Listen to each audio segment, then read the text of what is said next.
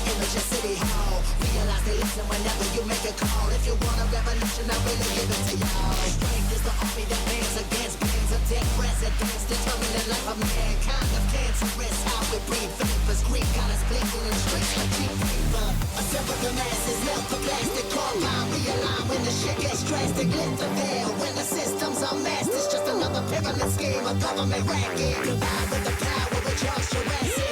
Gnashing T-Rex with covert tactics. Rise from the ashes to back the atlas. Bring the madness.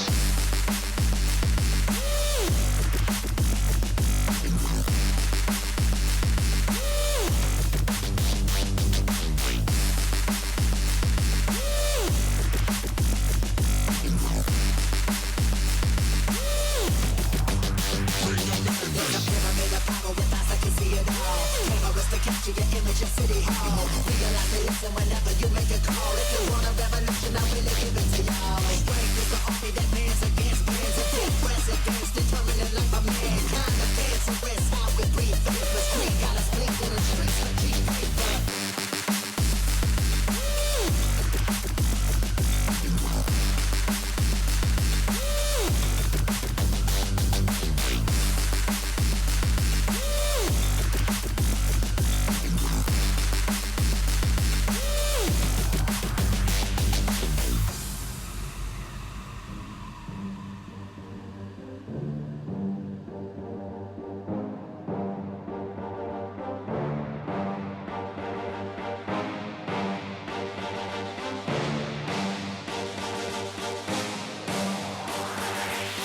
There's a pyramid of power with eyes that can see it all. Cameras to capture your image at City Hall. Realize they listen whenever you make a call. If you want a revolution, I really give it to y'all. Strength is the army that bands against bands of dead presidents, determining the life of mankind. Of cancerous, how we breathe vapors. Greek got us blinking in the streets like cheap paper. Assemble the masses, melt the plastic, core line, realign when the shit gets drastic. Lift the veil when the system's unmasked. It's just another pyramid scheme, a government racket. Combined with the power of Charles Jurassic. Gnashing T-Rex with covert tactics. Rise from the ashes to back the atlas. Bring the madness.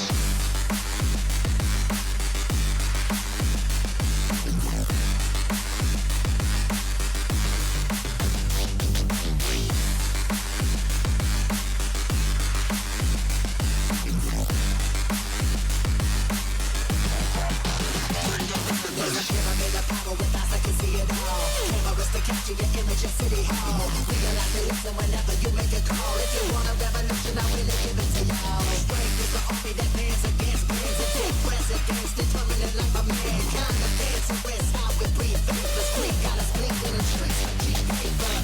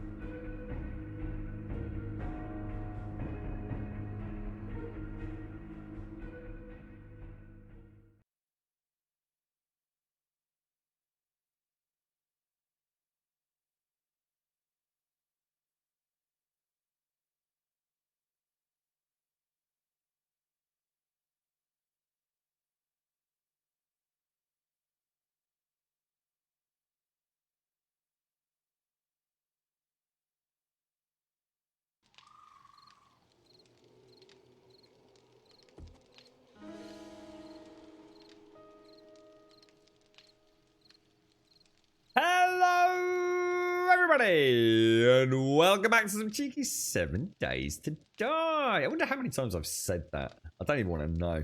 Yay, I've just seen your stats as well, mate. That's a lot of hours watched, bro.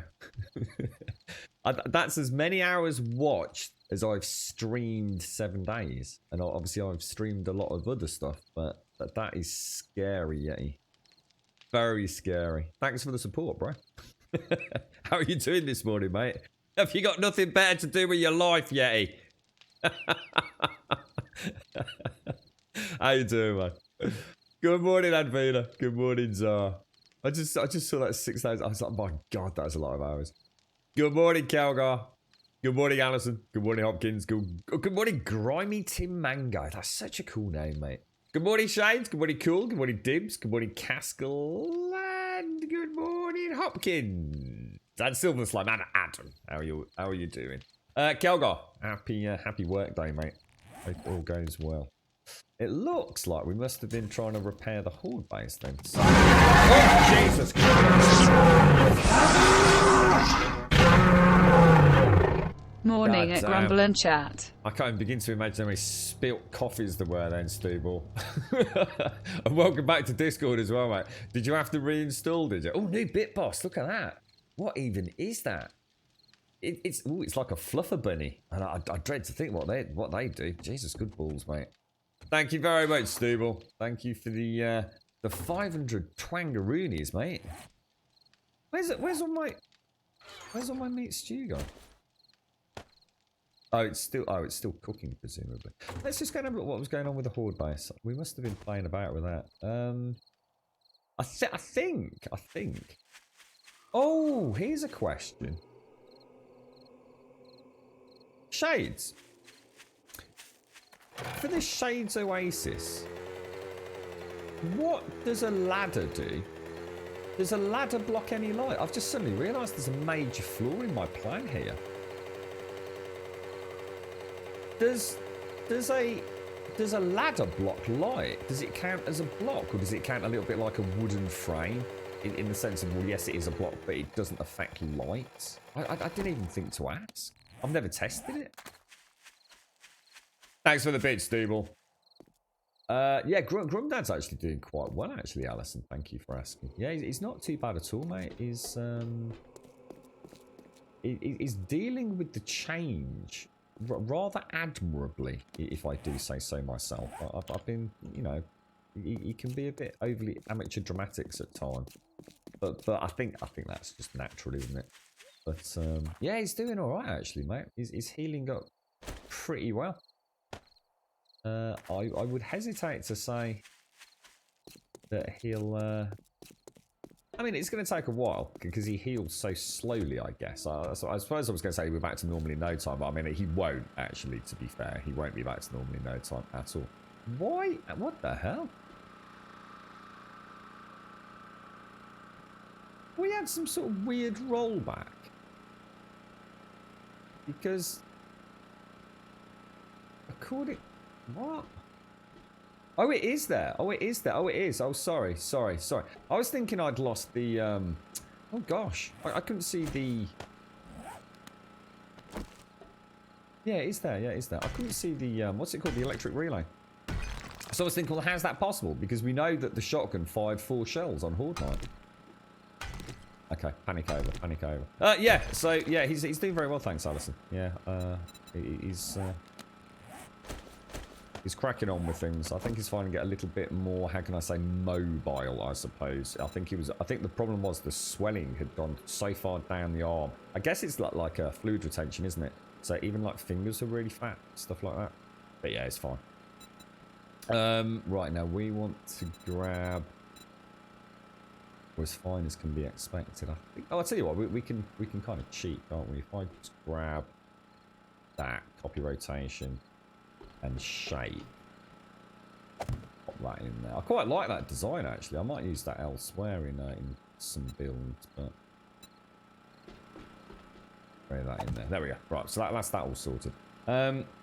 No, a ladder does not block light. Well, it is not sunlight. I've never tested it. Oh, we'll test it then, shows. Because that's what I've just suddenly clicked literally as I'm coming across. Because I was thinking, technically, I've left a beam of light. I mean, I've got ladders and trapdoors. And I seem to remember you said trapdoors are not a problem. But I don't remember us ever talking about ladders. So we'll find out later today. Well, we probably won't actually get down there today, but we'll find out at some point, won't we? Shall I go make a couple of vault doors? Yeah, let's go make a couple of vault doors and see what happens on Horde Night. I will just make those reinforced concrete. So you're getting a new computer then, Stu Ball, yeah? What's brought this on? Are you waiting for the 3000 series? Or are you just going to splurge now, mate? No, because it's really close to August. That's what's been throwing me this week. I think this week I've been thinking there's 30 days in July for some reason. And of course there aren't, are there? 30 days has September, April, June, and November. And I think that's what was throwing me. There we go. Yeah, that should be okay. Good morning, Missy. How are you doing? Have you had your coffee yet, mate? I've got a nice big coffee in front of me. Much needed today. Much needed. Yeah, let's go and if anything else that we need to repair, because I think these need doing, don't they? I think they're just steel. I should. I'm going to assume we've just had a horde. Because it would have been day 168, would it not? Did I see Zaranthian? Did I say good morning to Zaranthian? Hang on a minute. Did I see Zar? I did see Zar. Good morning. And Advina. How are you both doing? I'm not sure I said good morning to you both. Yeah, that should be okay. Oh, hang on. Let's just see if we've got any steel. You're right, Pete. No steel. God damn it, dude. All right, let's see if we can get some of the basics finished. So if we go to the forge, let's get an absolute monster ton of iron bars manufactured. I think I might do something a little bit more elaborate with this.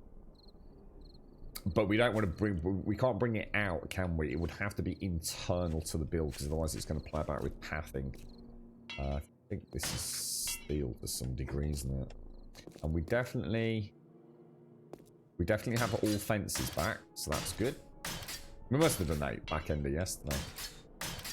Your old one wouldn't even survive on live support anymore, so got an okay prize for it. Oh, so you've already ordered it. Oh, nice one, dude. He asked, do I always ask this, mate? If you've got the inclination to answer, what's the reason? So quite often, for a PC owner, or even for a new PC owner who's thinking of getting into it, there's always that one game. So for me, it was Diablo 3. So Diablo 3, it wasn't when it released. I mean, to be fair, Diablo 3 had already been out. And I just hit a bit of a rut with the PlayStation 3, to be honest, mate. I really didn't know what else to play. It wasn't. I kind of, I guess, gorged on the back catalogue. So I wanted something new and I wanted something different. I very much wanted to play a role-playing game. And I was looking around trying to justify, the potential putting together of a gaming rig, and I was mortified at the price. It's like, there's no way that's going to happen. But then I remember Diablo 3 had been out for a while. Now, although not an actual, what I'd call an RPG, I just remember so many fun days of having played various mods and hacks and cheats and things with Diablo 2 and all the rest of it. I thought, I just gotta do it. That's a game that I really, really want to experience, and I know I'll never get to play it on console. Little did I know, but yeah, that was the one for me. It really was. It was a no-brainer, and actually playing Diablo on a brand new rig. And the beauty was, because of course Blizzard games are so gloriously polished, it actually was quite a cool showcase. I mean, all right, it wasn't photorealistic graphics, but the frame rate, the clarity of just general image fidelity. I mean, it definitely halted buyer's remorse, which is something I've always struggled with PCs. You buy that new graphics card and you're expecting everything to suddenly be, super high fidelity, and you play that game that you've played layers, and yeah, it does look a little bit better, but it's still the game you've been playing for X amount of months or years. Is it worth 800 quid for a new graphics card? No, you bet your ass it bloody well wasn't at the time. But yeah, that was an easy one for me, Diablo. Oh, that's not good. I must have been playing with my shotgun yesterday, because it's not loaded. So on solo, I usually have a garden on every 5th block going down to bedrock in a mountain. So you leave a 5 block. Yeah, that makes sense, actually. Got coffee and breakfast buns. Yeah, he is. He's yeah. I guess the word I'm looking for, a little bit more flexible, I suppose. Yeah, I mean the pain's obviously pretty bad, but I think it's the fluid retention just causes swelling, doesn't it? I guess it just doesn't pump it back out like it used to, right? Plus the bruising. The 175, yeah, it was what? Yeah, 168, yeah, because I had 161, so 168 was the one I must have just had. So yeah, you spot on, Zar. 175, thank you. EVE Online, but they keep the game pretty well optimized, so as long as my setup can handle that, I'm okay. Yeah, you're right, Dibs. When you gonna play Granny yesterday too? I was, yeah. It's yeah. To be honest, mate, I felt a bit bad about that. I got a bit panicked at the end of the stream because I hadn't heard from the girlfriend, and it's really unusual because she normally comes home from work a little bit early on a Wednesday. I hadn't heard from her, but it turned out to be okay. But it just wobbled me a little bit, mate. So. Sort of chance to catch up with a few things, but morning, yeah, Grum and chat. How you all doing? Oh, but yeah, thank you very much for the 2, my friend. Thank you very much for the 2, Albaya. I hope all is well with you. I hope the world is a shiny, happy place today. And don't forget, everyone, if you've got a spare few minutes this morning, it is Miss Group's birthday, according to the Great Grumbrodian birthday bot. So if you do get a chance, if you can pop into Discord, just into the Grumbrodian section and just wish her a happy birthday, I'm sure she'd be very, very grateful. Happy birthday if you're out there, Miss Group. Happy birthday. Alright, if I just eat one of those now. Alright, so think about this thing. Vault doors. Now, I'm going to assume we're getting low on mechanical and electrical parts, aren't we? Shall we hit the town for some mechanical parts? Just hit like a couple of POIs. Where are we going to get mechanical parts from? Well, let's see what they need first. Let's not jump to conclusions. So if we go for doors, because your birthday buns are really fancy, aren't they? It's not just like a bit of bread, right? Oh, it's springs as well. That could be a problem. Oh no, that is not a problem. Alright, it's a steel. Let's go and put all this lot back. We're basically ready for Horton. Although, actually, no, I need to steel up the... I noticed I've got that same visual glitch again. I wonder if the server needs like a full recycle or something, as in reboot. You notice the hatches on the generator banks?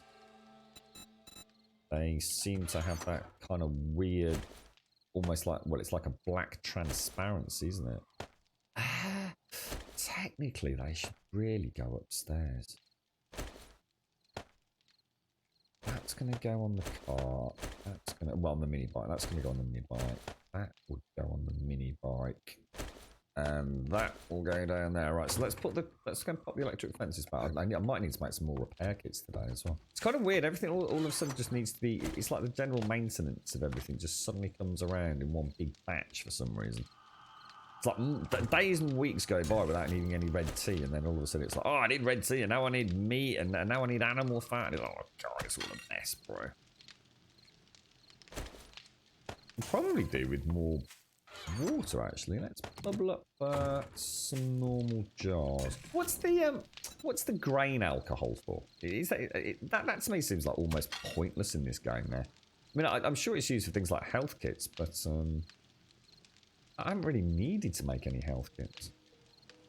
What am I doing yesterday? Did we have any plans yesterday? I don't think we did we? Boiled water. Right, let's throw that in there. I don't think we had any master plans, did we? I think we had Horde quite close to the end of the stream. Yeah, all right. Let's go and check iron out. Iron for iron bars, because they take ages to smelt down. In the meantime, we can go and get some more mechanical parts from the city, can't we? If there's any left. Yeah, it wobbled me a bit, Dibs. I suddenly thought, oh gosh, you know. But yeah, it's all is good, mate. Thank you. You're right, and Wish Jack. Would you play with a dog companion on this game like Dogmeat? It's an interesting one because actually there has been a mod called Starvation that allowed you to have a pet, Jack. You actually could have a pet dog. And you could even throw it like this little chained ball, and it would go and pick it up and bring it back to you. And you had a whistle that you could make it stop or make it hunt for you. And although that sounds brilliant, I'm not going to lie to you. it didn't work, you know, perfectly. You know, I'll be the first to say it was a little bit hit and miss, and it didn't always seem to work quite as intended. My argument is, it sounds brilliant, right? I mean, who doesn't want a pet dog in a game? The problem is just what am I trying to do? Bars, I'm trying to. I keep saying bets or something, or beats, or oh my god, is that it? 24 limited to iron. Oh, I need a load of iron. Yeah, it's one of those things that there's two elements to that. I mean, yeah, you know, if it worked perfectly, but I'm going to be honest, you know, it's not. Are you going to honestly want to hunt with a dog, knowing that the dog, in theory, can get mauled by a zombie and die horribly, and then you're just going to be pissed off, aren't you? What does it really add to the game? You know, maybe having a dog that stayed at home and, I don't know, avoided zombies but barked to let you know there were zombies outside. You know, I think I'd have to think outside of the box. Would I want a zombie, or rather a pet, in the middle of a heated battle where I've got a shotgun firing out? Is it just going to get in the way? Is it going to cause the zombie AI to do things that I don't really want it doing? It's one of those wonderful things that as a gamer, it sounds like, oh yeah, pet companion, that'd be so cool. But actually, if you were a developer thinking it through, it might not add anything to the game at all, other than something else to worry about, something else to code, something else to take into balancing consideration, and ultimately ends up being a bit of a pointless endeavor for a huge amount of money of development time. The thing is, we are getting an auto turret. I mean, an auto turret basically is going to be following us around, a little floaty drone that can carry goods or act as an offensive drone. So I guess we'll find out just how much that affects the gameplay. And from there, you could easily imagine the AI, I guess, being switched over to a pet companion. I wouldn't rule it out. I think for me, rather than having that stereotypical attack dog that everyone dreams of, what about some kind of donkey or carrying mount or rideable mount, perhaps, you know, a horse or something like that, where you know you really need to make sure it's safe. You have to look after it rather than it looking after you. You know, I think I'd approach it in a completely different way, to be honest, Jack. I really would. Oh, but yeah, thank you for the 2, mate. Thank you for the 2. Appreciate it. Good morning, Commander. Yeah. Yeah, we'll be playing some more. Yeah. How's everyone else getting on with Grounded? Anything come out of it? You know, I'm sure, you know, are people kind of already finished Grounded? You know, are the rosy sort of tinted goggles of the honeymoon early access release kind of already misting? Anybody got any kind of commentary on that? And then going back to the donkey, the reason I mentioned the donkey is because Starvation had a donkey in it. And one of my greatest adventures in this game, and I truly mean this when I say it's one of my greatest memories of 7 Days to Die, is the Starvation mod, which I talk about a lot. And they introduced a donkey to the game. And the donkey acts as a pack animal. And I went on a nomadic adventure. And it was fantastic. I looked after that donkey so much. I couldn't ride it. It would only follow me. And what I used to do, we used to get to just outside of a town. And back then, of course, with the Starvation mod in particular, the towns were full of zombies, just meandering zombies everywhere. So I used to unpack the donkey just outside of town, and I'd take a forge out. I'd place the forge down, place a bedroll down, almost make a mini camp, if you like. I'd clear the area. You know, I didn't like brick up the donkey. I thought that was a bit silly. So I left the donkey. You know, the donkey was vulnerable, and then I'd go into town and I'd get some iron, so I could smelt that down for enough arrowheads that evening, get some food, and I'd come back to the donkey camp at night. And it was a really fun way to play the game. And I made a terrible mistake, a really terrible mistake. I found quite a large POI just on my travels. It wasn't even in a town. And I thought, I've got to go and hit that. There's going to be some good loot in there. And just nearby, there was a shed. It was some distance away, but it was like a small POI, a little more than a garage, just out in the middle of nowhere. So I took my donkey, known as Bojangles back then, into this shed, and I placed him in there, and I thought it'd be okay. I even put a couple of blocks up to brick up the doorway. So I thought it'll be all right in there. Zombies won't be able to get in. I came back after I'd been on my little hunt, backpack overloaded with really good loot, ready to offload onto Bojangles' saddlebags. He'd been killed. Because unfortunately, what had happened was, although the zombies hadn't been able to get into the building, the attacks had clipped through the wall and actually killed the donkey. And that was a really sad moment. I was pretty heartbroken. But the thing is, I was heartbroken because I'd had such a good time with him. It was like the end of a journey. And that whole scenario just really played out as a fun element of 7 days. It was mad. It was really well done. Really, really well done. Did I see Mr. Mario? How you doing, Mr. Mario? Valiant asked the question in Discord, if you get a chance at all to answer it, Mario. He was asking about, because I know you're really knowledgeable about a lot of franchises, aren't you, Mario? Because I don't play those kind of more Japanese theme style games. I know you know a lot about Final Fantasy and Phantasy Star Online. He did post a question in there, Mario. I don't know if you ever will get a chance to respond. I know we've got some resident experts, of which you're definitely one, Mario. Chem Station recipes grunt unless they changed it. Sorry, what was that? Sorry, what was that? Yeah. Pumpkin cheesecake, first aid kit, Fort Bites, Grand Bars, moonshine. Oh, right, loads of them then. So all the things I don't use, basically. Yeah, that's probably why I just don't worry about the grain alcohol, man. What's that? They had tigers. Starvation had tigers. It not only had tigers, it also had Bengal tigers. Bojangles Hyde Fury. It's still an emote. yeah, the donkey died. Yeah, dead. A pet gorilla. There were, I mean, remember the huge rumours that were kicking about that they were going to add a bear, a carrier bear, a beast of burden. What are we doing? We're going into town, aren't we? Let me just see if I've got that really nice ratchet in here. I don't seem to have a ratchet. Let me go and get one. All right, sir, the Apex Legend. How are you, sir? But pleased to hear that the news is good then, Sadie. I didn't realise you'd been typing away merrily in the main chat, mate. Sort of managed to have a quick catch up. I just bloody asked him about that. I need to learn to read Discord. Ratchet we want, don't we? A good quality ratchet. We'll take that one. Tier 6, look at that. Beautiful. Yeah, I don't think the grain alcohol can be used for Molotovs, can it? It's fairly easy to make.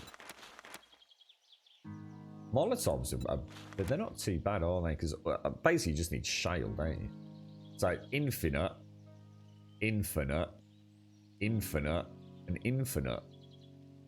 I mean, oil is a little bit more difficult, but let's be honest, shale nails both, and a little bit of iron for some tin cans, and you can have as many Molotovs as you want, can't you?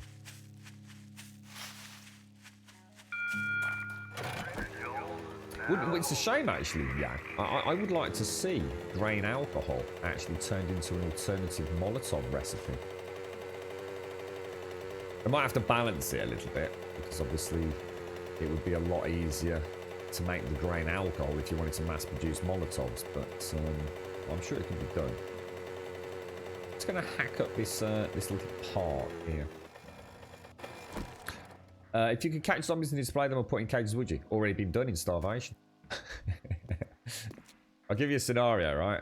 You're playing Starvation. You're wandering along here. You go into your inventory and you make a cage. It's actually a trap. And it's got a pressure plate on the bottom and like a pole at the back and a cage suspended in the air. The zombie hits the pressure plate. You actually watch the cage drop, capture the zombie. You walk up to the cage, you click it, and it's a loot box. And inside the loot box is a zombie. You put the zombie into your inventory. You then go back to base camp where you build what can only be described as a hamster wheel. It's a hamster wheel that is the same size as a zombie. It's fully rendered. It is literally a giant hamster wheel. You take the zombie that's in your backpack, you put it into the hamster wheel, and the zombie appears in the hamster wheel, going a little bit rah, rah. Just in front of the hamster wheel is a pedestal. On the pedestal, you put some rotting flesh. The zombie inside the hamster wheel goes, "Oh, rotting flesh," and starts walking towards. But it's a hamster wheel, so the hamster wheel starts turning. The turning generates power, which can be used to light electrical light bulbs. That was Starvation mod, mate. Greatest mod ever made. Already been done back in Alpha 15, dude. I don't think there's anything those boys didn't come up with. Why is that doing that? What the fuck? We can't unratchet that. That's just going to be hacked apart then. So that there's no point doing that. I thought there might be some mechanical parts in it.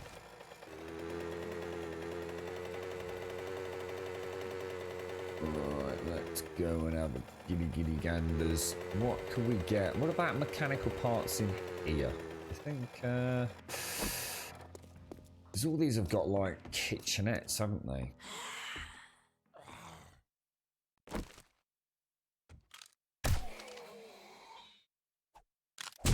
Oh gosh.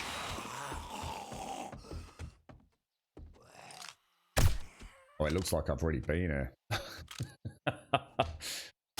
Looks like someone's done a good run in here. Look, everything's already been wrenched out. I thought it looked a bit barren. Oh, got a new book. What is it? Oh! We've got the ghillie suit. We've got the bloody ghillie suit.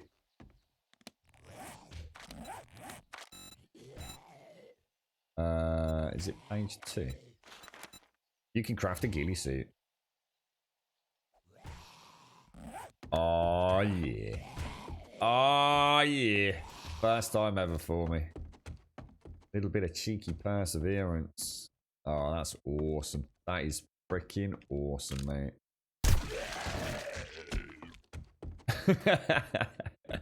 I'm proper chuffed, Shades. Finally, I'll get to see. I've never seen it. I've never seen it on anyone else's channel. Cause, you know, I've deliberately stayed away. You know, a new Alpha. I never look around. I never even watched anybody else really play Alpha 18, to be honest. But that's awesome. That's awesome.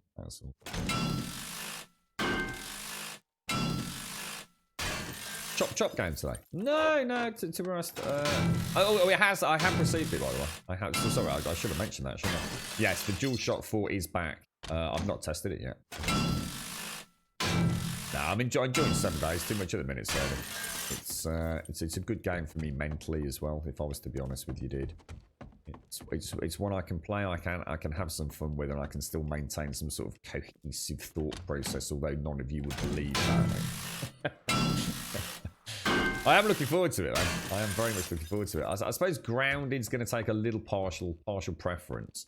And then for some more evening streams, just to say thank you to everybody, we're going to, I'm sure, play some more Ghost of Tsushima. I think I'm going to abandon this building. It looks like I've really done a number on it, so... Let me just check we didn't leave any mechanical parts in one of these loot boxes. No, nothing. But yeah, I'd be interested if anybody has been watching Grounded on channels or YouTube, and what people's thoughts of the... This is a strange looking house, isn't it? What other people's opinions have been of it. Good morning, Wookie. How you doing, bro? How's the family, mate? We'll go through this one. I don't think there's going to be a huge amount of mechanical parts. Ooh.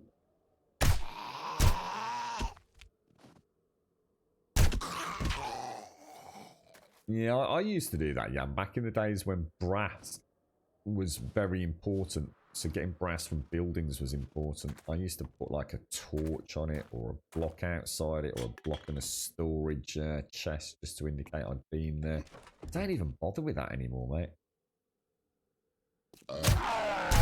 It's so rare I have to loot multiple houses in this in the game these days. And of course, brass is just from I need to start doing more shots with the pistol, because it doesn't stun them like it used to, does it? Or maybe I just had more points effect into it. Suddenly realised I've still not... Oh my god, I'm actually buying a non-tiered bloody... Getting lazy, Grim. Getting lazy, boy. Yeah, I'm looking forward to the Ghillie Suit. Have you seen it said in your playthroughs?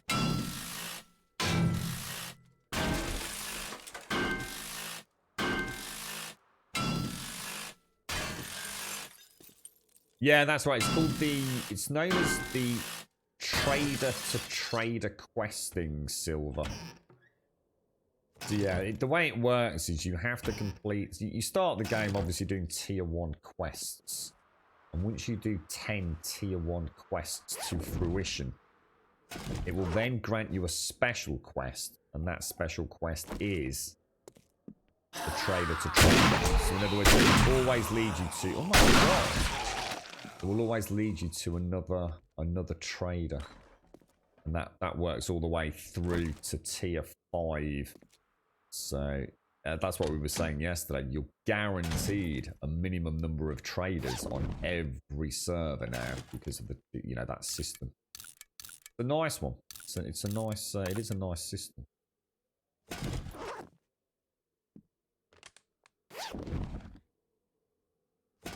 Sort of forces you to travel the server a little bit as well, because obviously a lot of people play the trader game. Now, although I don't, it's very useful once you've got transport and then you've got all those traders to buy ammo. Because you play a lot like that, don't you, Sadie, where you purchase the ammo. So having 5 traders is a bit of a no-brainer, isn't it?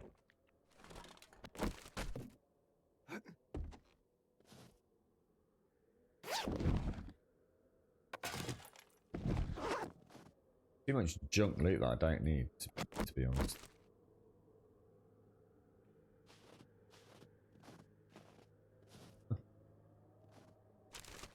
Interesting house. Excuse me, I don't need that. Scrap those. Don't need those. Definitely take a couple of lockpicks. Drops us back down by the looks of it. Did anyone see anything else that we could have got mechanical parts for?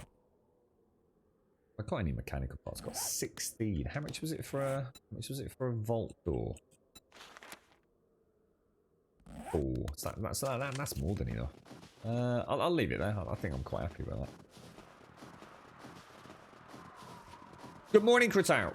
Good morning. Good morning. How are you, Kritauk? How's things? You've never seen the Ghillie Suit? No, nor me. Excuse me. How are you, Kritauk? How's it all going? You got any exciting new games on the horizon or anything? Did I actually tell a difference on my DualShock, you know? I can't quite put my finger on it. I can't remember whether it was black analog sticks and now they're grey analog sticks on the one that I've got. So yeah.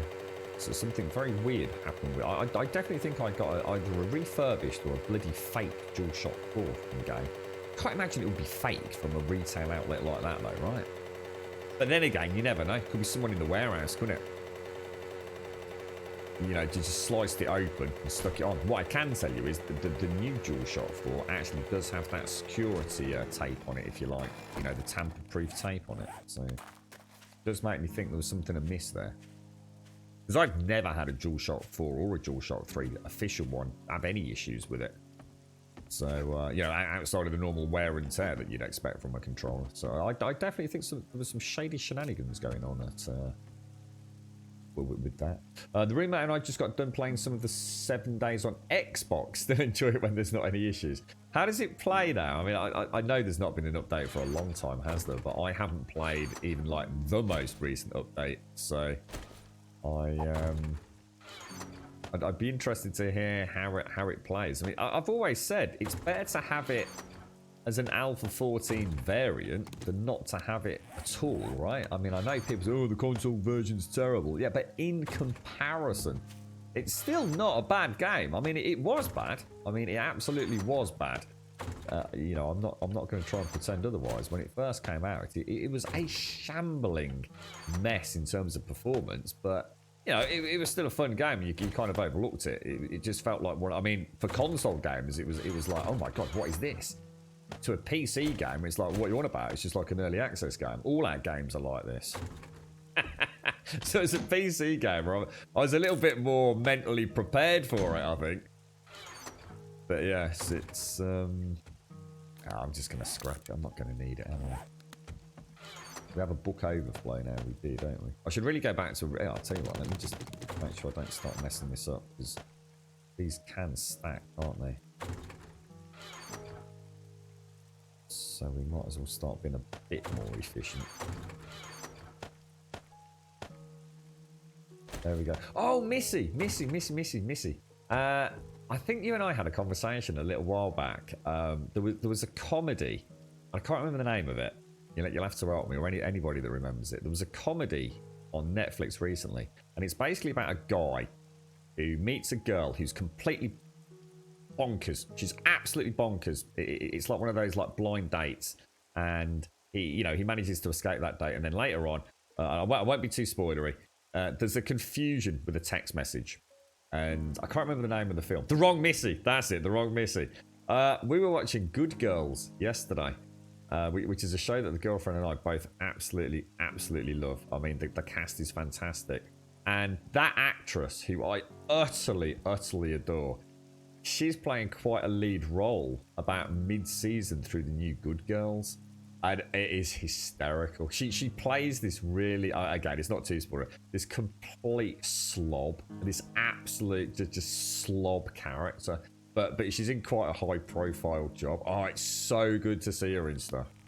I was like, the second I saw her, I was like, that's what's her name? That's what's her name?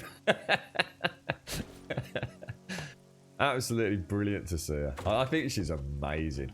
And there's one scene in it as well, and again, not spoilery, where she sort of like waves her arms around a little bit weirdly, and it's like she's got some sort of, she must be like double jointed or something.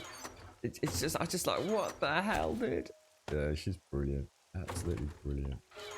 Yeah, she's in it, mate. Yeah, I thought of you instantly, because I know you said you really liked her as an actress as well. She plays a cool character. I can't wait to see where it goes. She's a very clever character as well. So the team are up against a new nemesis by the looks of it. I'll tell you what I'm going to do. I'll do the unthinkable. Drop all that back off at the forge. I'm going to scrap that. I just don't need it, do I? Yeah, I love Good Girls. If anyone's up for a good, I mean, it's funny. It's a funny program with a very dark theme.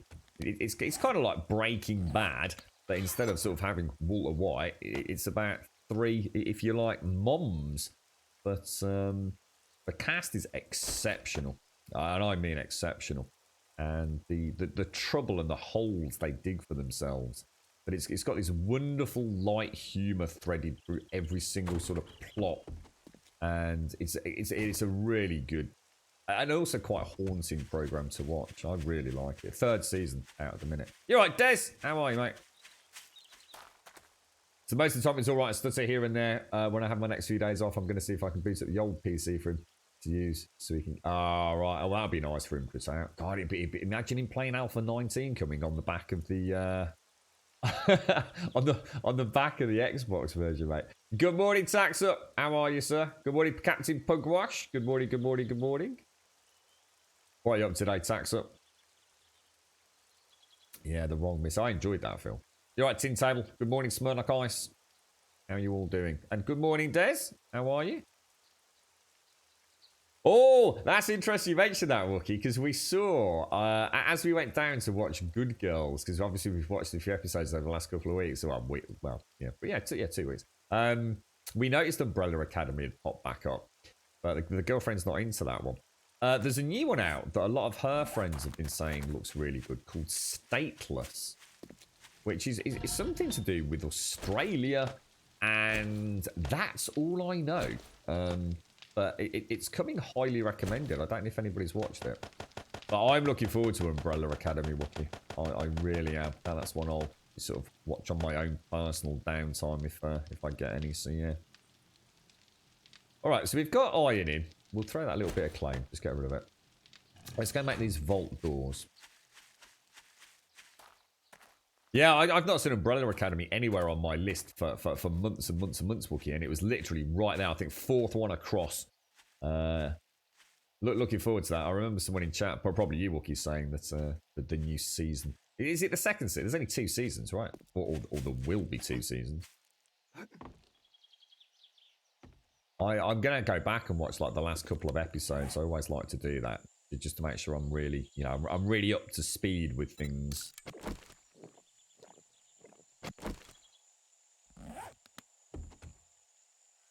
What's that? How do you expect your dogs to behave if that is the example you set for them? Wow, what's this, Missy? Thor snuck my laptop. What did he do to your laptop?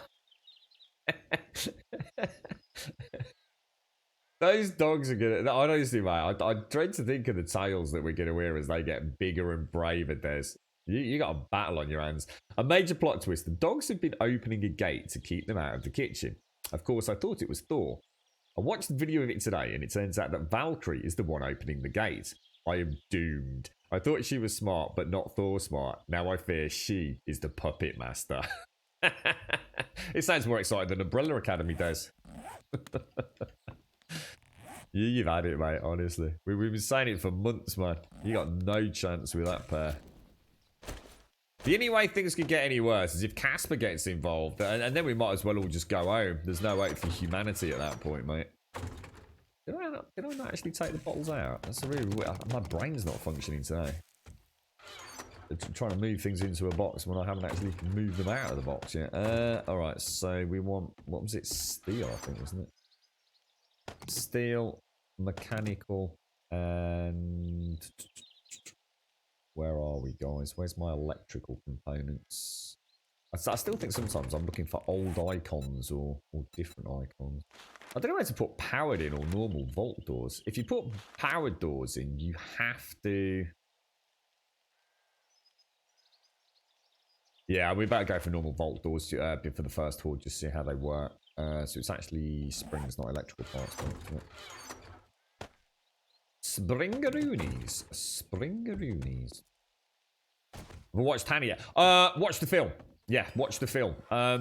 It's really weird. We sat there, we watched Hannah all the way through, and neither of us could really remember it. We kept thinking we might have seen it.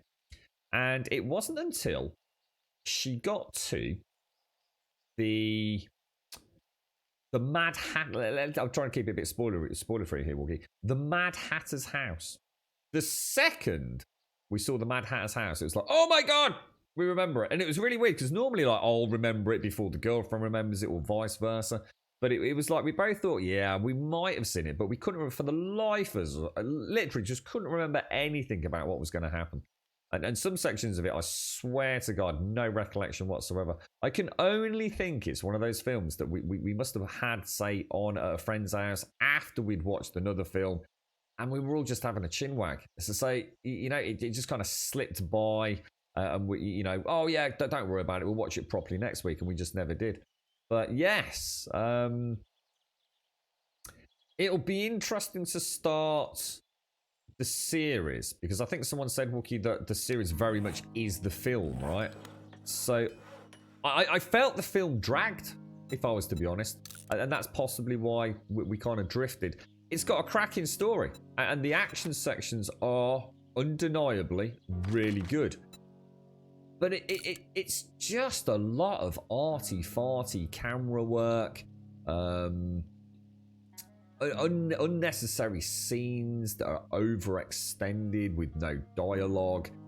The general continuity of it all is reasonable, but it's a slow burner with very frantic intervals of very, very sort of heavily stylized combat, but a little bit too much of a thinking film for a film that doesn't involve a lot of bloody thinking, to be honest. So I really hope the series distills that, condenses it down, and gets the F on with the story. And if the series can do that, I think it will easily surpass what I now know of the film, Wookie.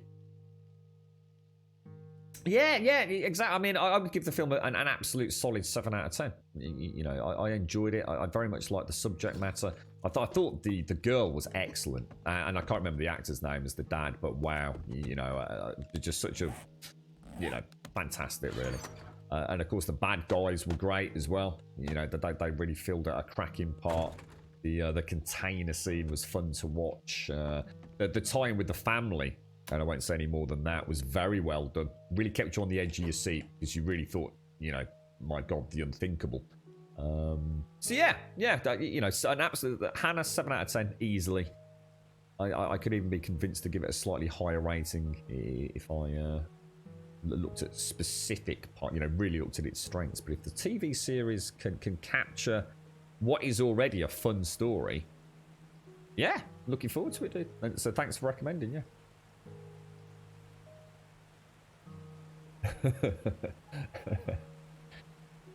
yeah. I'm the same, Des. Yeah, basically. Yeah, you enjoyed the season. Did you see the film, Sadie, or not? No, it wouldn't have been actually. No. I'm pretty sure it would have been Netflix and chill with that one because I think we remember a little bit about the evening. I'm keeping details out a little bit, but no, it wasn't Netflix and chill.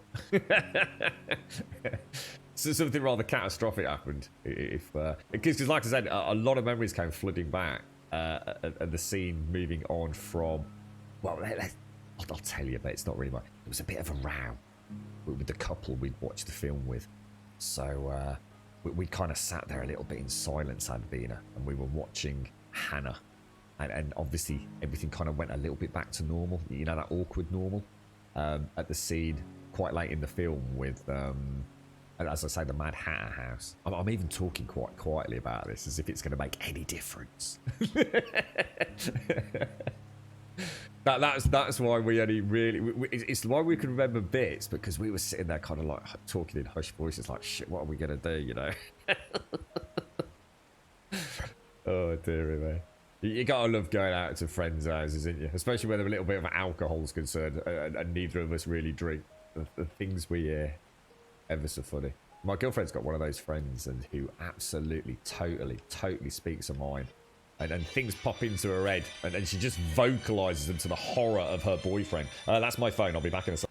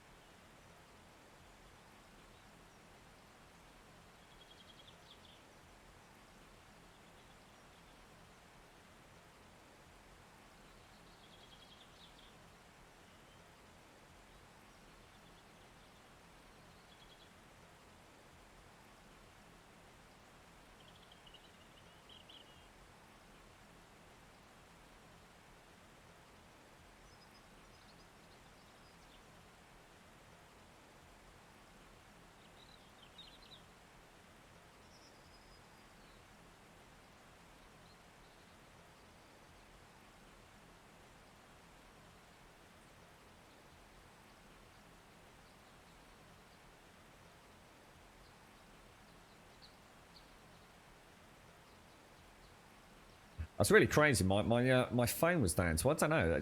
Quite low, all things considered, for that. I mean, 33%, which I think I'm sure it was 33, which lasts ages. We'll probably get another day's charge out of it. But I plugged it in. So I plugged it in at the start of the stream, 8:15 and it's already on 100%.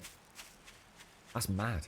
This phone's like God mode, mate. Well, I suppose for those of you that have always had modern phones, it's not such a big thing. But to me, it's like supernatural. You know what I'm going to do? I'm just going to go and sell that lot over there. You alright, Santa? How are you doing, sir? Yeah, no, yeah, I've seen the film, Buck.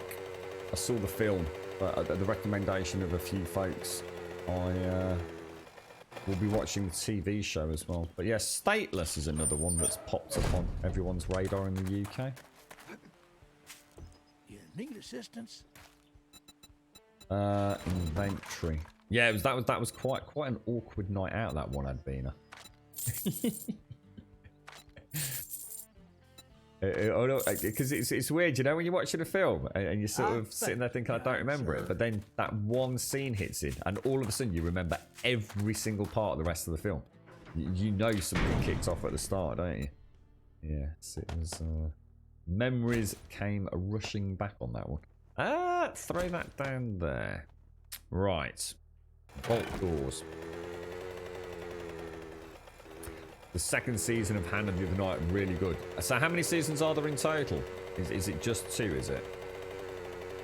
Because we can only... Oh, that was a cop-out. We went to find, or I went to find it on Amazon. And the seasons, so the show is there, but you had to buy the film. I thought that's a bit naughty. But needless to say, with our little network of friends, all massive movie buffs, it took like 0 time on WhatsApp to pick up a copy of that. So pennies saved. Doors. So it's the second season that's just recently released, isn't it, Wookie? Yeah, I thought the film was burb. It felt like an old film set. I mean, I don't know how old it is, but yeah, it definitely felt like an old one. Is there anything else I actually need to do? A base. We've got food, haven't we? Keep that stocked up. What's your plans today if you're out there, Zara? Are you, how's the apartment? House? Mansion? Cityscape? Penthouse? What's the latest, bro?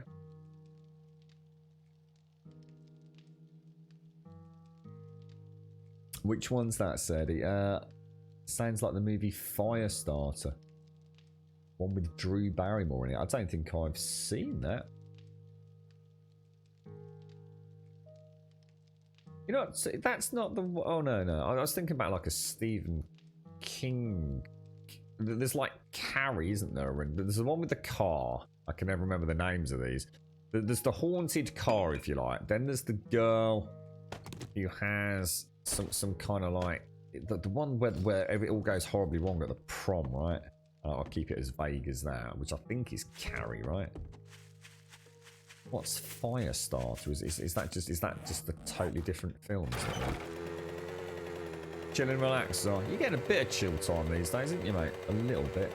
You got any? What's your plans gaming wise, mate? Or is it all just taking a huge back burner these days, bro? That's it. Christine's the one with the car. That's it, Weasel. Christine and Carrie. I used to like the... I don't know whether there's been multiple Carries, but I really like the actress who played the girl in Carrie. She also played a role in one where a bunch of kids go to like an old war bunker. Can't think what the name of that one is, but she's brilliant in that. She's... I've always been fascinated by that lady. Let's put these in here just so we can see what happens on Horde Night, you know. Will the zombies just be attracted to the doors and try and punch them out? A long time since I saw a vault door, ladies and gents. What I'm also going to do while I'm here, we'll knock that ladder out and patch in. Oh, really? There we go. Yeah, isn't there a little... that's why when you said Firestarter, I was thinking... Actually, I was right the first time, wasn't I? Because actually, it is a ladder there and a hatch up there. Need to get myself a good horror movie. I've not seen a good horror movie for a long time. Oh, just put that on. No, it's okay. Oh, jeez. I think I've done everything wrong today. A little bit of self-confidence, Grummy.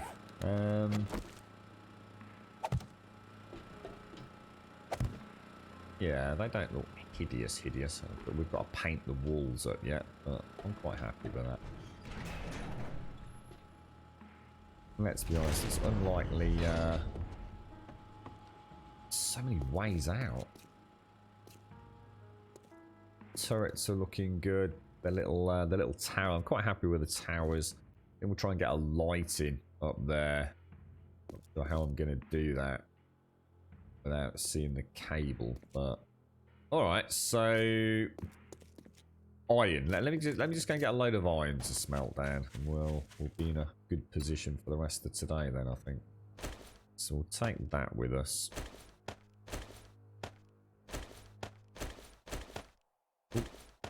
Do I have an iron mine? Do. Right there. Let's go. Oh, you picked up F1 2020. Oh, nice one, dude. Still enjoying the race. It was a good purchase for you, wasn't it? Did you get the G29s? Oh, I think you did, didn't you, if I remember?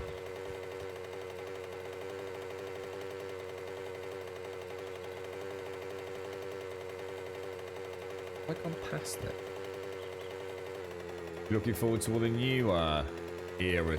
Do you think you might be tempted with like the PlayStation 5 and Gran Turismo? Czar, maybe in the future.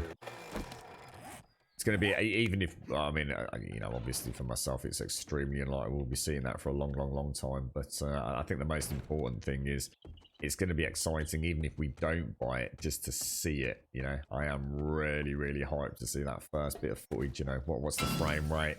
What options are we going to have? Hopefully, I mean, a lot of the companies, I'm sure, will release new wheels just to, you know, even though a lot of people won't need one, they'll just make new wheels for a new PlayStation 5, won't they? Officially licensed products, so we'll get some new hardware, we'll get some, you know, ever more awesome games. I'm quite excited for next year.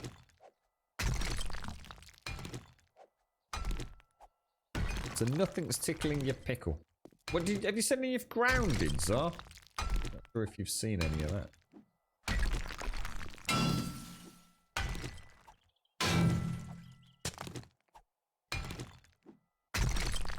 You're right, Creek. How are you?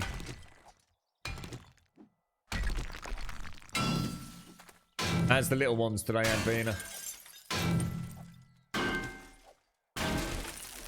Is that her name? Sissy Spacek? Is that the dark-haired, quite small lady? Sissy Spacek. She's even got a cool name. I'm not sure I actually knew that was a name.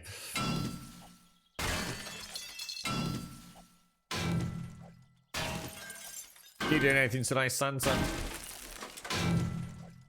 So we'll get the iron from the mine. We're going to go and get this smelted down so I can try and get some more of the kill way up around the edge of the main build. Just so we can feel like that's being finished off. Apart from that, you look at the PS5 more than the Xbox Series X. Don't blame you, mate. Gonna wait for pre-orders though and see the price. Yeah. Think you might go digi, really? The only reason I personally wouldn't go digi is it's just because of the second-hand market as well. I just still know, you know, I could walk into game today and, you know, if times were really hard and I was really struggling, you know, I just wanted a game to get me through the weekend, which obviously is not my current scenario, but I'm looking at it from the point of view of another consumer in those shoes, you know. You can walk into game today and pick up a £40 equivalent day one game for probably £3 or £4. And I just love that second-hand market element we have that's so dominant in the UK still. Or even just go on eBay or one of the Reddit exchange sites. And that's the only reason why I don't want to go digital, dude. I'm still resisting it, even though, you know, I know ultimately I'm going to have to. And even though I've gone fully digital on PC, I just still see consoles as disc-based content, you know. Who knows? I mean, it'll be very interesting to see the price differentiation between the two. I can see them making the digital version quite a lot cheaper in the bigger scheme of things, or sweetening the deal with something, because they will make more money out of us in the end. See, the problem for me, Zara, is if I was all digital with PlayStation 4 right now, I'd be paying like 60 quid for video games, mate. I can go into Game or Tesco's and get them for about 40, 45 quid. So that worries me that I'm paying more than a physical disc-based purchaser. Yeah, I mean, if that's your case, because you don't buy a lot of games, then, you know, or for whatever reason, I get you, mate, I get you. But, you know, I still know that if I want to go and buy Ghost of Tsushima digitally, it's going to cost me, you know, probably £5 to £10 more than buying it as a box thing. But that could change, you see. I mean, I'm basing it on this generation. Who knows? Maybe Sony and Microsoft will actually start making digital copies of games a little bit sweeter. In which case, I'd still like to edge my bets by having both physical and digital options in the console. But as you say, mate, until we know the price, it's pure speculation. And that's why the price is so important for so many people, isn't it? I mean, if they make the digital-only version £100 cheaper, there's going to be a lot of people jump on that.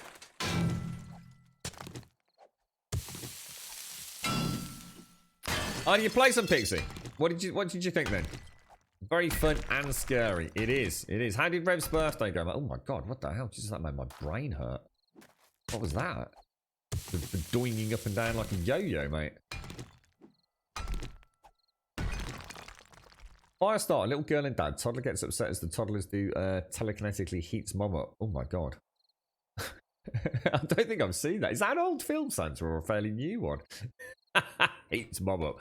What, cooks are like in the microwave? That sounds terrible, mate.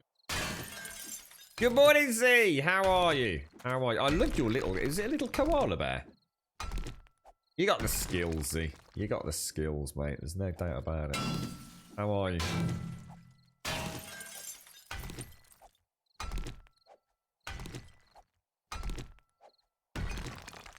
Yeah, I've enjoyed Grounded Pixie. See if we can explore. Oh, I want to get back on my Ladybird. I enjoyed walking around. I didn't really get a chance because it felt like we needed to crack on. But I think I'm going to go for a stroll on my Ladybird later. It'd be nice if we could actually tame one of those. Oh, it's a sloth. Oh, I thought it was a koala bear, mate.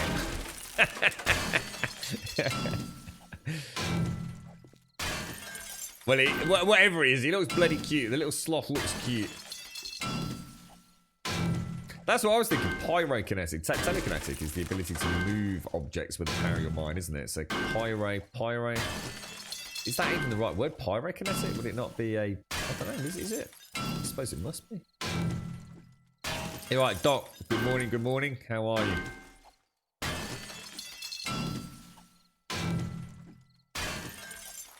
Oh, they were brilliant, weren't they? Yeah. Was it your mum, was it? I can't remember now. Yeah, they look really cool. They do look really nice. Randy looks like the forest. Nah, not even close, to be honest, mate. Totally different.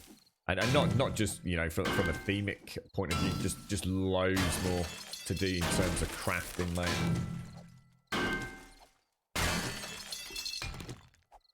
Yeah, completely different to the forest, man. Even taking away the more horror stylized setting.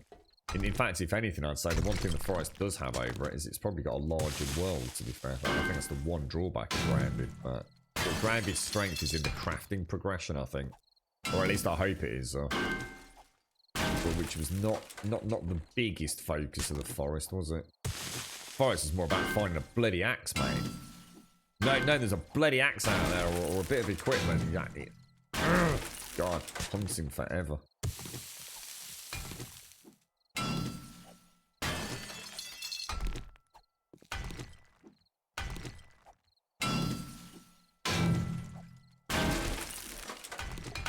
Oh gosh. Oh gosh.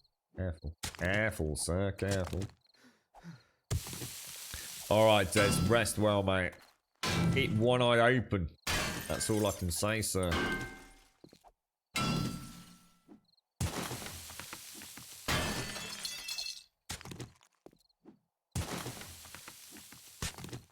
You right, badass? How are you doing today? We are still getting iron, right?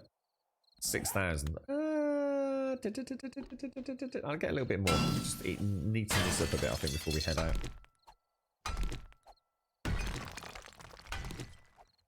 You felt the same, do you? Yeah, no, I don't see that at all. I don't see any element of the forest whatsoever in Grounded, if I was to be honest with you. I see more arc than anything. I don't see the forest comparison, to be fair. And I certainly don't see the comparison with 7 days. Not even fucking remotely. Unless we're just talking about it's got crafting in it. In which case, I think it's a bit of a stretch, to be honest.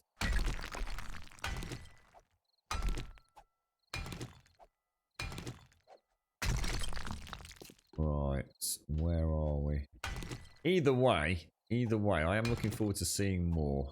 And apparently, I need to sort of reassess my opinion on Grounded as well. And I'm not sure whether this was there's no foundation for me to say that this is 100% factually accurate.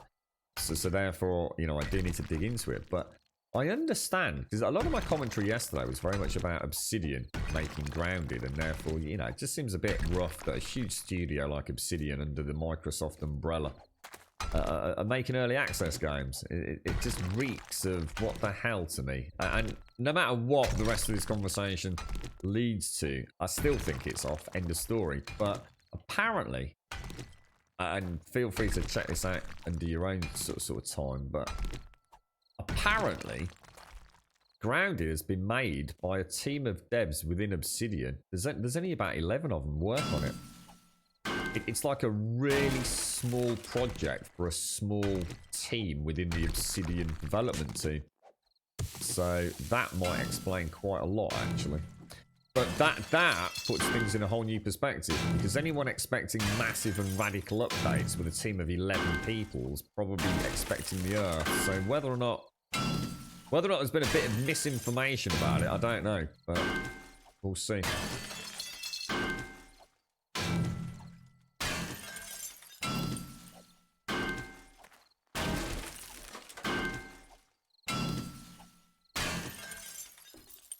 Finding a little bit of daylight, but yes, it's not like 150 people are sitting there working on Grounded.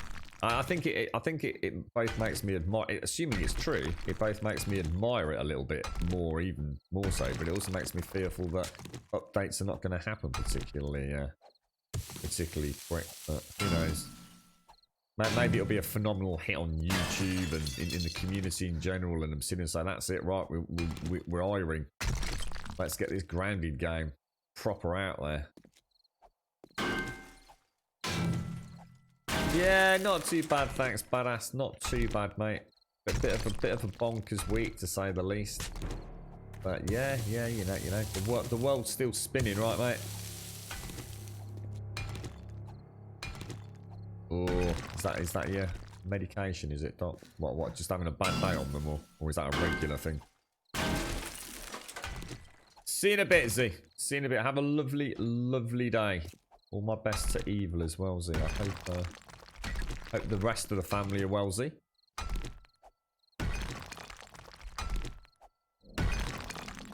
Yeah. Get in there, Doc. Get in there, mate. But wherever it is that we're going, we're slowly getting there, aren't we? bit of a strange thought. We're on a journey. We just don't know where we're going, do we? No, it's tomorrow's off. Sorry, mate. I think I got a bit confused. I was saying earlier, 30th of July, 1st of August, and then I was thinking 30 days. No, it's tomorrow, mate. Friday. Yeah, she's off to. I can't go. Apparently, we did check it out. There's it is very much still hospital based, if you like, although it's a private clinic. But yeah, I guess I suppose what we don't want to do is get too many hopes that we're going to hear anything specifically tomorrow. I mean, obviously the team that will do the scan are not the team that will ultimately review it. But as we've got experience of, the people that do the scans do sometimes have a bit of a natter, don't they? And talk about things that they've seen and all the rest of it, even though it might not be the most appropriate time to talk about it. But we've got hopes. So whatever. So tomorrow is the first of many doors that, you know, people here have enabled us to open a lot sooner than we would have been able to. So yeah, and she's taking the day off as well. So that's going to be good, and we'll see, mate. We'll see what's behind that door very shortly, hopefully.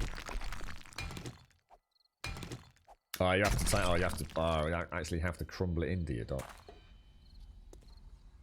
Yeah, I've never been good at taking tablets. That's probably why I don't take any tablets. I've just never been a good pill swallower. Even back when I was little, and then later on when I was more of an adult, taking things like paracetamol, I'd still sort of like chop them into quarters, mate. Don't like swallowing things. My headset's just died. Just bear with me.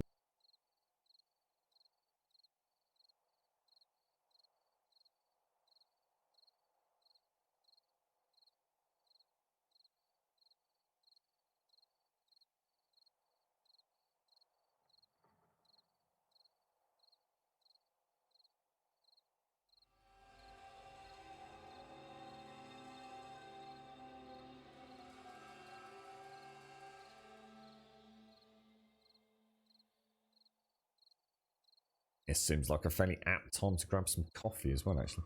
Oh, it doesn't need crumbling in water. It's just that on its own accord. Oh, sorry, Doc. Got you. Oh, I thought it might be one of those ones you had to like partially dissolve. Always has those little nasty bits in the bottom. You all right, Murphy? How are you doing? Probably Sansa. Who knows? Who knows what's at the end of the tunnel, mate?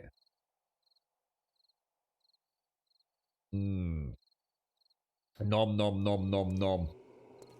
Good, strong, boiling hot black coffee. What more can you ask for in life, right? I'm feeling like soup tonight again. I put on a t-shirt earlier, and I was mortified. It's a t-shirt I've not worn for a while, and just because it ended up at the bottom of a pile, and for whatever reasons, it just never saw the light of day for a while. It literally hangs off me. There's no way I could go out in public wearing it. It literally, it's like I'm wearing a t-shirt that's like 5 sizes too big. The shoulders all kind of droop down my arms, and the chest is just... So it's got like a little moniker on it, and that should like be up near your chest, and it's like halfway down near my belly button. It's at moments like these you realise, yeah, you probably want to start eating more, actually, mate. I've gone from like pretty fucking bulky to a fucking shadow, mate. The annoying thing is, it's not like I would call like you know, I've never been, how can I put it, of the chubby nature. It's always been like pretty bulked up, mate. So, you know, taking a t-shirt off, you sort of flex a little bit and you end up ripping the fucking thing. I'm like a fucking string bean, mate. I bet I could barely lift a fucking weight, let alone actually do anything exciting with it. Crazy. Amazing how the body changes over such a short period of time. A little bit horrifying, but hey, it is what it is, right? That's what happens when you eat soup. I don't only eat soup, but I must admit, it's all I've been eating the last few days. We'll go and throw those back over at the forge. I made a bit of a funny mistake. I think it was the day before yesterday. I'd gone into Tesco's to do tonic water, 2 for 50p. And I was running low. And there's no way I could have made it to Tesco's. I sort of go past Radges to kind of go to Tesco's, and I thought there's no way. You know, today's not the day. My back was killing me, and so I nipped into Radges and I took 2 bottles of his like self-branded, whatever it is, like low-calorie tonic waters, and I put them on the top and I put a pound down. I went, cheers, mate, and walked out. And as I walked out, he gave me that kind of funny look. Because obviously I was in a hurry. I really needed to get back to the house. And he just gave me that look. And it suddenly dawned on me that his are like 69p, I think. So I got the Tesco's price in my head. So I think at that point he thought our relationship's good, but you know, you can't just make up the prices, Grum. I mean, by all means, have it on tick. Don't worry, you can pay me back in a week, whatever. It makes no difference. But yeah, I thought, well, what do you mean? You're just making the prices up now, aren't you, mate? God, it's so slow to smell iron, isn't it? I am. I'm dissolving, Czar.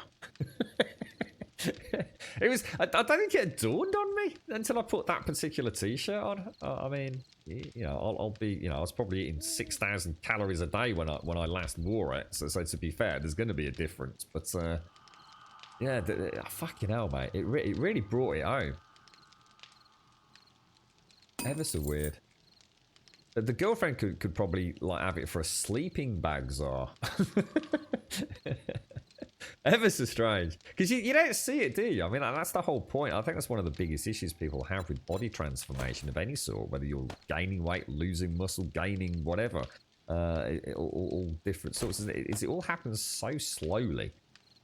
Unless you're critically ill, in which case, in the flip side, I remember my dad in hospital. I mean, freaking hell. I mean, the man just literally melted in front of our eyes. I've never seen such aggressive anything in my life. You know, that was cancer at an accelerant.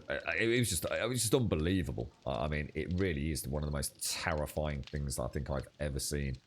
That is unimaginable. But it does it. And what I'm saying is, it doesn't matter if you're trying to make positive changes, or you're just, you know, getting that little bit older and you're putting on a bit of pudding, you know, as everyone does, I'm sure. It all happens so gradually that you kind of don't have that before and after image in your head, do you? And it's only when you go and put on a T-shirt like that, you know, probably even back then I was probably, you know, pretty tight on me. And now it just hangs off like a duvet cover. It's ever so strange. Wish you could melt your tummy. I suppose it's. I always do look around at a lot of my friends. I mean, a lot of them are super fit, like crazy fit. But it all comes at a price, I tell you. I know my knees were really struggling, mate. Really struggling. But that's not due to anything other than just injuries. You know, you have your good days and your bad days, don't you? There's no way I'm going to be able to manufacture enough iron at this rate, is there? And this is with everything maxed out as well in terms of production times. In which case, let's not overthink that. Let's just keep that running passively in the background. We'll get there in the end, won't we? Oh, take care, Santa. Sweet dreams, bro. Have a nice one. All my love to the family, Santa. Stay out of trouble, Santa. Stay out of trouble. Let the grandkids do that, mate. So that can all go back downstairs, can't it? You're right, Galverg. Good morning, sir. Good morning.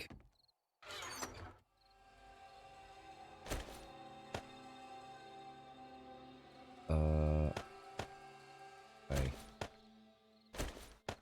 First time we've had a decent amount of stone, actually. In fact, you know what I'm going to do? I'm just going to convert some of that to sand. That's going to be 10k max, isn't it? How are we doing on ammo production? Should we go make the ghillie suit now? I think we should, shouldn't we? I mean, I've got no idea what I need to make it, but... Got 192 health and stamina now, without any buffs. That's crazy. How do I spell ghillie suit? So, plant fibre and a sewing kit. Plant fibre and a sewing kit. Plant fibre and a sewing kit. So... Craft, unfavourite. So, do these take the place of, like, the puffer coats and things? Oh, wow, steel gloves and mullet. Do we have any better gloves? Don't seem to ever find military gloves, do I? It's the one thing. What the hell? That's a rocket launcher.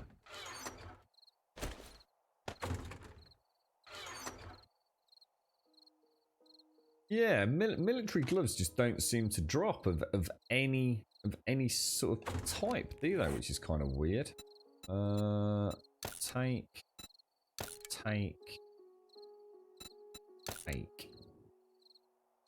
So repair.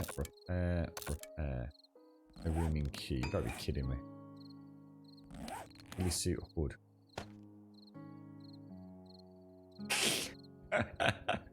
So it actually replaces the armor. I mean, does it actually make a difference in terms of stealth? I mean, does it do anything? I still can't believe we can't turn the character. They've obviously got some sort of cheat system in here. But yeah, it'd be nice if you could like rotate the character like you could in say any other game's preview menu, right? Oh gosh, it's going to take forever. You're right, Trump. You're right, Don Creech. What's that? What losing weight? Oh, I don't know, mate. It's especially when you think back to all the effort you put into gaining it in the first place. Oh wow, actually looks pretty cool. That's it. I'm going to go and creep around in the bushes near Shades and Missy. I'm going to play a little roleplay decoy. Extreme weight cutting after bulking sucks so hard it freaking does. Tell me about it, mate. Yeah. Yeah, it was the, for me, Galberg, it was, you've hit the nail on the head there. It was the energy levels. I always felt absolutely drained, mate. I found ways around it, but yeah, I do know what you mean.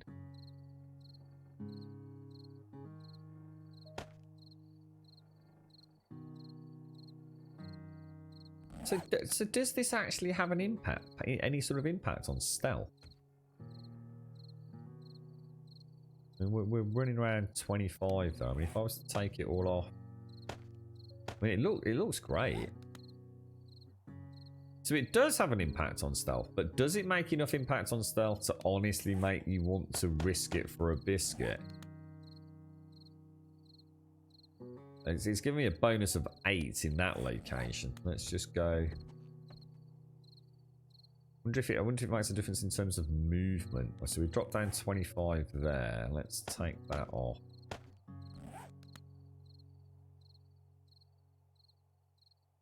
Back up to 33. Heat of about 64.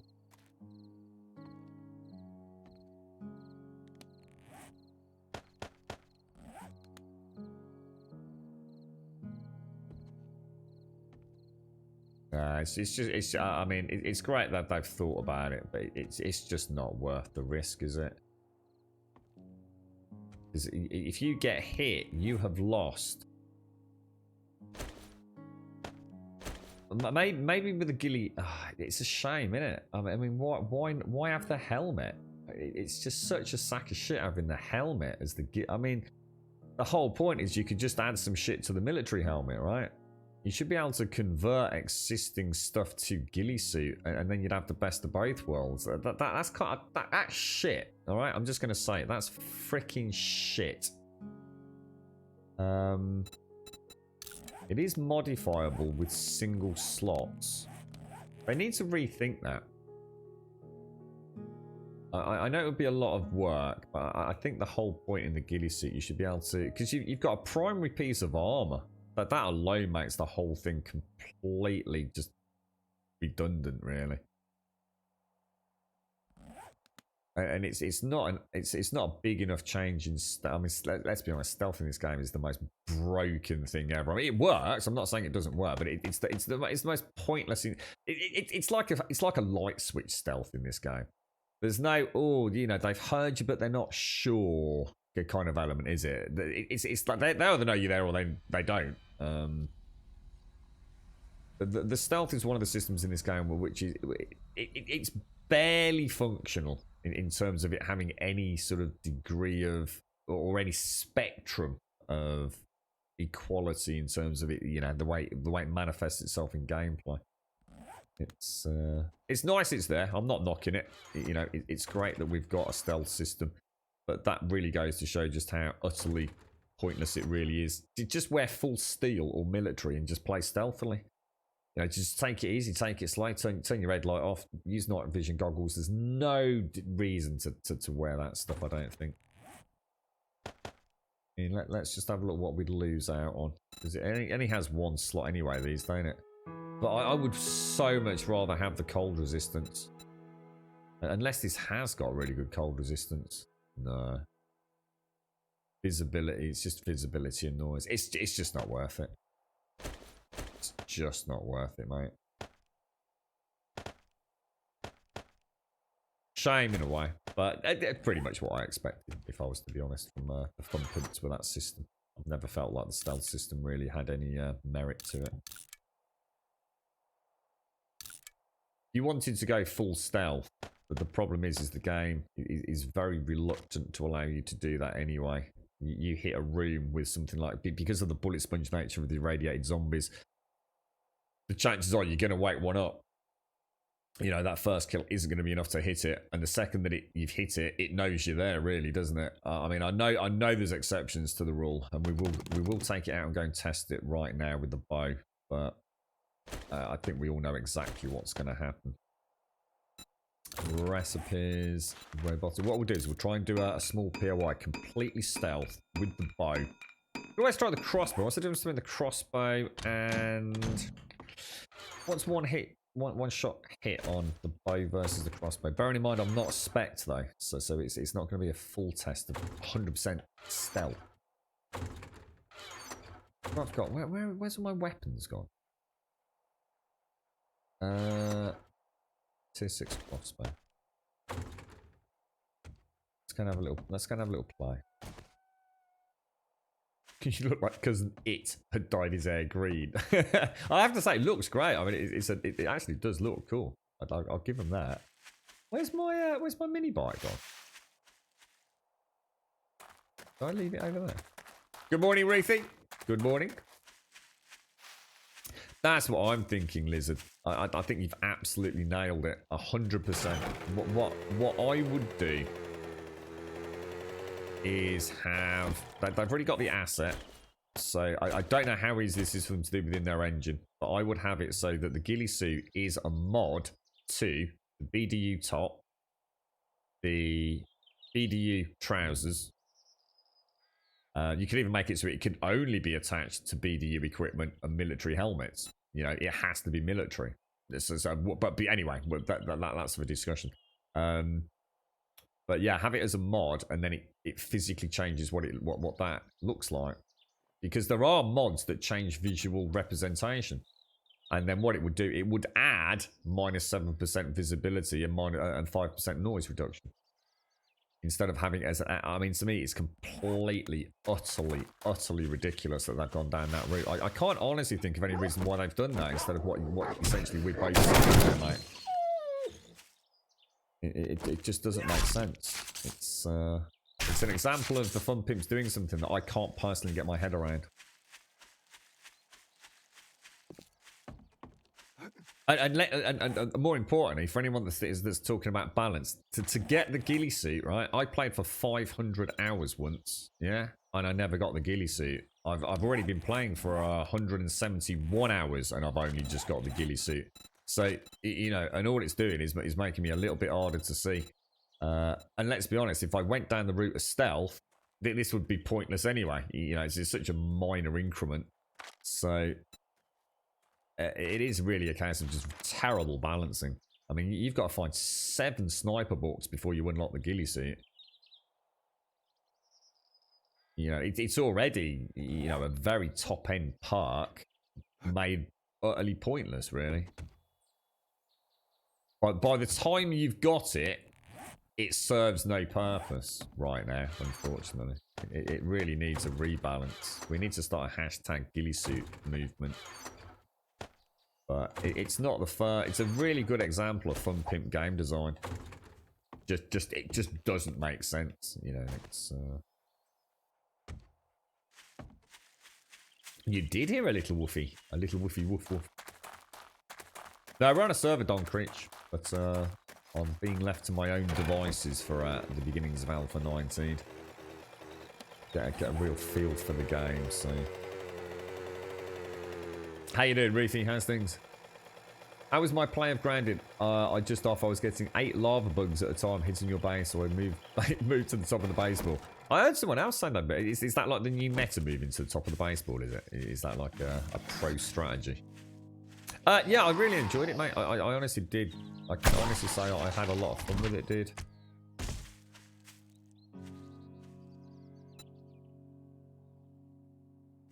But there was no doubt about that.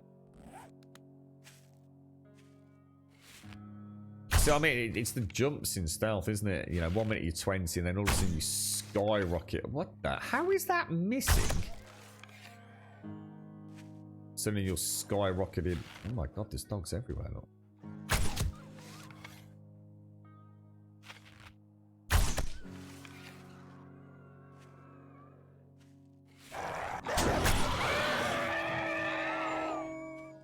It's a lot of dogs, mate. I'd say that is a lot of dogs.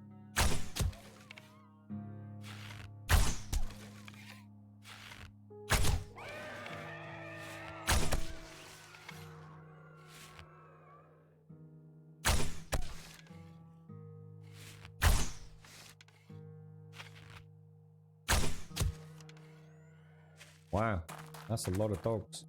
Well, I could have done that without a ghillie suit, you see. It's not like, oh, well, you know, stealth's like great. I have no...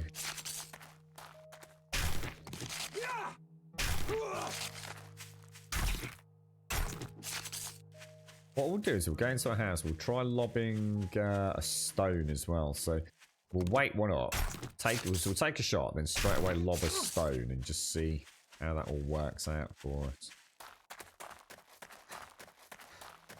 You right, Nurik? The Grabodian attack dogs. I just gave me this wonderful image there, Advina, of Toby and Cody, right? Wearing some sort of Kevlar dog armor. I just didn't realize I can't put my normal light on, can I? Because I haven't got a normal light because I've got the bloody ghillie suit on. So there's another thing. For the ghillie suit, you're also going to have night vision goggles to make it even semi or even remotely functional. Well, which of course you probably will have by the time you've got to a point in the game where the ghillie suit starts making sense. But it all starts adding up to being a very just fundamentally flawed system, isn't it? The thing is, it could so easily be fixed as well. You know, it really could. And make it a mod with the inherent bonuses as an extra... You know, you still got to make a decision, haven't you? Whether, you know, what mod you put in those BDUs. You know, at the moment I do have... You know, I'd really have to think about it.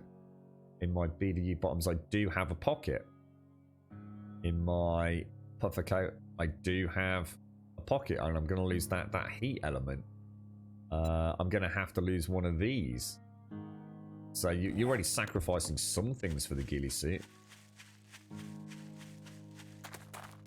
That was a lot of doggies there. A hell of a lot of doggies. You wouldn't want to be attacked by that lot all simultaneously, would you? Alright, let's go and find a little POI. POI somewhere.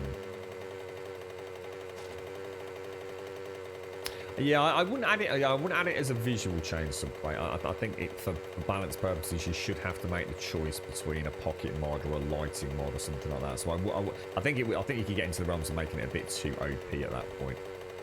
I still feel making it a mod for the appropriate slot would be a much better way to do it. You still got to think about the pros and cons that way. You know, you might decide not to forgo some slots in the helmet and just go ghillie suit and the 2 primary clothing pieces and offset that with a little bit of pack mule, for example.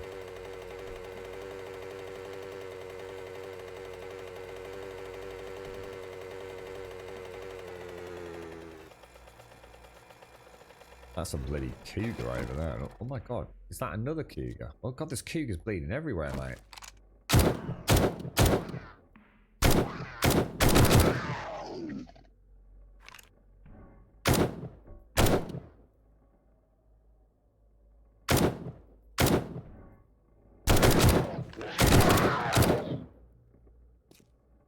Bloody hell.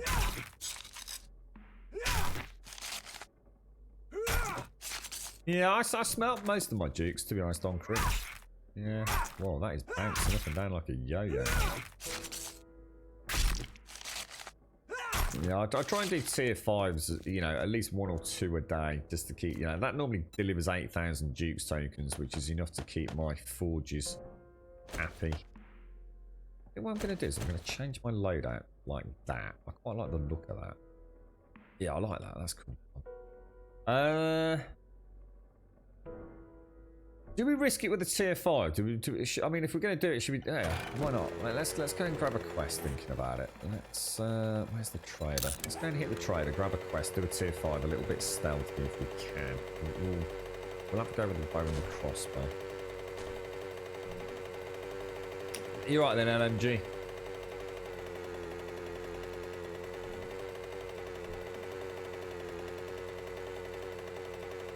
Yeah, especially this year, Ruthie. It's like you go to someone, you know, you're not seeing for so how you doing, mate? How's things? And they go, yeah, it's bloody awesome, mate. How are you? And you go, what the fuck? What, really? What, everything's alright? What? Do you know what year it is? It's so unusual, isn't it? 2020. It's like you almost stop asking people how they are. It's like, oh no, I know. I don't want to ask. Is everything all right? No, of course it's not bloody all right. It's 2020.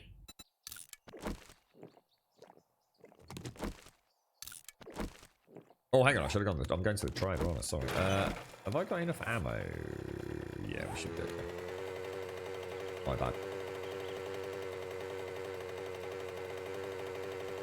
Yeah, can you imagine Toby and Cody wearing like some Kevlar police armor, dog armor?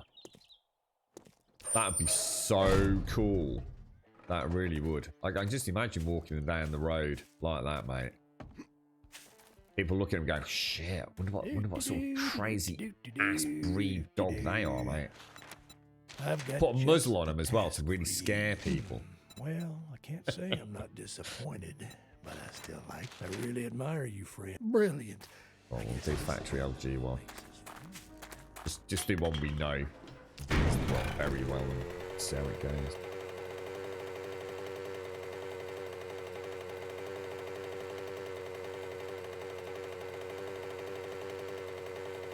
I forgot to bring milk to work, so no caffeine. Can you not try it, Black, or is that just never going to happen, Ruthie?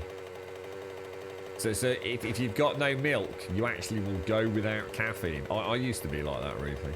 The thought of drinking black coffee was just like, no way. Why would anyone want to do that, mate? But I must admit, I have changed on that front. I think this is going to go very, very, very badly. Yeah, all right, thanks, Lilia. Bit of a crazy time at the moment, mate. But why are there so many cougars around?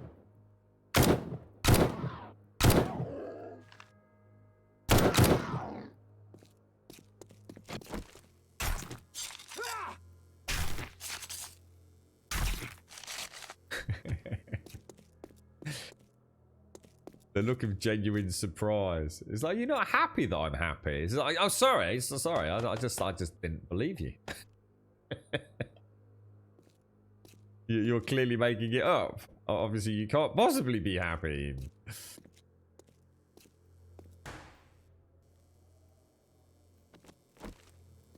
So stealth rocketing around 52 moving forwards, down to 25, 30. I shouldn't make any noise going over this anyway because I've got a nice little perk, right?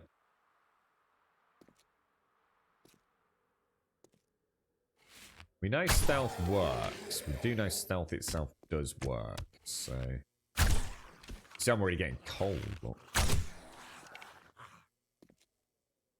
sometimes we're going to get one like this. It's going to get back up. So this is great until you hit an irradiated. Let's just have a look at the raw difference. So a bow does 54 and that does 42. That's sneak damage 200. That's sneak damage 200. Bearing in mind I'm not spec'd. But we are freezing our butt off. Yeah, I know what you mean, Ruthie. For me, it was the flavour. I didn't realise how much milk changed the flavour of coffee. And whether or not that's because it meant I was brewing it a little bit differently, who knows. But I've managed to... I'm not sure I could go back to milky coffee, but I kind of know...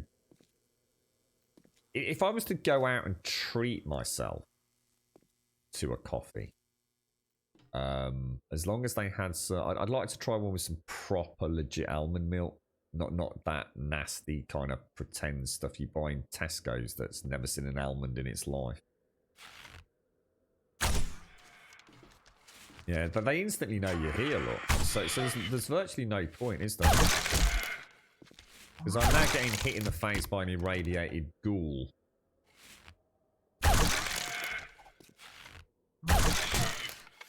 Who apparently can hit me without me doing anything.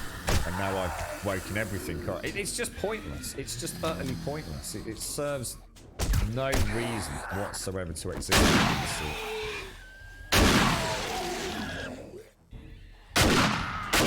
You're just making life nightmare fueled for yourself, aren't you? Now I haven't got a light in an emergency situation because there's no way to add a torch to it.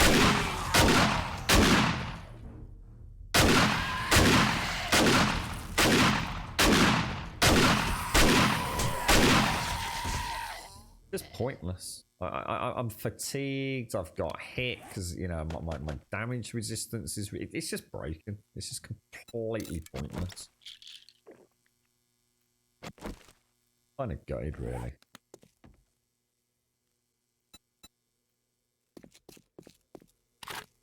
You gotta remember, I'm not spec'd into anything. So I've got a high level character without any spec. So whether or not stealth would actually be enough to kill an irradiated in a single shot, I still just don't think it would be, to be honest. How did you get rid of fatigue? I think the way to do that is... Yeah, I've got no vitamins. And I didn't bring the gyro, which is what's got my vitamins on me. So already now I'd have to have bought a tier 5. Just from trying stealth. There is literally no reason to go stealth. I'm not saying it doesn't work. I'm just saying there is literally... It's a little bit like saying, well, I could do it, but why would I want to when I can just do it 10 times more easily to get to the reward? Now, again, I'm a big believer in fun. Is something we quite often forgot about in these games. You know, if you enjoy going stealth, then by all means, you know, crack on with it and have some fun with it. But the simple fact of the matter is, there's just no reason to, is there? You're just making life not unnecessarily more difficult. You're just making it pointlessly just frustrating. I think is probably the best word for it. Stealth works. I mean, stealth does work, but the ghillie suit doesn't offer enough bang for buck to make it worth risking it. But the fact you can't have a normal light as well, but further compounds the issue. Yeah, exactly, Subquite, exactly.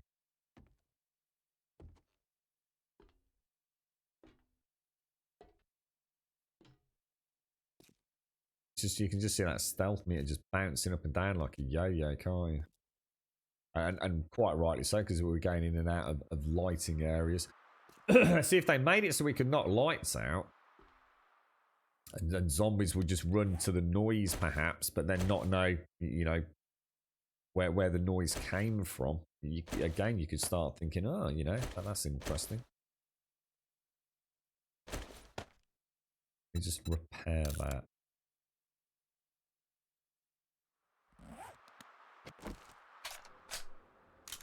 I'm going to try and do is I'm going to try and get into a super stealthy to a corner where I'm really well stealth. And if we do shoot a zombie, I'm going to throw a stone really quickly to see if he goes to it, if that makes sense.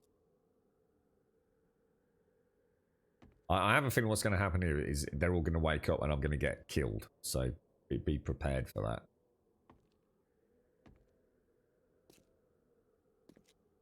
In fact, I still think I should probably put Timmy down. Oh no, night vision's not. No, night vision's really good in this now, Don Bridge. No, they're not. Night vision's really good. Like really good. Like almost too good. In the sense that my fear of night vision always was that they'd make it so bloody useful that that's all you'd ever see on YouTube and you know Twitch is people walking around with night vision goggles on. You never get to see the beauty of the game.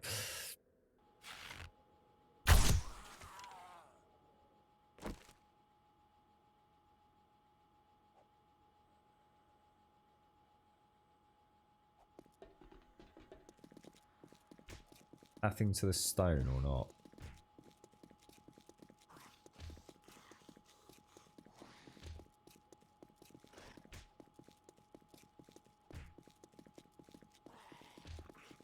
Speaking of weird milk, you asked if there's any way to eat hemp when we were talking about that. Yesterday I found an oat hemp milk drink when I was out shopping, so I guess yes. Really? Oh, I've not seen that over here. I think, I'll tell you what, there's a place called Ocado over here, Missy, that is kind of like this huge online delivery company. And apparently, you know, amongst the vegans out there, it's supposed to be quite good for that sort of stuff. And I did get an email from them recently saying they were they were back open for deliveries.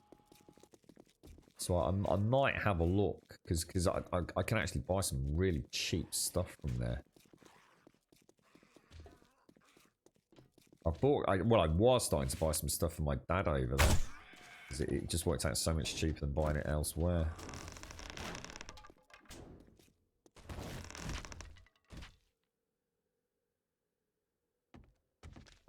Yeah, no. Is it coming for me? Nah, it's fucking broken. Stealth is fucking ruined, mate. It works in its most basic level, but you try and play a proper Metal Gear Solid stealth game, you've got no chance. I also can't see my red laser dot sight, which is another disadvantage.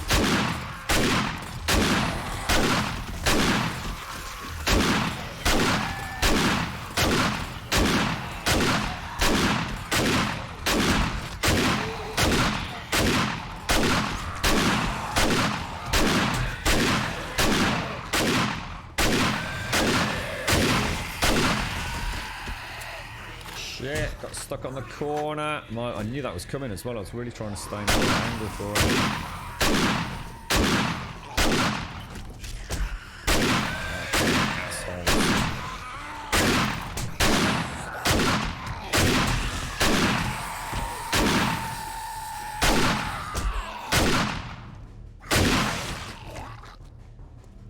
Utter and absolute dog shit, the ghillie suit. Do not use it. Waste of fucking time. No reason on God's green earth to wear that piece of fucking shit. Absolutely useless. 100% waste of time. What an utterly ridiculous implementation of a stealth suit. Ditch it. Ditch it, ditch it, ditch it. Keep those with us. Where's all my stone gone? Okay, so Timmy the turret's back in there, isn't he? So let's just go to my normal loadout. See if I drop. Well, probably could drop those down there. What don't I need? Well, I don't need that, and I don't need that, and I don't need that because they're shit. And I'll pop that and that back in there. What an absolute waste of ammo. I couldn't see where I was aiming, you see, because can't see the can't see the laser dot sight properly. See it now, just.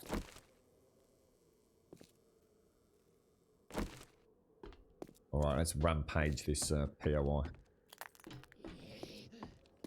Well, the armor itself is alright, Don. The normal armor, so the armor I've got on now will be pretty good for damage mitigation, but wearing the ghillie suit, I lose out on all damage mitigation and resistances on my helmet, which is a pretty big percentage drop, all things considered. But the thing is, the ghillie suit, the way it's implemented right now, would be really good in the early game. So in other words, if you could get the ghillie suit in the early game, you'd be laughing. It would give you a real big bonus to doing stealth when you're doing tier 1s and things. The problem is they've made it an end game suit. So you can't have it both ways. Like, they either get off their arse and make it so that it's an early game thing and let us have some fun with it. You know, sticking some... I mean, let's be honest, what's a ghillie suit? Even I could fucking go out and make a fucking ghillie suit, right? It's not exactly complicated. Yeah, alright, it might not be a durable one that's going to last for 6 months. Pretty sure I could stick some fucking twigs down my fucking underpants. And go for it. So it'd be great early game, but if you're going to add it only as an end game item through RNG delivery through the sniper almanac system, then you need to make sure it's fucking actually got worth it by the time you get it, innit? I mean, it's literally the fun pimps again showing evidence of being completely and utterly out of touch with the own game. They just don't play it enough. They just, on paper, it sounds great. Ghillie suit, oh yeah, reduce noise. And then they implement it in such a way that no one's ever going to fucking use it anyway. It's fucking ridiculous. They just haven't got a clue, honestly, at times. They really do piss me off. Yeah, stealth's good, sir. Honestly, I'm not kidding you. So stealth is pretty good in this game. You know, it can be a lot of fun. But... you know, I think, especially if you spec into it as well, you can do a lot of damage. I still don't know whether it's honestly possible to do adequate damage to an irradiated foul with a single bow shot or 2 bow shots consistently to take them out, even heavily spec'd into archery. I just don't know if it's a viable build.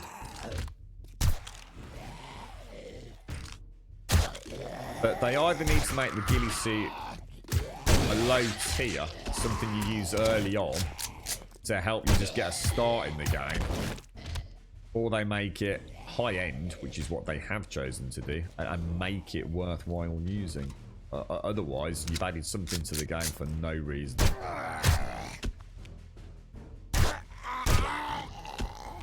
And especially now offset with the fact that environmental temperature is such a huge part of the game as well. Ain't no one giving up a puffer jacket or a leather duster for a fucking ghillie suit, mate.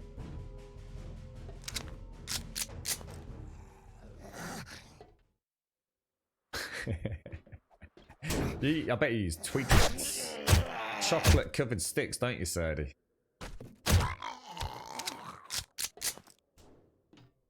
You think it's like a PvP suit, like wearing it means your name isn't over your head so no one can see you where you are? No. I'm just going to say no, Zar, because the fun pimps aren't that clever.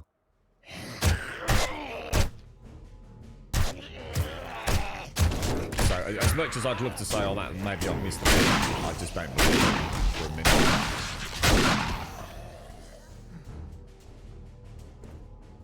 Oh, we've got a phone call.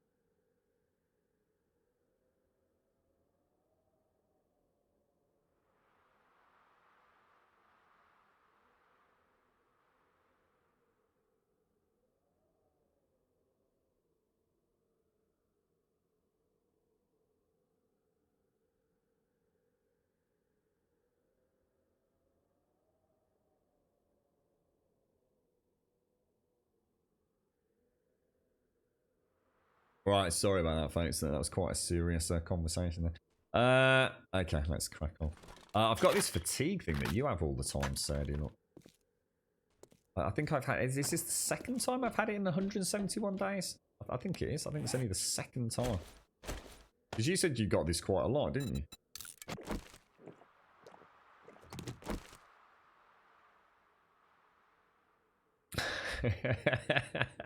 it's a neat idea, Zar. You know, maybe you're right. I just don't for 1 minute think you believe that any more than I do, mate. You're right, Fox. Ooh, baby, baby. Ooh, baby, baby. Ooh, baby, baby. All right, let's see. Come on, give me some vitamins.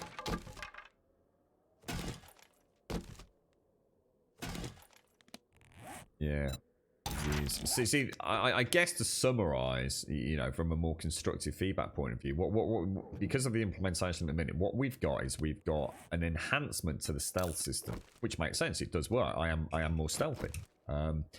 It falls into the same category as people that nitpick over damage per shot on guns. You can sit there and objectively argue all day long with somebody that a gun that does 48 damage is inferior to a gun that does 50 damage. Well, you're wrong.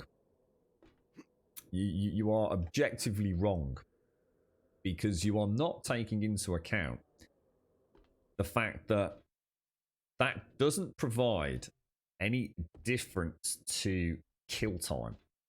So a gun that has a round that does 48 damage, let's just say it requires 2 headshots to kill a zombie. A gun that does 50 still requires 2 headshots to kill a zombie. So you can argue it blue in the face that it's a better gun. Objectively speaking, the chances are it isn't, because it might have an extra mod slot on it to equate for that variance in damage. And it could be that the damage is actually less on the one that has more mod slots. I'd say the utility of an additional mod slot makes a huge difference over the fact that it still takes 2 shots to kill. So yeah, I understand objectively you could say, but it is better because it does more damage. Yeah, you're not looking at it in the gameplay mechanics point of view. It's either, you can either prove it that it makes no difference, or you could disprove it completely and say, but the other one's got more mod slots on it, or less mod slots on it, which therefore takes into account, you know, a significant rethinking of the statement, and the whole game is like that. What they've done is they've added in a whole bunch of role playing that really don't make any difference. They just have no impact on your gameplay. And looking at it from the point of view of stealth, what we've ended up with is a system that, yes, you could argue it makes you more stealthy, but actually what you lose is all utility when you then end up in actual toe-to-toe melee combat. You've lost a whole load of resistance, you've lost raw damage mitigation, you've lost a lighting option.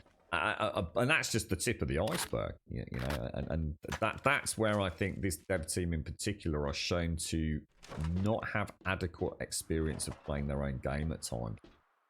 They need to stop looking at the whiteboard and the formula and the number crunching and actually get out there and play it. And as we know, whoever it is who playtests this game is either incredibly bad at giving feedback, or they just get ignored.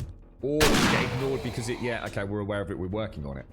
I guess everything has to be ended with that. You know, maybe they know the ghillie suit is very horribly advanced, and by the time we go gold, it'll be fixed.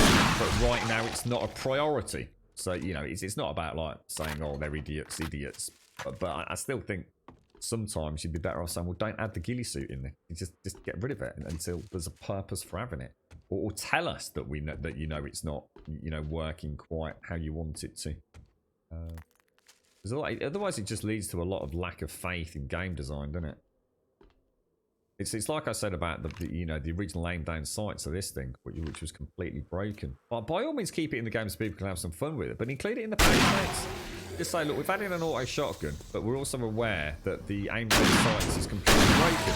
So, you know, your choice is to play about with it and have a bit of fun until we fix it, or you know, the alternatives, we take it out of the game, and no one's going to mind that. you know, you've then got a choice. But the problem is you've got people looking at a game, people thinking about buying it. They jump into someone's channel on Twitch or a YouTube channel, and they see all these kind of really weird broken systems. It kind of all leads to a little bit of a lack of faith, doesn't it, ultimately? And you know, we know they're making a good game, and we know the game's a solid game, and we know there's still a long distance to go. But it does make me wonder what they're up to. It does seem amateur hour at times.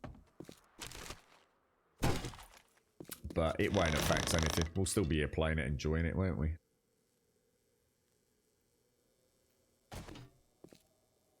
Yeah. A couple of times I've jumped into this corner and one spawned right in it. It's just completely messed me up.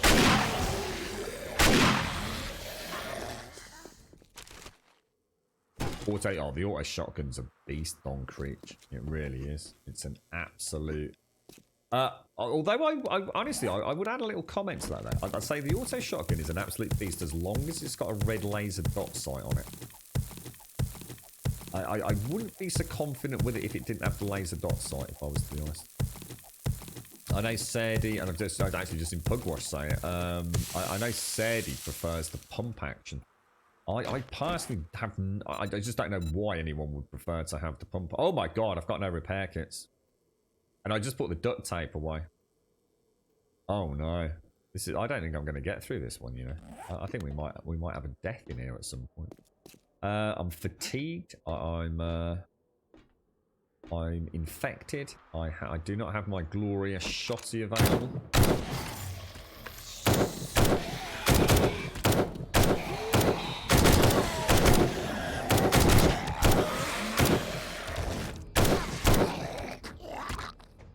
Sure, we'll be alright. We'll just play I have to just pick the pace up a little bit so we don't get too mullered at the end. Yeah, I mean, I actually have no idea why anyone does choose the pump action over the auto shotgun, unless it's because of, you know, it's a fun factor thing. I mean, is there any damage difference between the two? I mean, even if there is, I would still argue 32 shells is a damn sight better than, what is it in the shot? 9 shells, is it?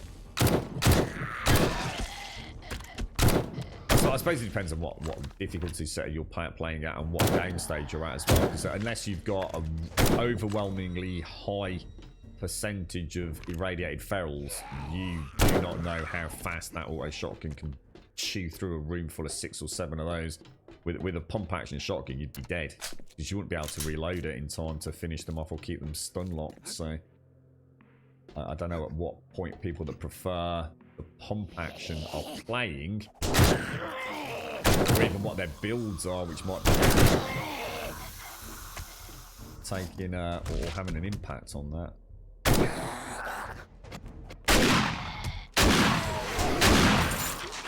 I'll make sure we hit them in bottlenecks.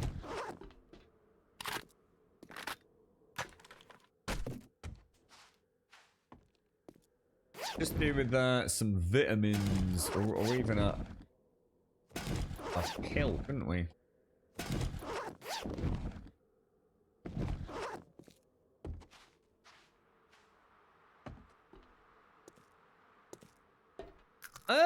Yeah. I mean, I wouldn't say the shotgun is any more OP.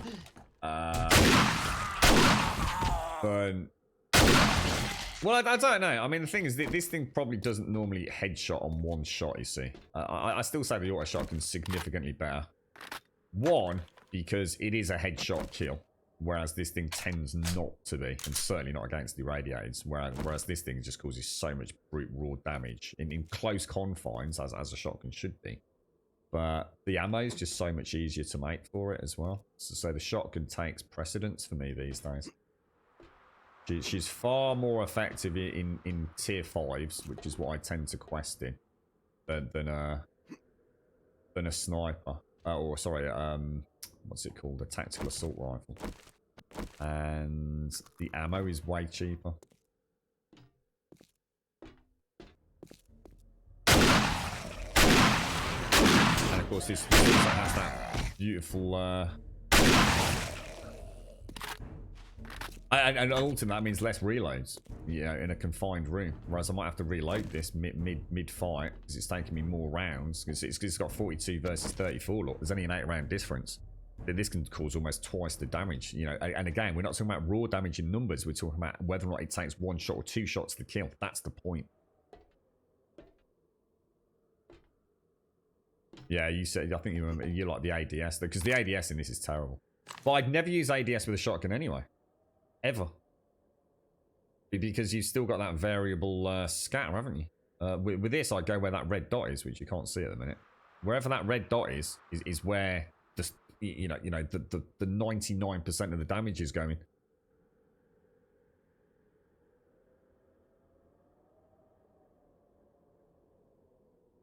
Is there a level 6 quest? No, there's no level 6 quests just yet, mate. No. Well, in fact, I say just yet. I probably shouldn't say that. I don't even know if they've got any intentions of adding level 6 quests, to be honest.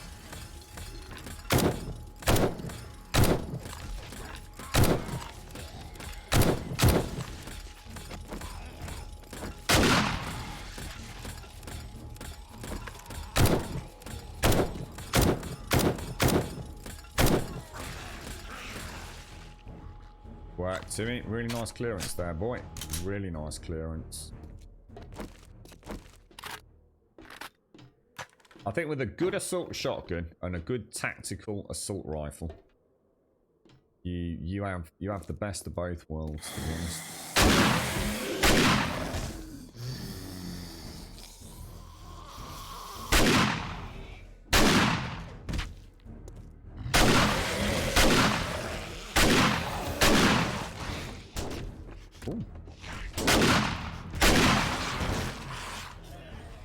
Very much my bad. I suppose what it would be nice to see now, and I'd love to see it, because I think the game has come so far, and you know, it's not often we find something like the ghillie suit that requires, you know, a real bit of picking apart the mechanics. You know, it's not to say, I mean, stealth is fine. Look at that, Jesus Christ, jammy git. Just look at that. Just look at that. Yeah, what I would really like to see now is, and to be honest, they could just make it the Demolisher. Oh my god, look at this stream of privileges. Oh my god, what are the chances, mate? Like, what are the chances? That's funny. Yeah, I mean, look at that. I got a tier 4 and a tier 4. It's, that thing's beautiful, but I'd like to see, you know, like you're going through Resi Evil, so every now and again you just get that one that you're just gonna have to pump some bloody ammo into, and I'd like to see the Demolisher introduced to level, say tier 5 questing, but without the explosive demolition charge, because it would just make it not fun. Not necessarily making it a bullet sponge, but what I'd like to see is the Demolisher added that has got a weak point, and it would add that little sense of accuracy required in the middle of a gunfight. So every now and again, you know, you've got a pack of mobs spawn or wake up, and it includes a Demolisher. Now the Demolisher can take a lot of punishment, and I mean a lot of punishment, but it has a weak spot. And the only way to take it down, oh my god, the only way to take it down efficiently is to keep hitting the weak point. It's already built in, you see. So just inverse what it currently is. Have the weak point, the point where it causes it damage, rather than the point where it detonates it. And you kind of start adding in that almost like Resident Evil style sweet spot combat. You know, in the manic mayhem of 3 or 4 other zombies hitting you, you know, you're trying to clear the room so you can get an angle on the shambling Demolisher. You know, make him like quite a slow-moving, cumbersome beast. You know, if he gets near you, that's game over though. You know, almost one-shot kill, you know, mid-game. Maybe you can take 2 hits in late game, and just have it. So you know, I do that, and now I've got a demo coming at me. You know, he's just stomping through the crowd. If he gets near me, you know, I need to clear these so I can get around here and try and come around the back of him, and you know, all that kind of dancing, jiggery, pokery, but. It might not make a huge difference, you know. I'm not actually sort of like trying to make every encounter a mini boss, but Just to spice it up a little bit. You know, at the minute we don't really have to worry about sweet spots on zombies, do we? Everything's just a headshot. So, a bit more... At the minute, it's very much, you know, stand in front of them and shoot them in the head, isn't it? What about if we had some zombies where we actually almost had to get around them? Or with the demolishers, you know, they take a lot of damage to fire, so if you've got a Molotov, you can really burn them down. You know, I only had them in tier 5s where people are starting to get a nice arsenal of weapons, and I think it would just shake up the combat. You know, I'm not saying it's going to be breathtaking, but it would just add a little something else, right? You've already got the zombie. You know, he's already designed. He's already got a weak point, or should we say a trigger point? I should imagine that would be fairly easily implemented for a team like Fun Things.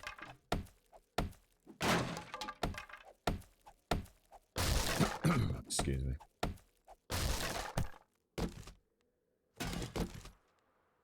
I don't really need any of this, but I'll take the food. Oh, what don't we want? Well, actually, that makes a round, doesn't it? Don't need that. We'll use that. So we'll take the eggs back. I'll split that stack just so it reminds me.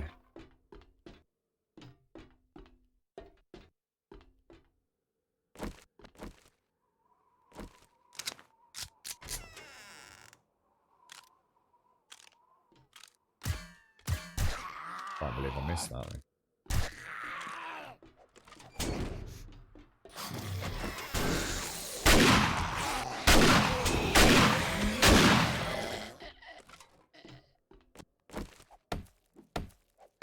Got all confused there. Is there a box in the middle? There is, Ash, yeah. To be honest, mate, I don't need the loot, so it's just slowing me down, really. I was more concerned about getting my tier 6 auto shotgun. Hopefully get at some point. Oh wow, is that it? We've already... Oh look, we've already got a final trigger. What the hell?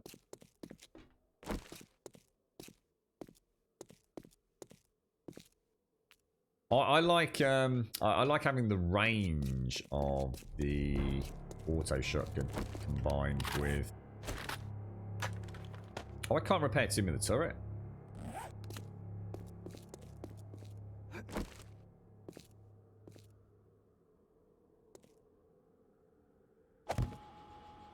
Ooh. Now, am I going to end up setting myself on fire like last time? I think there's an extremely high likelihood of that happening, you know, so... Let's just heal up a little bit. Where's my... you know what? I've also noticed I've got no healing bandages. Well, why am I so weirdly equipped this time around?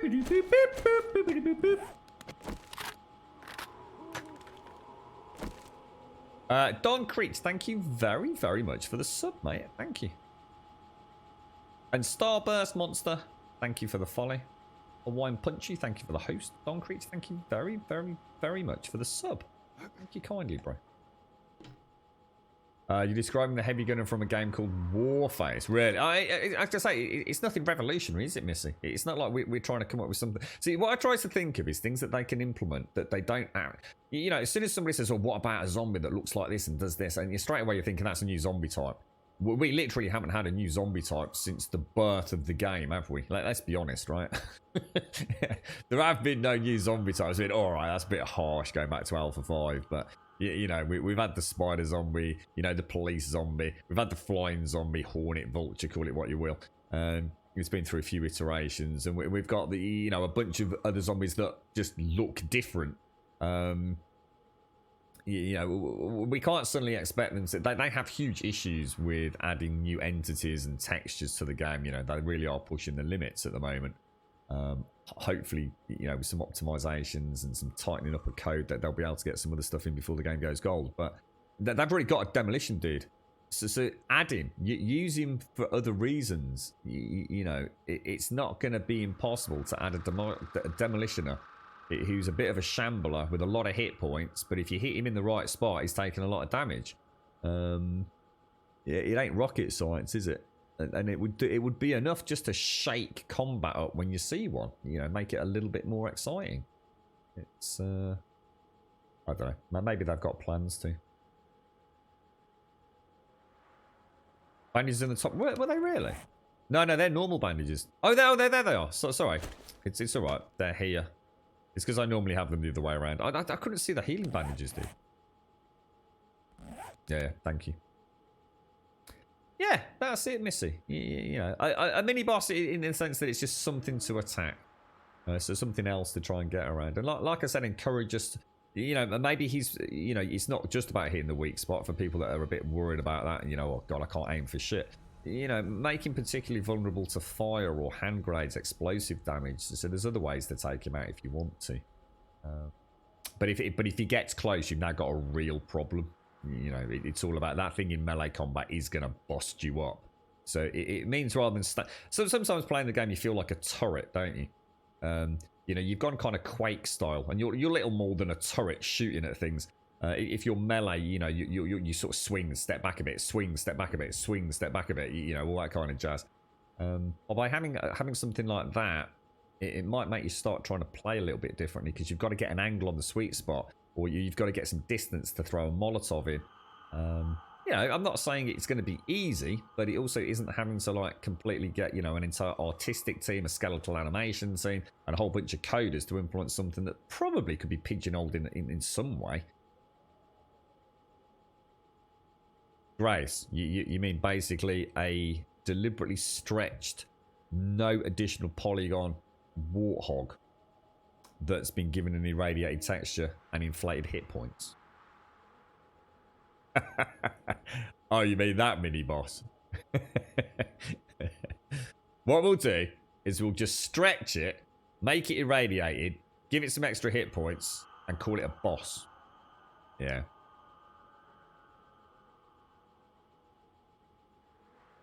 It is quite funny though, to be fair, because we know the game well. It's easy to sort of have a bit of a poke and a giggle, isn't it? But actually, how many people for the first time playing it fell through that floor into Grace's cave and screamed, what the bloody hell is that? Yeah, that's kind of it, Missy. Yeah, exactly. Thank you very much, Don Creech. Thank you very much. It'd be interesting to see how turrets, or should we call drone turrets, change the game. I'm quite intrigued by that. In fact, I'm very intrigued by that.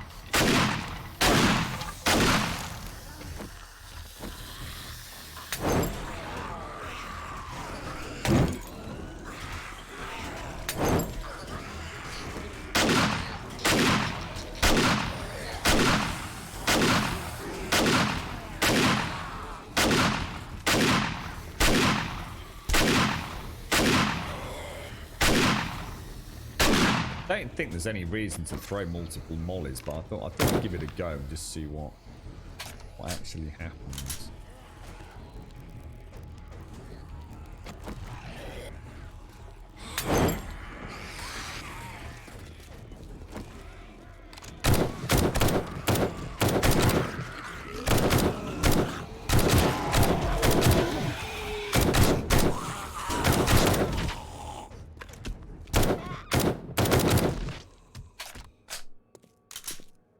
Gorgeous.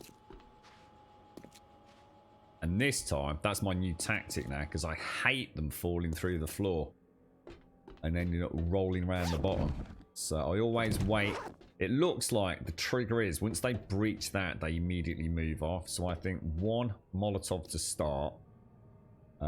Maybe chuck another Molotov over here as soon as you see them drifting. Drop down, get their attention. Pop a couple, back out, molly down, back down here. Best off coming into this side. You've got a perfect angle.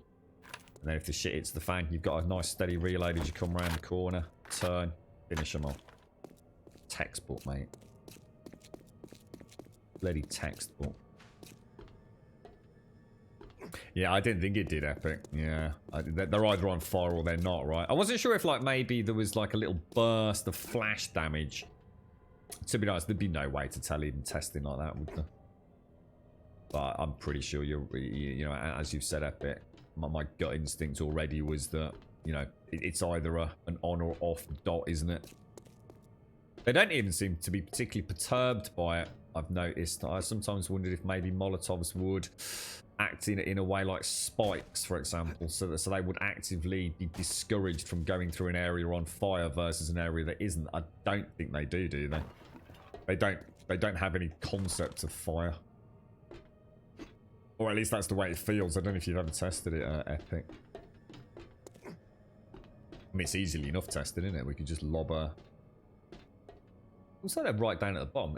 Please don't tell me there's one at the top. You're right, Pants! How are you, sir? How's things? How's life treating you? How's the eyesight going, Pants? How's the... You kind of had... You were in quite a worrisome position at one point, weren't you? And then you had a little bit of good news, and then it seemed like... Oh, hello. Things were... Oh, I was going to say, you're not going to fall for that. You're not gonna fall for that.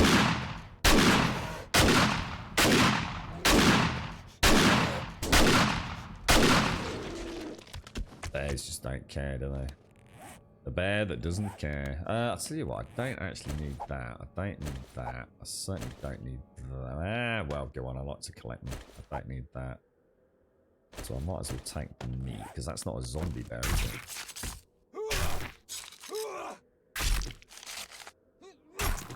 You prefer to forget about the floor trap falling than show my way around in a circle panic shooting. I'd be all for that if it wasn't a tier 5 full of irradiateds.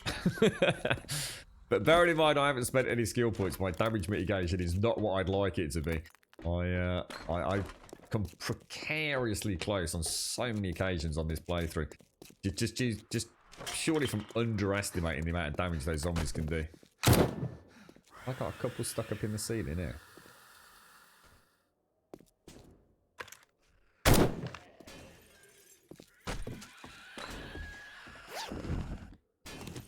Here's a question.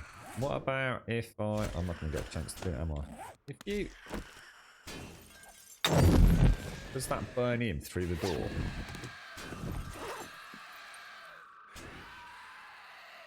Think that's doing any damage to it?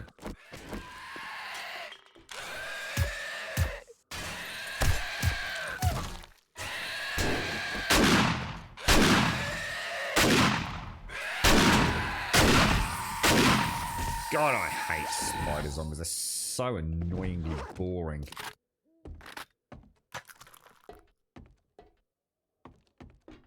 We've got...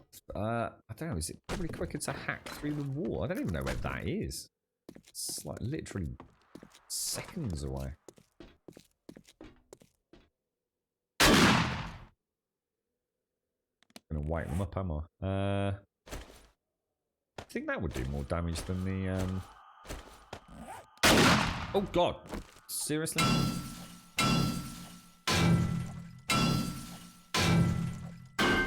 No, I don't think I have either, I think. No. Is that doing more or less than that?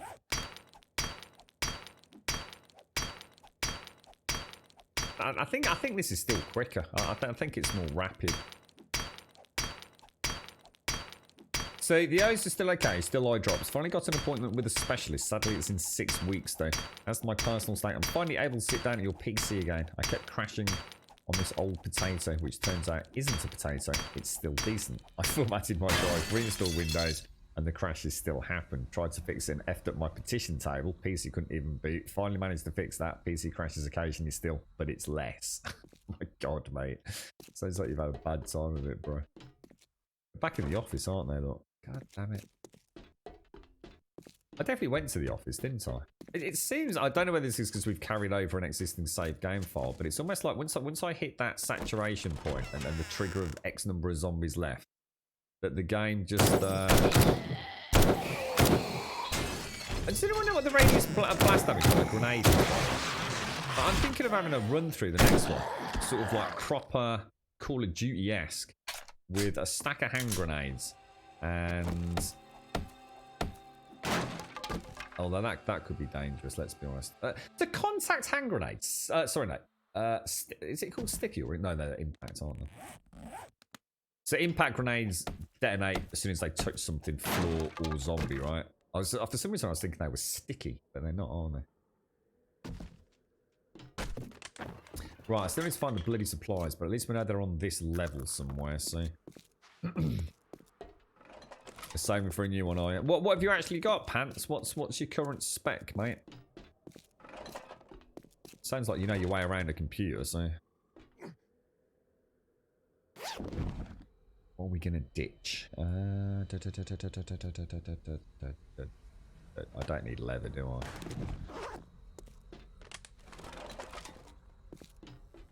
Shotgun fastest to breach. I wouldn't want to waste the ammo. In fact, I need to make... Can I even make breaching charges now? I couldn't, could I? Didn't I need a book to make breaching charges? Yeah, I can't make them yet, dude. I need to complete Shotgun Messiah or get... I'd love to see what they're like. I'm really excited to see the, you know, the raw damage of that. Do I just leave a bunch of good shit? Nah, not really, mate. It's all upon the reef, isn't it? I'll normally take the gyrocopter over there. We'll be back in a sec. In fact, actually, now you've said that, let's just remind ourselves.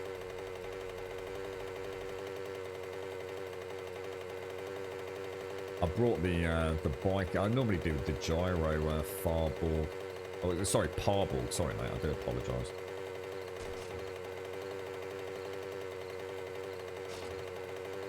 People always panic when they watch me leave.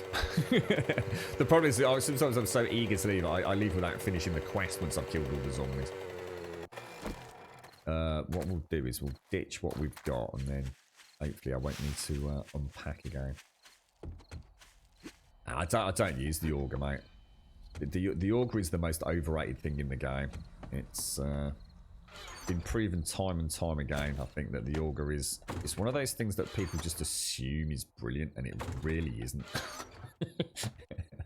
At least for me, it's really loud, right? So I have to adjust the sound settings for the stream, otherwise people just get proper vexed. It's got a huge amount of recoil, which means it's constantly bouncing around. So for precision building, it can be all tunneling. It's literally your worst nightmare. It uses repair kits. It uses gas. It's not even that good compared to you know, in fact, it's not even as good as you could argue with a fully specced out, pimped out miner with all the appropriate skills and a pimped out pickaxe. It's the augers really are crap, and until they add in adjustable volume controls and enable us to have a few overlapping, I suppose, perks to make it super duper, you rarely see me using one. The only time I use it is if I'm trying to terrain deform, so it's a terrain deformation in a large sweeping area. So primarily if it's just soil, to be honest, mate. And I think I've already got a tier 5 anyway, so a tier 6 isn't going to make any difference anyway, to be honest, mate. And I also don't play, you got to bear in mind as well, just to fully explain, I also don't play the trader game, so I don't sell things to the trader. So I have no additional incentive to take things like that just to get Dukes tokens. My Dukes tokens have to come from, for example, completing quests, basically. Or selling... Where do I put those? Oh, they're in there, look. It's weird. What's that doing over there? I have a feeling I need to have a coffee, just scrap a load of this stuff, because I'm never going to use it, you know. That's my tier 5, isn't it? So, if I take that and mod... Get my shells back, won't I? Have we got any? Is there any of these? Actually, do any of these actually have? Let's see. Take that. Take that. Take that. Take that. Any of these got any shotgun shells in them?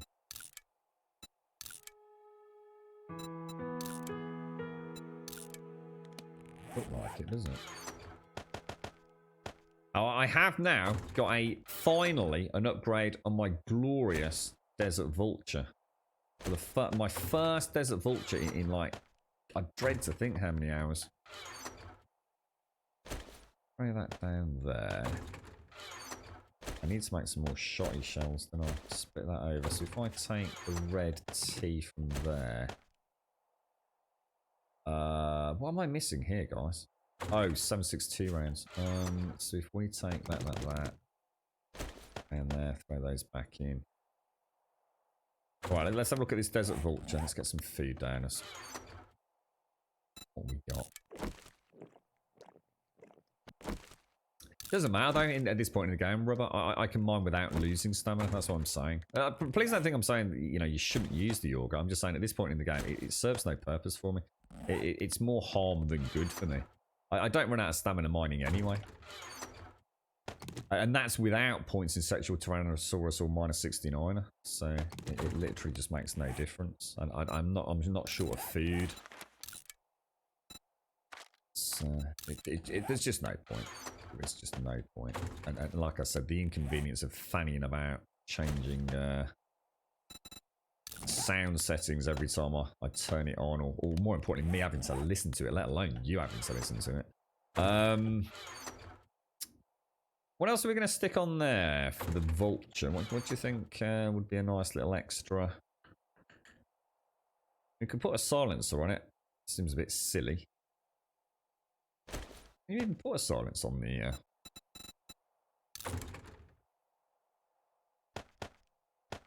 what that bad boy looks like. Still going to use that for my 9mm for general clearance because I've just got so much 9mm. Oh wow, check that bad girl out. Ooh, that sounds pretty cool. I quite like the sound of that. Oh, we got a new toy for Horde Night. Sexy, sexy. I like that.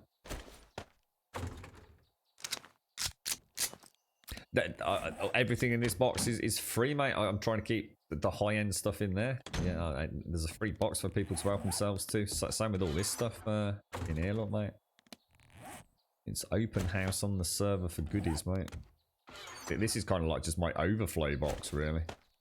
There's a couple of things that I do want, like I want to keep at least one of tier 6 of everything. And I'd also like to have a couple of tier 6s of everything just to see what the stat RNG is like on some of them, but... right, okay, so we're looking pretty tasty. Let's get that repaired. Let's get Timmy repaired. Everything else is looking pretty decent. Let's go and hand the quest and get the dukes, and then we can go and smelt some more brass down, can't we? Mario, thank you for the host, mate. Thank you. Oh, I'll tell you what, let's go and get the let's get the loot first.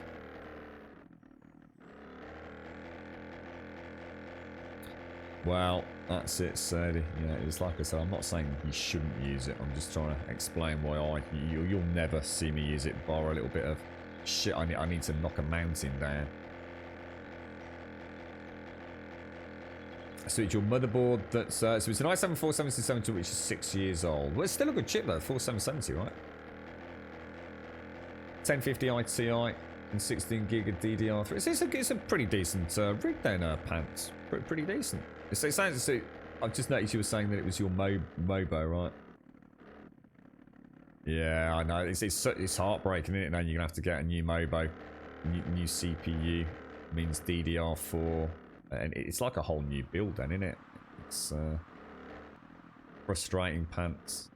Frustrating. Feel your pains. It's a lot of money to spend for what isn't necessarily going to be that much of an upgrade, right?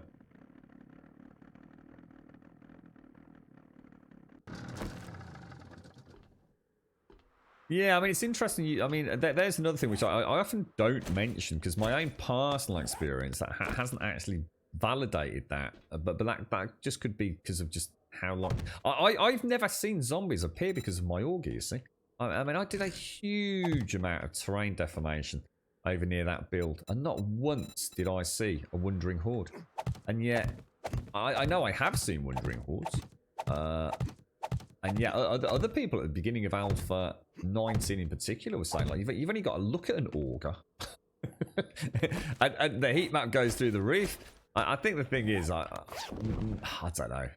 Maybe by the time I started doing it, a couple of zombies here and there made no difference, but I do tend to travel a lot. So I use the auger, then I go back to base, then I come back to where I'm using the auger and backwards and forwards, then I mix it up with a tier 5. And Yeah, I'm always shuttling backwards and forwards. And maybe it just means the heat map subconsciously, I'm actually keeping it down without even knowing it. So, but absolutely, like Epic says, I mean, all I've heard is be really careful with the Auger. Be really careful with that heat map.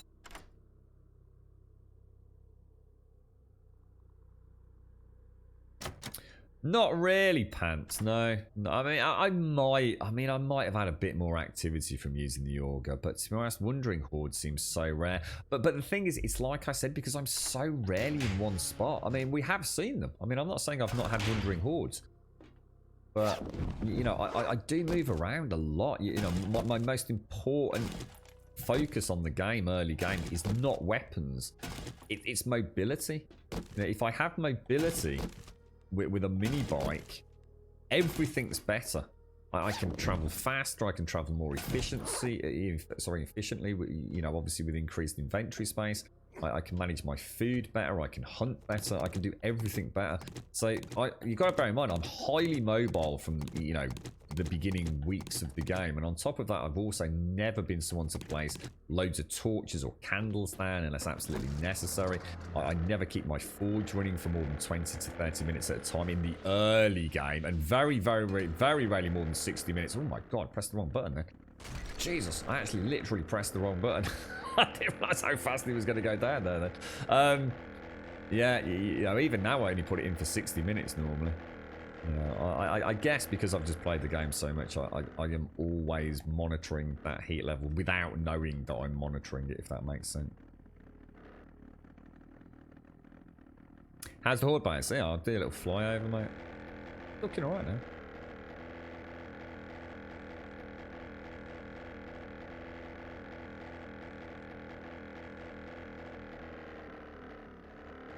Well, actually, it actually looks really strange from here. That's the Horde base at the minute. It's coming on slowly but surely. Got the twin towers in there, which I do need to. I'm not overly happy with them, but you know, they're there as a functional pair of towers, aren't they? They're sort of. Not sure whether to change the bottom design a little bit, but it's looking alright. Of course, we've now got a place to land the gyrocopter, which I'm pretty chuffed about. Still thinking that I need to create. The weird thing is, I don't seem to have to worry about vultures anymore.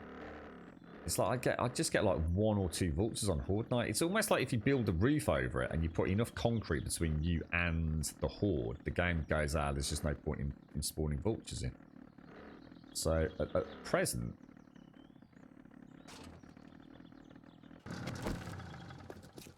I've just got 2 shotguns, look, which essentially aim at that, because literally those 4 blocks are where I stand on Horde night, down in the main build. So we've added in a couple of vault doors here, which lead to a runway or a walkway inside, which now will hold all the base's power. So I've got plenty of expansion there. I lock the door.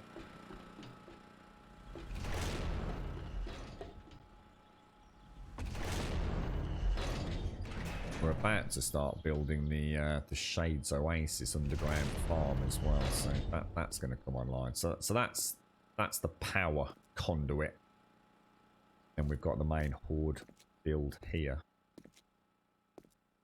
It'll be nice at some point. What I might do is actually put a box. I can't imagine needing more than the 2 generators centrally, so I'm going to put a box in there and a box in there, which is going to have all the repair supplies for the base in there. I'm just going to have to hope at no point. There's just no way. There is no way a zombie policeman's going to miss and hit that. I mean, I'd have to be the unluckiest man alive, right? But I could imagine it happening. Like a zombie policeman here spitting, and it does hit that block up there, which would cause splash through. I don't know whether to risk it or not, to be honest. I suppose what I could do, I could plate across the front, which would then give us 3 blocks, but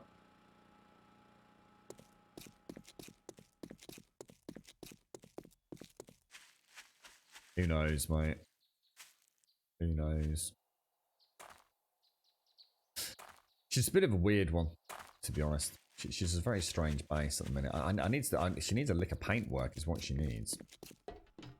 You're right. Did I just see Mr. Bad Habit? I did see Mr. Bad Habits. How are you doing, sir? Good morning.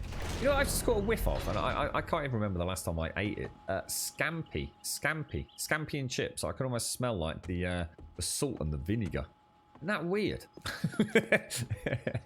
Somebody in my house is cooking scampi and chips, but as far as I know, there's no one here.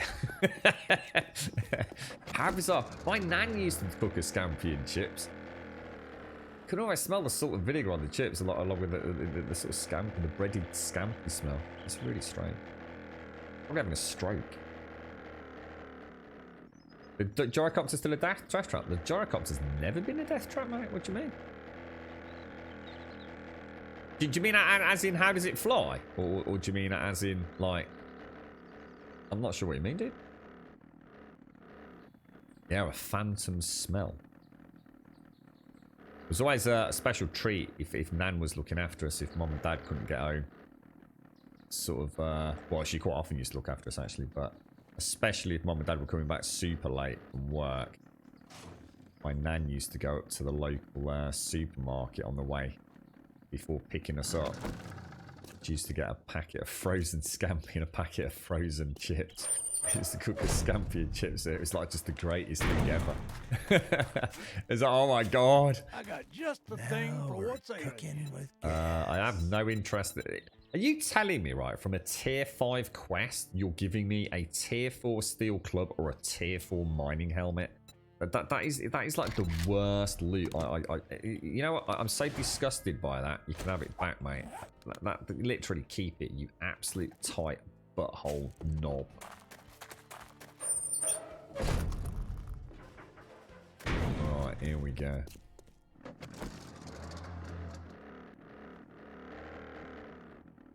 Here we go, here we go, here we go. Right, back home with 4,000 Jukes tokens lovingly stashed in my pocket.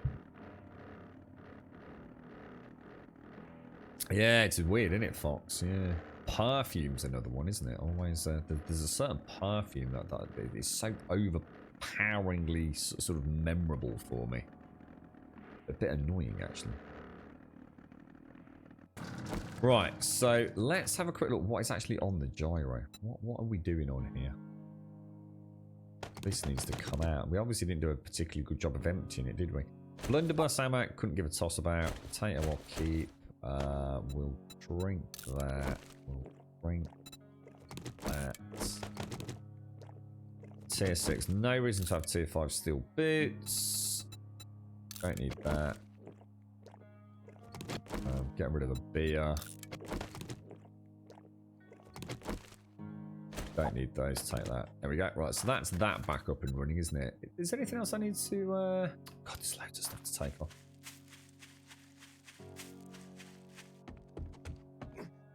Your blunderbuss ammo salvages into paper. Does it really? Yeah, I think I've just dropped some on the floor. Let's have a look.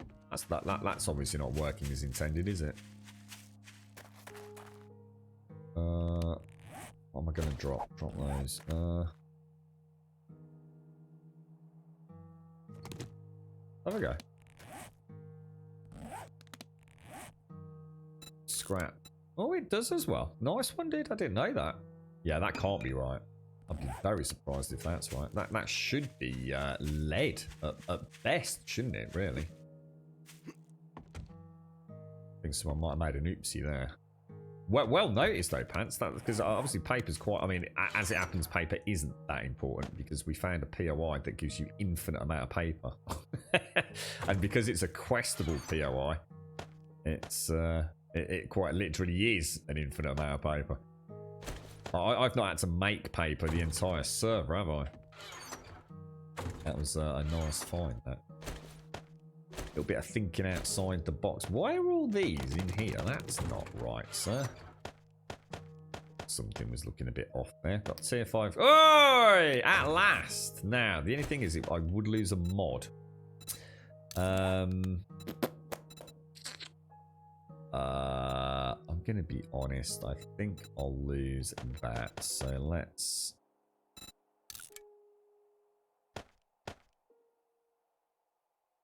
It's not right. That.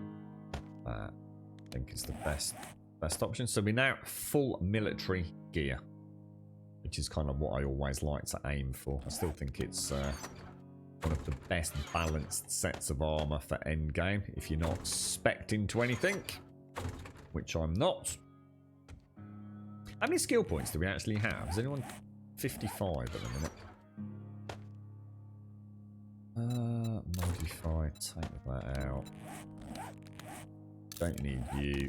Oh no! I just picked up my bedroll, bro.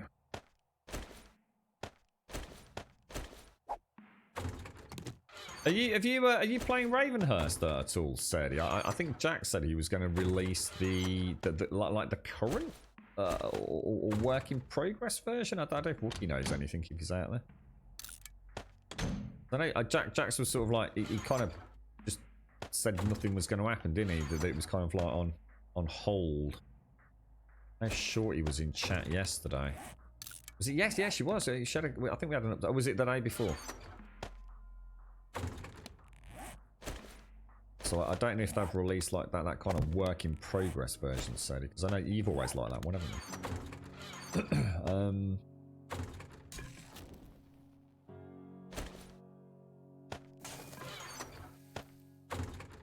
So much bloody loot.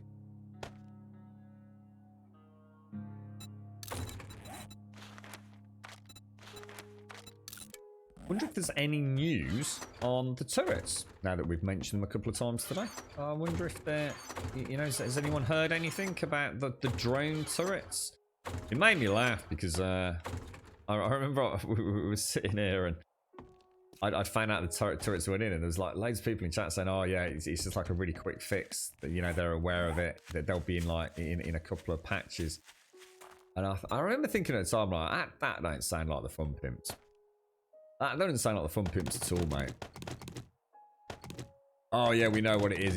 Don't worry about it. It'll be in any minute now. That's something always reeked to that. And lo and behold, we still haven't seen them, have we? He just cooked a burger with fried onions, mushrooms, cheese, bacon, and topped it off with an egg. Oh my god! I took a picture of it to share in Discord, Mr. Bad Habits. I mean, such beautiful creations should be shared with the Grumbodian family, sir. Including the vegans out there. Never underestimate the appreciation of a vegan seeing a good cheesy burger, mate. Tier 6, and that's back on the bike, and then we're back where so that's everything done. We're back to where we started, but we've now got more dukes and new military gear and iron. We've done some mining early. In fact, let's go and check that so we can get some more iron bars made.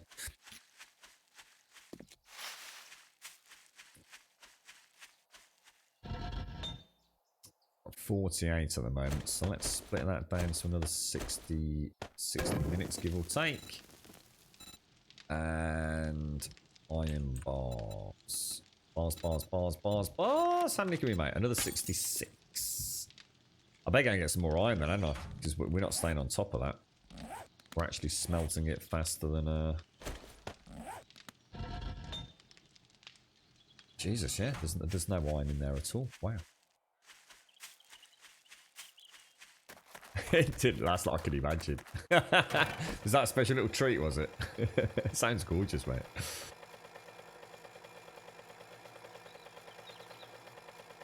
Yeah, thanks for that about the... You're right, Daikoi.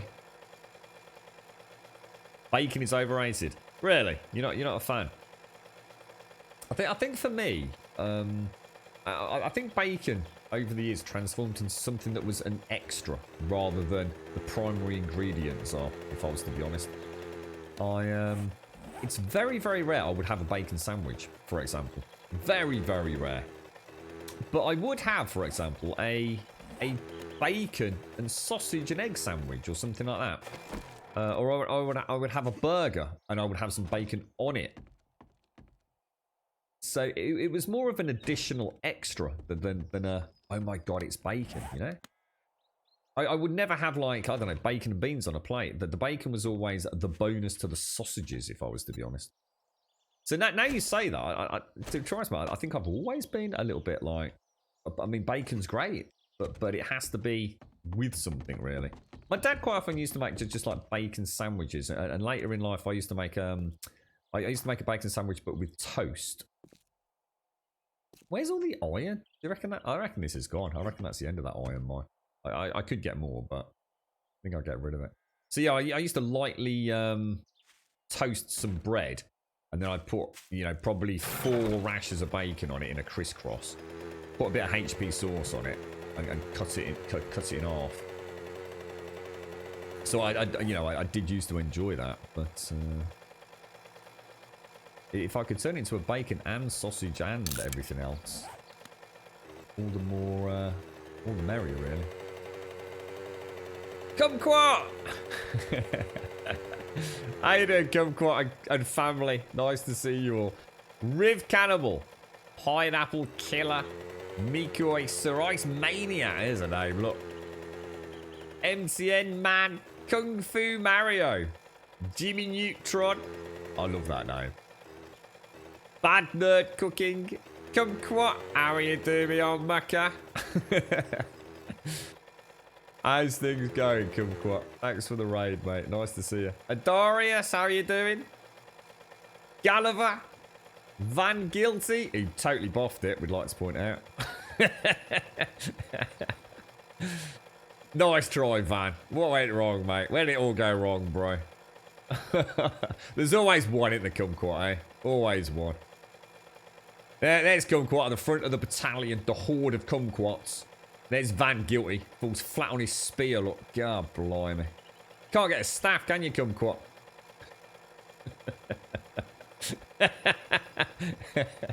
How you doing, Kumquat? Nice to see you, mate. How's the streaming world going? Oh, thank you very much. It's very kind of you to do so, sir. I hope you and your wonderful community are having a fantastic day, mate. How's I'm going to assume you're playing Alpha 19, mate. How's the game treating you? We just discovered the joys of the ghillie suit today. I finally, for the first time since it was introduced, I actually managed to craft the ghillie suit. And, yeah, I mean, it's a good bit of kit, mate. They just need to really rethink it, to be honest. You get it too late in the game for it to really be a viable upgrade to anything. I think they need to rethink it to having it as an early option. You know, sticking a few... what's that? Oh, that's coal, actually. Sticking a few... Do I need coal? I better mark that, actually. That could be a nice little... I'll remember. No, I won't. That's kind of weird. That actually doesn't look like coal on the map. Which means that must be iron, but we're a little bit too close to the old snow biome for my liking. There's loads of coal. Jesus, it's everywhere. Huh. I don't really want it near the horde base either.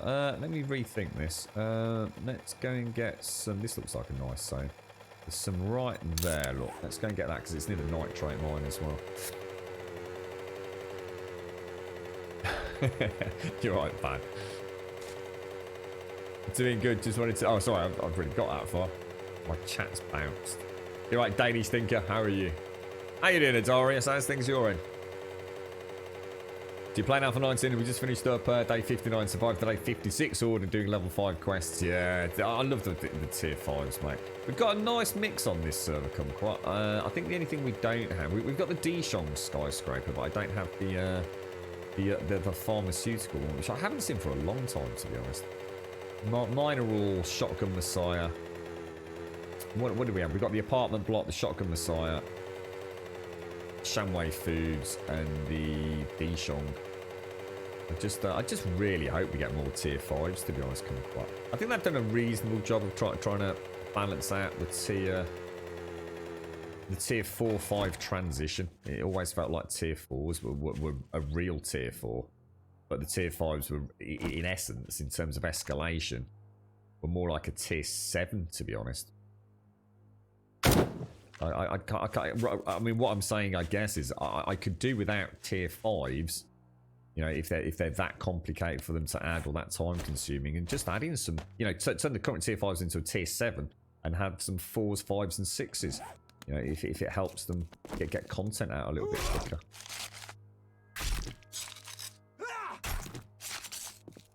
No hospital either. Big K thought there was one northwest, but I don't think it was. I think he got confused with another server, and it turned out to be a. Oh, I forgot to get the pickaxe. It turned out to be a Dishong, didn't it? Oh, I've got the pickaxe there. Pay attention, sir.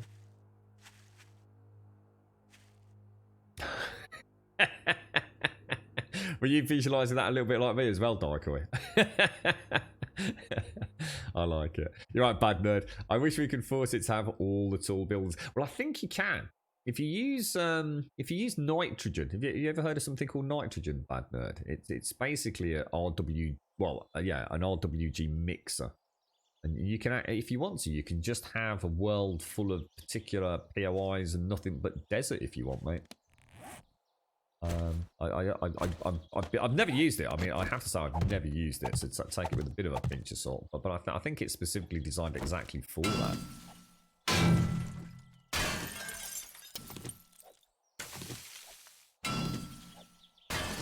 You died in the Higashi. That's the one I don't have, the Higashi. That's the one I always call the farmer's suit. Is that the one with the like the glass tanks with the zombies inside up at the top? We are having more tier 4s and tier 5s in A20. Are we really? Is that guaranteed, is it? Or oh, I didn't know that. Oh, brilliant. Oh, fantastic. Oh, I didn't know that, mate. So hang on then. Am I getting confused here? Are you actually on the dev team, Kumquat? Are you Kumquat of the Fun Pimps? Or am I getting confused here?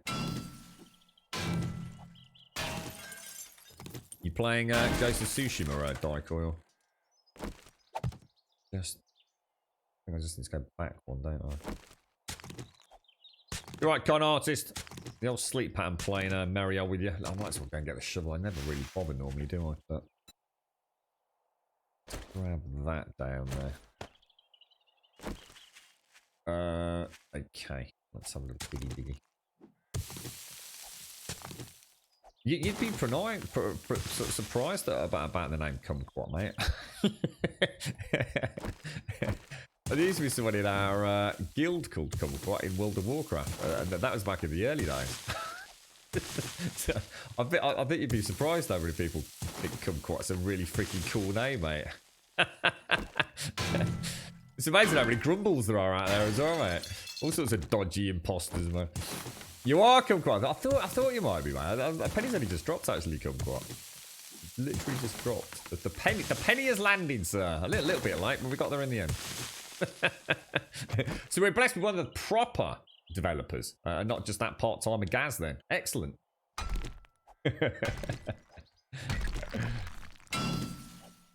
Oh, really, Kumquat? Well, hang on, when you say posters, is that the same as the... Do you mean like the portraits that we get in the houses? The ones that always freak me out when there's one on the back of a wall with an empty block in the middle and I punch through a wall and there's this weird, spooky, spectacled man staring at me.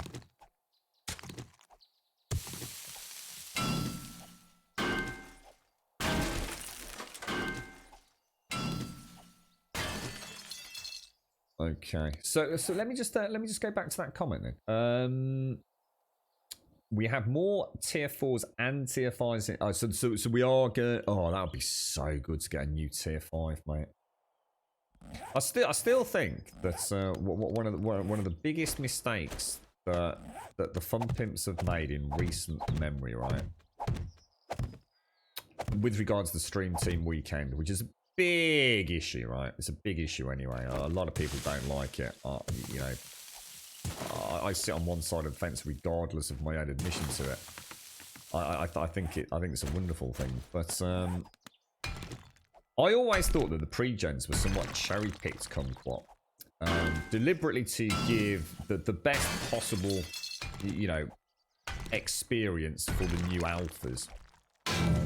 And that the Fun Pimps would put a little bit of time into making sure the pre-gens had you know, a higher percentage concentration of variation of known POIs, especially questables.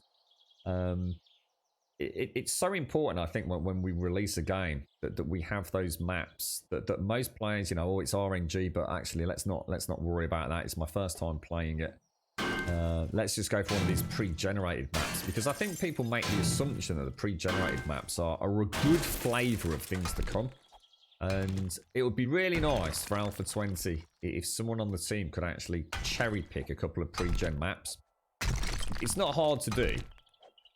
And then I think people would be given a better taste. And, you know, one of the things I always try to do is look at this game from a new player's perspective.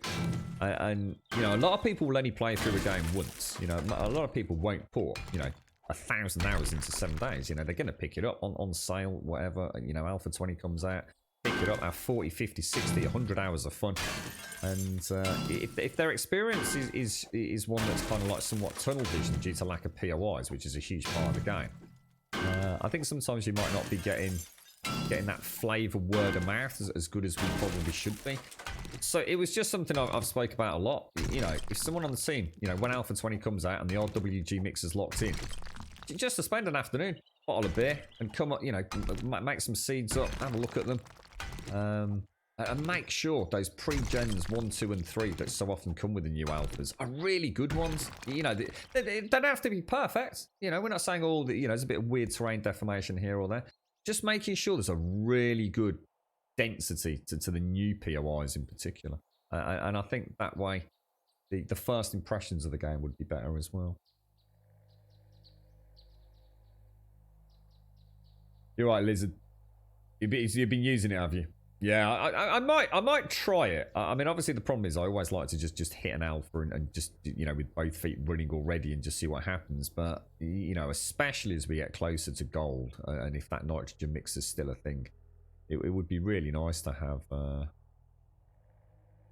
I guess, a map where we have some control over a few things. I mean, I don't mind a bad map, you see. It's like I said, but for me, as a long-term player of the game, a bad map can be as much fun as an over-the-top map.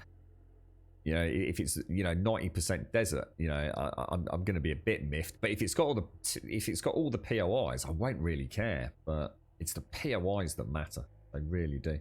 It's kind of heartbreaking knowing I won't see the hospital in Alpha 19 unless we restart. You know.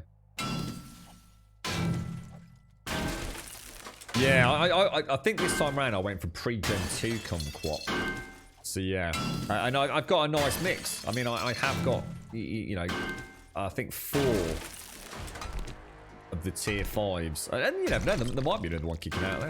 You know, I've not explored the whole server yet, but yeah, Navezgane is the base map the new players should play, and I couldn't agree more. I could not agree more with that. I think the problem is that so many people think that RWG is like the holy grail of gaming. That the amount of new players that I speak to that still haven't tried Navezgane, but they just jump into RWG because they just think it's going to be a bigger, more lavish world, and they've got this misconception that Navezgane is actually a smaller, almost bite-sized example of the game. I mean, absolutely. I mean, Navezgane, look, I mean, I've not been to Navezgane since Alpha 17. And even then, I didn't explore it a huge amount. It's beautiful. You know, it's so many, you can really tell the difference, can't you? The valleys and the gullies and the mines and things. I mean, it's a beautiful map, Navezgane. Beautiful. I haven't, to be honest, guys. No, because I don't, you know, it'll take away the excitement when I do find it. I mean, one Sunday, I think, when we've done a bit more building, we'll take the gyrocopter out. I did it last week, actually, guys. I don't know if you were here. I did do a skirt of the entire north, east, and partial west, just to see the boundary of the map look on the gyro. And then what I'll do is I'll start eating my way in, checking the traders out. And then what I'll do one day, I'll do a full run of all 8, 9, whatever traders it is, and just see if any of them give us something new. We'll get there. You know me, guys. I'm quite easy. I'll take it super slow, mate. Just chill out, and you know, if a new tier 5 pops up, it'll be like yes kind of moment. If it doesn't, it doesn't. I'm still quite happy doing my other tier 5. So I found a new way to do the top of the shotgun Messiah today, guys. was getting a bit overzealous with blowing things up with my grenades. So. Grumble, is microwave leftover chicken and sweet chili sauce bad for breakfast? No, of course it's not, mate. It's chicken and sweet chili sauce. You can have it anytime. Absolutely, Jags. Just wash it down with a nice bottle of beer. It's only 11:30 in the UK, Jags. You'll be fine. Not the portrait. You'll find a group of posters in different areas. Dead or alive posters. Have we seen those yet, chat? I haven't seen dead or alive posters. Shit. I need to start paying more attention, mate. And RWG is getting an overhaul in Alpha 20 also. I mean, it is a question to the fun pimps. As I always say, I don't know if you've been here before or listened in Come Quiet. I never expect an answer. You know, this is just purely rhetorical in many ways. But I've never used nitrogen. I've never used the nitrogen RWG mixer. I've never really paid any attention to it. You know, I tend to play the vanilla game more than most people. I like the vanilla game. I've always liked the vanilla game. But if what I read that the nitrogen mixer is so damned amazing, and everybody seems to say nitrogen is absolutely so much better than the fun pimps, blah blah blah blah blah. How come we don't have that just essentially, you know, as part of the game if it's so superior? I mean, I understand that's an impossible question for a dev to answer without going into the nitty gritty of the other issues that nitrogen may or may not introduce to your own mixers and the future of the game, because you know you're looking at the long game, we're looking at the what can we play here and now. But I guess the question is Alpha 20's RWG going to embrace some of those I guess options that nitrogen does? Be interesting to see how. I mean, I don't even do RWG anymore. I only use RWG in the sense that I use pre-gen 1, 2 or 3. Couldn't give a toss. As long as I get to play the game, you know, I always go pre-gen 2. I think Alpha 18 we use pre-gen 2, Alpha 19 we use pre-gen 2, and I have no doubt in Alpha 20 we'll use pre-gen 2 if there is such a thing. Make sure pre-gen 2 is a good one, Gaz. There is no such thing as too many explosives. Well, you'll be proud of me, Gaz. This time I threw I actually threw 4 Molotovs today, Gaz, and not one of them burnt my own booty to a crisp. I didn't even get a round of applause in chat. I was very upset, sir. Right. Just as it's right, and there's the answer, Gaz. No, I appreciate that. Yeah, fair enough, mate. As someone with no experience of it, I can't really comment. You know. Yeah.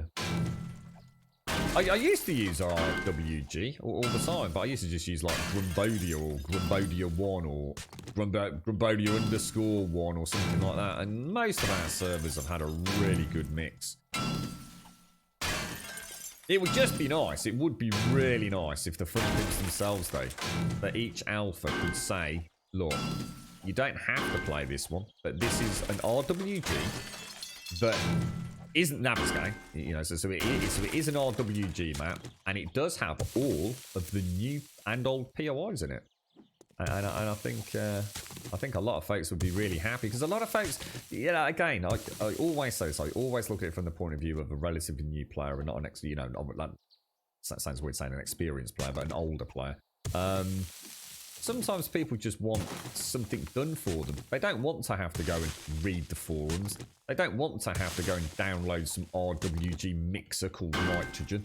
They just want to play 7 days and have all the stuff to play with. And if the Fun Pimps could do that, I honestly think word of mouth for the game, for those people that do pop up a Steam review, and that's all they do. They don't go on the forums, they don't go on Discords, they don't go on Twitter, but they always pop up a quick review saying what they thought about a game. But, you know, it kind of, it makes sense to me. And for us old school players, we also know, yeah, there you go, pre-Gen 3. There's a little disclaimer on that one saying this has got everything. You know, we're not saying it's a perfect map. There might be some terrain weirdness going on. But, you know, if you're after a map that's got everything we've thrown in, including the kitchen sink, then this is the one for you.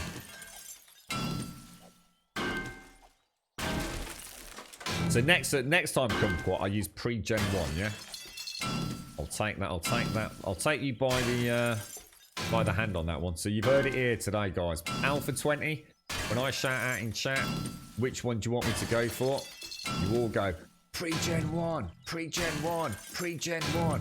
and we go for it. And if it's crap, we all get on the forums and we ask for a special meeting with Kumquat. So we're going to hold you to that, mate. All right. So if I play pre-J1 in Alpha 20 and not all the POIs are, I'm going to be very disappointed, Kumquat. Thanks for that, dude. We'll take your advice on hand with that. Nicheza, how are you? How are you? Nice to see you. The main good thing about nitrogen is speed. Yes, that's true actually. Yes, I've heard the generation of the seed is much better, isn't it? And in the games, one maybe can't achieve that as it uses the game engine, while nitrogen is an external program. Interesting. I just saw someone sum up grounded. Honey, I shunt the Starship Troopers. Nice. I want to go back on my Ladybird. I really just wanted to like sit on the Ladybird and have a cup of coffee and just see where he took me, Gaz. I think I'm just gonna have one of those like laid back streams later. Travel by Ladybird. Don't Kumquat. You don't need to tell us that, mate. Seriously, we know the trouble Gaz causes over there, mate. Rest assured, anything that goes wrong in this game, Gaz is firmly held accountable. Now, here's a question for everyone in chat, because I don't feel like I want to bother Gaz and Kumquat. They've got fun things to do themselves, but I'm not forgetting you, lads. I heard a little tweet the other day that said Fubar Prime was showcasing a Twitch integration with 7 days, and I read it. I thought, ooh, that sounds interesting, because we've been talking about that as a channel for long before Voided Pigeon and Mischief Makers, long time before it. And did anyone watch it? What is this, a Twitch integration? I've not had a chance to see it. I know nothing about it.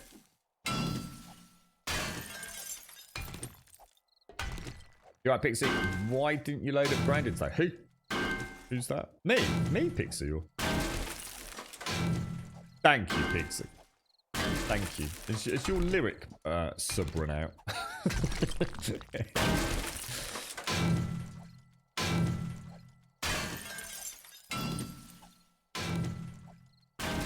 He knows how it is, Kumquat. Don't you worry. We keep him firmly in his place.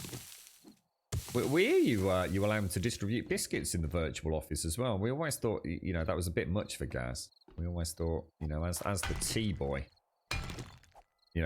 biscuit delivery was, it's a little bit outside of his comfort zone. But I hear the training's going really well, so fair play to you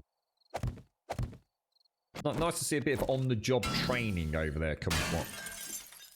Me? Why would I be playing Grounded today? Have you fallen in love with it, Pixie? So it's comparable to MM, but not 100% based on bits. You can use channel points of sorts too. Okay, what, are you going to have it so like the big guns actually cost cash though, or something? Or interesting. Yeah, look, guys, you might as well, because you get a huge cut of bits. Seriously, if you want to make money, I mean, Voided Pigeon, I'm not knocking what he's done. He must make a ton of money. Don't you get like a 20 or 30% cut of all bits going through it? I mean, when this game goes viral gold, if you've got good Twitch integration with it, in terms of bits, mate, you will make a freaking mint out of it. And you might as well maximise profits for future development, rather than, I feel bad saying this, but, I'm sure there's things you can do that other people can't do. Deep tie into the API and everything. I mean, you might as well, guys. You might as well. Keep it fun. Keep it real. Plenty of options.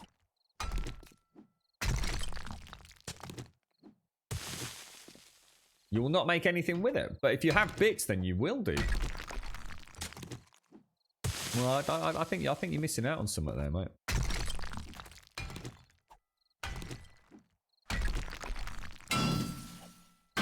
You're right, Miss Nordic. Oh, don't forget, everyone. It's Miss Group's birthday today. Anything that helps continue funding it. As long as we're having fun with it as well. I'm all for it, All for it. We keep saying, I shouldn't say it when we used to, should I? But each alpha, a lot of us would quite happily hand over some extra money just to play the new alphas. It's always felt like we've already had like 3 versions of the game, I think, since I've played it. Anything alpha 5 through 12, 12 through to 16, and then 17 onwards feels like worthy of repurchase, doesn't it? That's not the way bits work on Twitch apps, Kumquat, by the way. The author automatically gets a cut of the bits, unless there's a way for you to sign that over. Not sure whether that's something you're necessarily aware of. I'm sure you are totally aware of it. Whether or not you can toggle that on or off. Well, there you go then. Well, that's fantastic. I suppose if that's the route you guys want to take, I mean, I applaud it. I mean, fantastic. Absolutely fantastic. Fair play to them. I kind of thought that was built in, that it was non-optional, Kumquat, to be honest.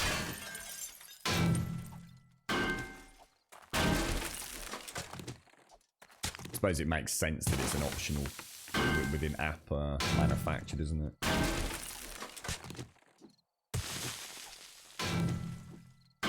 We'll have to set up a little donation link here. Get Gaz a nice holiday, Kumquat. What do you reckon? God knows he could do one. Do with one. Yeah, don't forget, it's Miss Group's birthday today, everyone. Miss Group's birthday. So if you're out there, Miss Group, happy birthday. And if you're on Discord, folks, please pop over there and wish her a merry one. You're not going to do any microtransactions, Kumquat. So there'll be no DLC or anything. Or do you purely mean MTX? I've heard rumours, Kumquat, about an attack chopper. So an actual helicopter that is weaponized. Do you have any comments, sir? I feel terrible when I ask questions like this. Feel free to slink into the shadows at any point, mate. You're still suffering from the ghost grey marble blocks on Alpha 19. The ghost grey marble blocks? Don't remember them, Don't.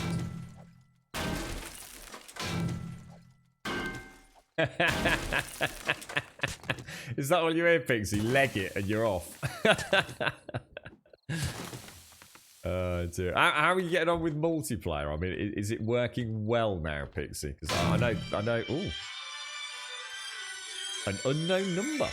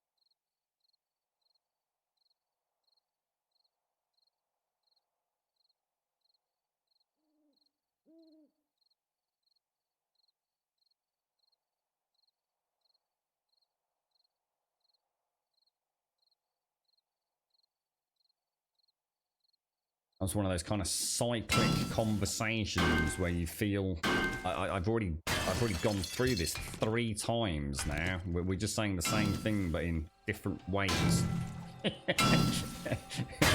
it just really, you know, you're staring at a game as well. You think, hang on a minute, we've just said this. We've just stop. Why are we going round and round and round, people?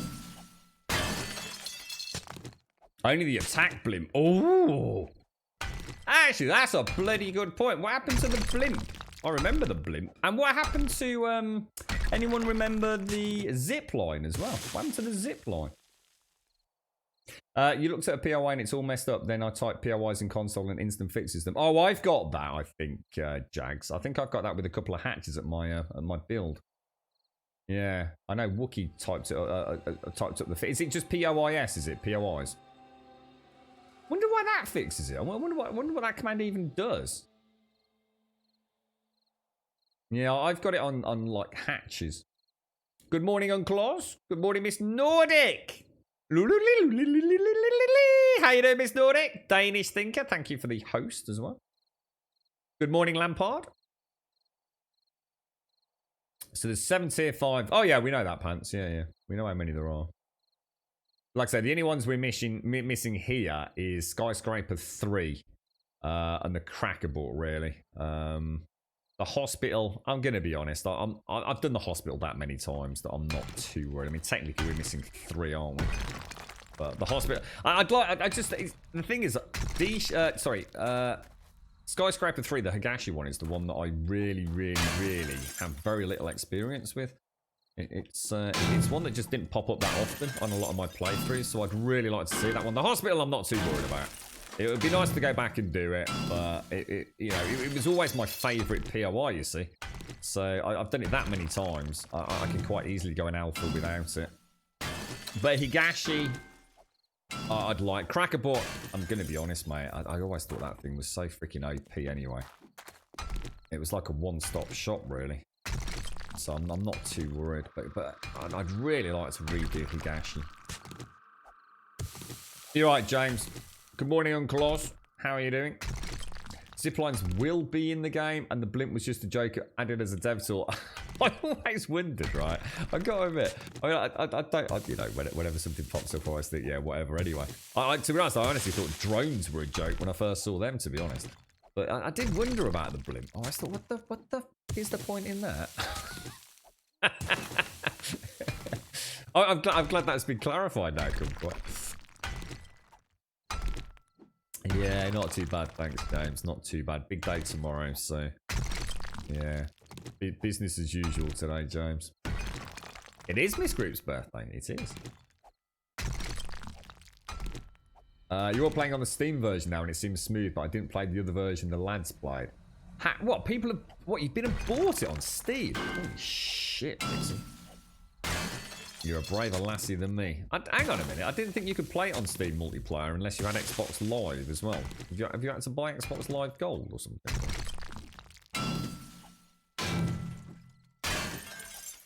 To be honest, I didn't have any issues with it fixing. I didn't find... I mean, you know, there was definitely some frame rate hiccups here and there.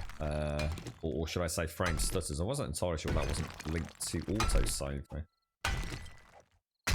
Doing right, Miss Nordic. How's the work week? Are you at home today, or...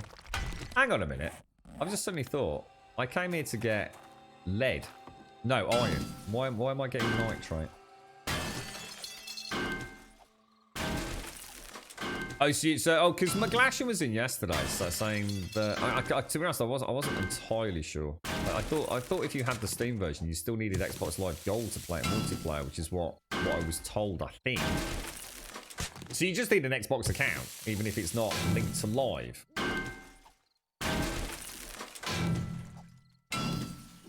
So you've actually been out and bought it on Steam. How much did you pay for it? Fuck me.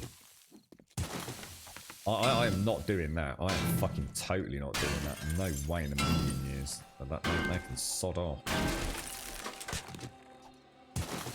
No, I didn't either, Uncle Oz. Mine played... I had no crashes. I had no errors. I mean, mine was fine.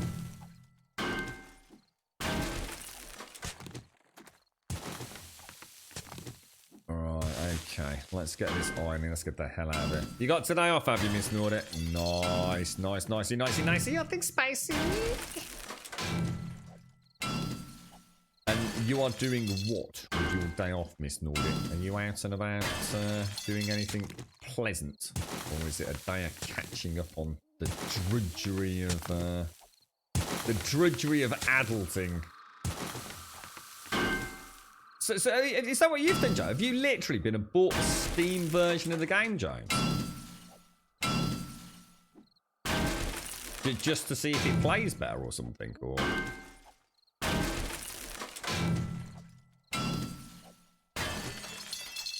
I think Daiko picked it up on Steam as well, didn't he?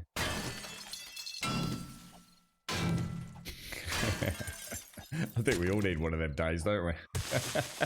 A pajama day. A pajama and duvet day. That sounds perfect right now.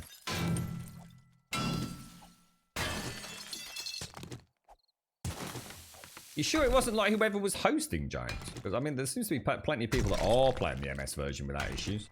The silly thing is, I can't magically imagine that the Steam version is actually superior to the MS version, right? I mean, that does seem a little bit strange to me.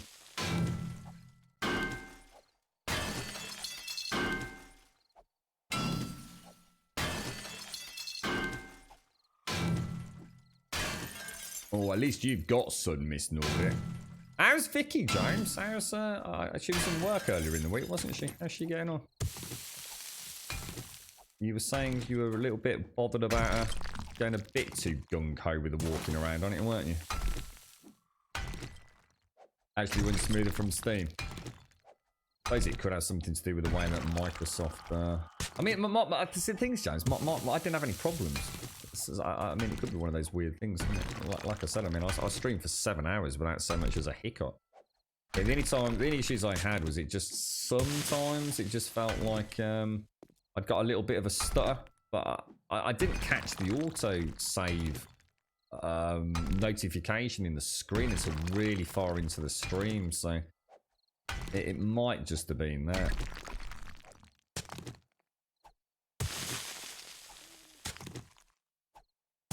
But it doesn't run from the Microsoft Store, does it? I mean, once it's on your system, it's on your system. I mean, it's not running through a Microsoft Store server or anything, is it? So it's still all peer-to-peer, so the same as it would be on Steam, right?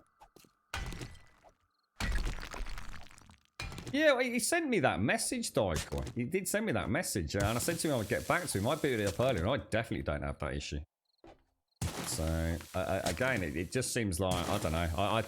I'm not reading into this being a Steam versus MS issue. I think this is just personal rigs not liking things or installing it in places that people maybe don't normally install games because it's a Microsoft game. I mean, my CPU usage on that game isn't going crazy. I mean, I only booted it up very quickly, but Ploa did send me a DM saying that his CPU usage was going batshit and he was getting like really, you know, elevated temperatures on it. But where are you all installing it to? Are you installing it to the same drive that Windows is on, for example? Or are you still installing it to what you'd call your like SSD drive? Because I know the temptation these days is because it's a Microsoft game and you've got an M.2 drive that you install it to the M.2 drive that your OS is on, which I would highly recommend you don't. See, mine's running on my normal gaming SSD as opposed to on the OS SSD, or in this case M.2. Well, fingers crossed. Wasn't there a patch yesterday, or was that just a Steam patch, Daiko? I know you said something, didn't you? I only found out yesterday, James and Daiko in particular, about this, because a lot of my discussion yesterday was kind of about Obsidian, and, you know, you kind of felt it a bit weird with it being in early access and all the rest of it. I read something yesterday, and I haven't been able to, like, track down how much truth there is in it. Apparently, Grounded is just a really small... little branch game within the Obsidian team. There's only 11 people work on the game, apparently. It's not like a primary project of Obsidian's. It's more like a little internal pet project with 11 of the team working on it. So that's kind of interesting, I thought. It's like I said earlier, two things to take from that. I don't know whether to be like super impressed even more so, which of course I am if it is actually the work of just like a really small team. But two things to move on from that. Does it mean that therefore development is actually going to be really, really slow? Or alternatively, what might happen is Obsidian might see all the interest garnered around the game and think, hang on a minute, let's throw a few more bucks at it and a bigger team and make it a more high priority project. So either way, if that rumor is correct, or it might not even be a rumor, it might be very much a statement of fact, which I was just, I was unaware of myself. I think that's really exciting news, don't you? Yeah, exactly, James. Yeah, I couldn't speak more volumes for such a small team achieving such grand designs, to be honest. Yo, Uncle Oz, how are you? Oh, see you in a bit, Shades. See you in a bit. Happy birthday, Miss Group. Happy birthday. Take you, everyone. Take you, indeed.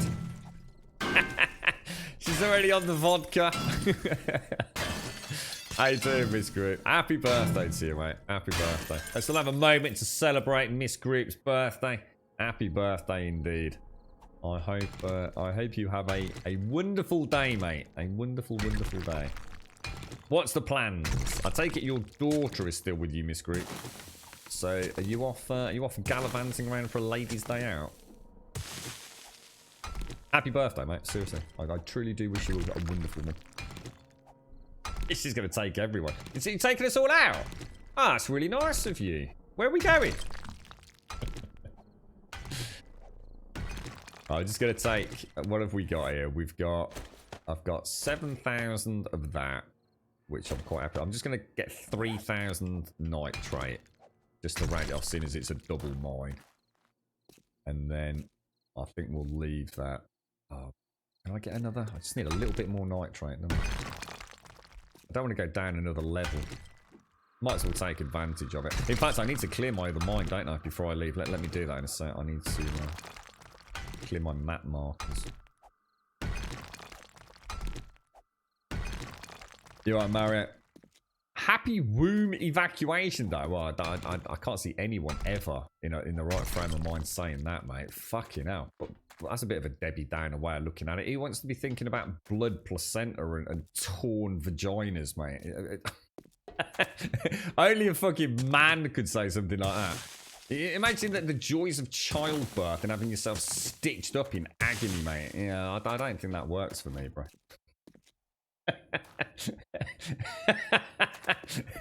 I should imagine no woman on this planet wants to be reminded of that. Oh dear. Maybe the aftermath. That's got to be brutal, isn't it? Not 9 months you've been looking after this beautiful baby child, growing it. You've been the centre of attention. Everyone's looking after you, bringing you grapes, putting your feet up, looking after you, opening doors for you. The second that little knobber erupts in a burst of blood, placenta and umbilical cords, torn muscle tissue and agony, all of a sudden, that right there where you actually need some fucking help, everyone's going, oh, isn't the baby so cute? Can I hold the baby? What about me? Oh, dear me. Yeah, I know how it is. I'm a modern man. Fuck that childbirth shit. Ain't nothing fun or romantic about that fucking side of it. You alright, Banana? How you doing, mate? How's things? No. Can you imagine being a woman and your bloke walks in with a camcorder? Or in these days, just a mobile phone, right? I'm going to film it. No, you're fucking not, you twat. Fuck off. Oh, Jesus Christ. I tell you what, the world's a mad place. I don't think I'm going to get my last little bit, am I? It's going to be a little bit shy. How much have we got? Where's it gone? 2,950. Go on, give me one little bit more. I'll tell you what, we'll cheat. We'll get out of the floor.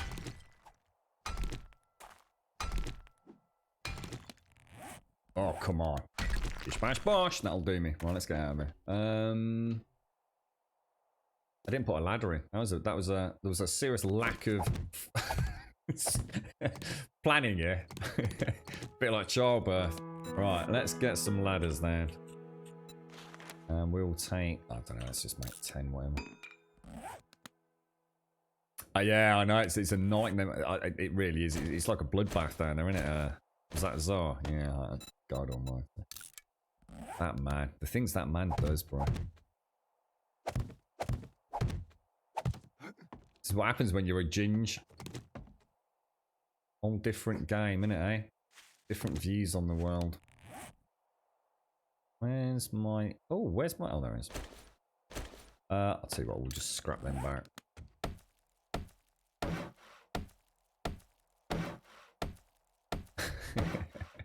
Anyway, get back to it. Happy birthday, Miss Groot.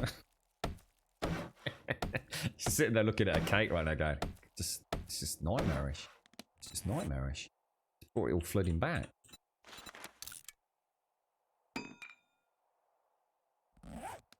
And we also need a ladder, which I did forget about. And a hatcheroony. And then you can get scrapped. And then I need to mark this on the map, don't I? Let's not forget. So, which was the one? Is it the iron? Is it this iron active that's now? Can you change the name of this? Or... Hang on a minute. Hang on a minute. Hang on a minute. Why have I gone to a lead mine? I was supposed to go to an iron node. What the f is going on? I've completely boffed this. Save waypoint. I can't believe it. What's this? This is nitrate and what's the other thing down there? Lead. Active. We'll just do that. So, oh, I don't know. I'm completely confused. I think I've done the unimaginable and actually just farmed the wrong material. I was just so happy to, because it was a lead node. It was a bloody lead node. I thought it was. This is the iron node, or is it a coal node?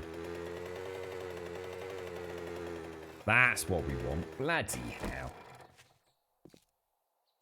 Yeah, I'm sure they did. I was just happy to be mining, mate. I like my mining. Makes me happy. Look, I've even got a little thing that I'm not happy about mining.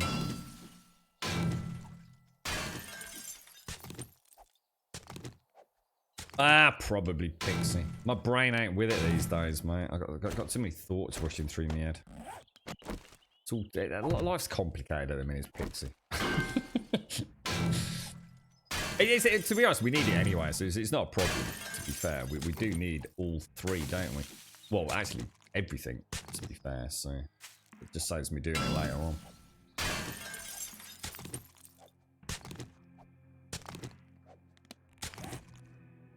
Shovel's on. Come on. We might as well get some new mines set up.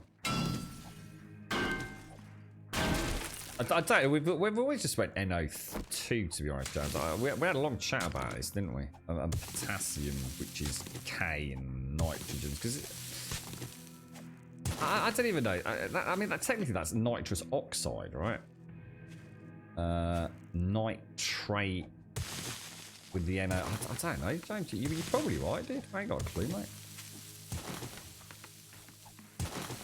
Feel free to chemistry with James us up to speed, bro.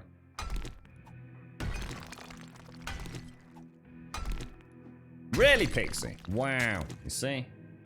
And then you couldn't drive for weeks afterwards, right? Cheers, James. He's asking Vicky. Or possibly Emily. Emily, could you give us the correct chemical nomenclature for nitrate, please? So NO2 is actually nitrous oxide. Not sure what NO3 would be. It is NO3, is it? So we need to remember that. Cheers, James. Top banana, mate. Top banana. We'll just call it no, alright? We'll just do no, no for nitrogen, no for lead. Curly cuff for coal. Curly cuff.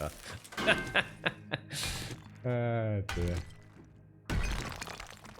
Yeah, that's it. We just got it knob. The knob node. I like that. Thanks, Dicon. Thanks for bringing us back down to the normal Grumbodian level of intel. Get out of here, James. Getting all bloody posh, mate. Realize I'm wanting chatting. I mean, sorry, it's actually it's NA3, mate. Yeah, because I just googled it. Fuck you. God damn it, James.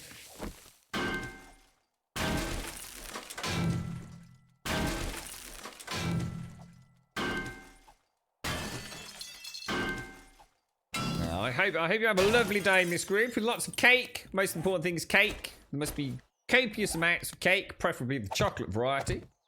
Although it is your birthday, so I suppose we'll let you choose whatever cake you want. But, you know, obviously as long as it's chocolate.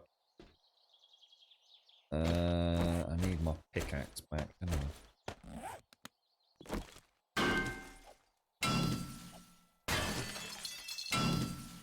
What the hell is that, Dieboy? 3x4c71y. What's that all about, bro?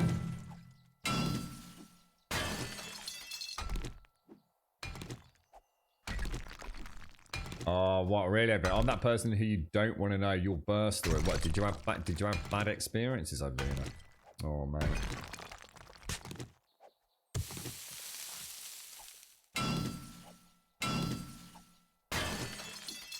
So how many times have you been eaten by a spider or some other vicious bug then, Pixie? I reckon the lads have only got you on there, because you're probably the only person that can actually play the game properly. I bet Pixie's sitting there like what a little lost corner of the map. With a 4-story leaf mansion, complete with swimming pool and acorn boats. While the lads are running around like headless chickens screaming, "It's another spooner! Where's Pixie gone? For the love of God!"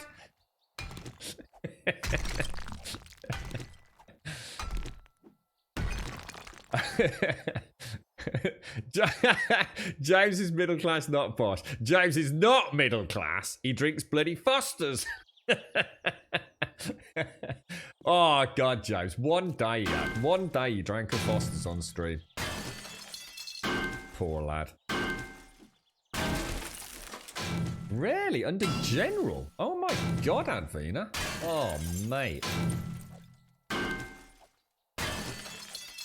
I didn't even know you had it yet. I thought you were like totally teetotal to the point of like passion, Mario. Do you like a cheeky bud? Well, technically, if you drink Budweiser, you are like teetotal, because obviously Budweiser is like piss water. In fact, I think there's only one drink with less alcohol or less kick to it than Foster's, and that is Budweiser, isn't it? I'm pretty sure Budweiser is just slightly fizzy, and I'd hesitate at that sort of coloured water, in it.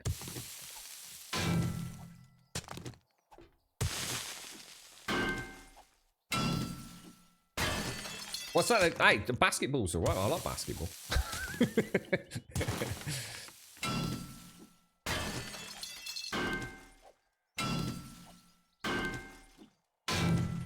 So what's this basketball? What's been happening? Oh, I saw that. There's a basketball hoop in the game, isn't there? I totally forgot about that. I actually saw that in the crafting menu, I think. And I do remember thinking, what the fuck is that? It's pure shite. I moved on to Stella. Ooh, Stella's a bit strong, mate. Core blimey. Core blimey, Mario. Careful, mate. Divine! How are you doing, Divine? Thank you so much for yesterday, Divine. Thank you ever so much, mate.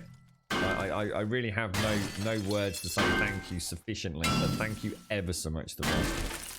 And to Barl and Gray and everybody as well, mate. Thank you very, very much, Divine. Nice to see you.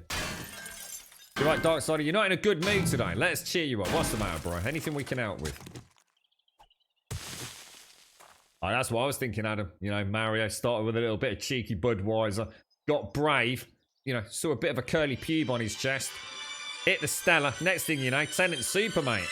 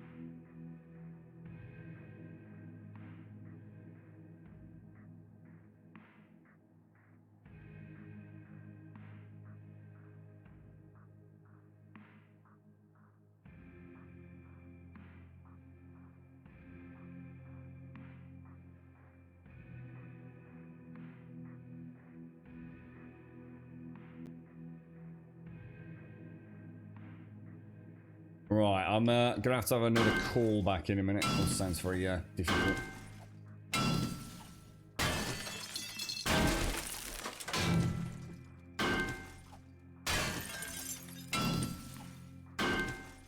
Nice to see you, Divine, as well. How are you, Divine? What the hell? That's like my girl is in a coma. She might not wait. What the hell's happened, Doc? What the hell, dude? What's happened, bro? What, as in you like your girlfriend or your daughter or?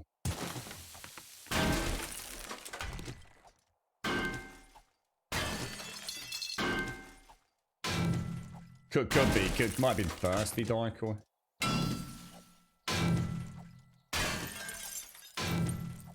Yeah, no, Divine, seriously, sorry, mate. Sorry, I'm just the phone's probably going to go down in a minute. Thank you ever so much, Divine.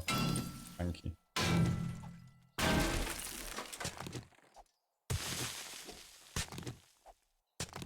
Oh shit! Should I stay quiet, Divine?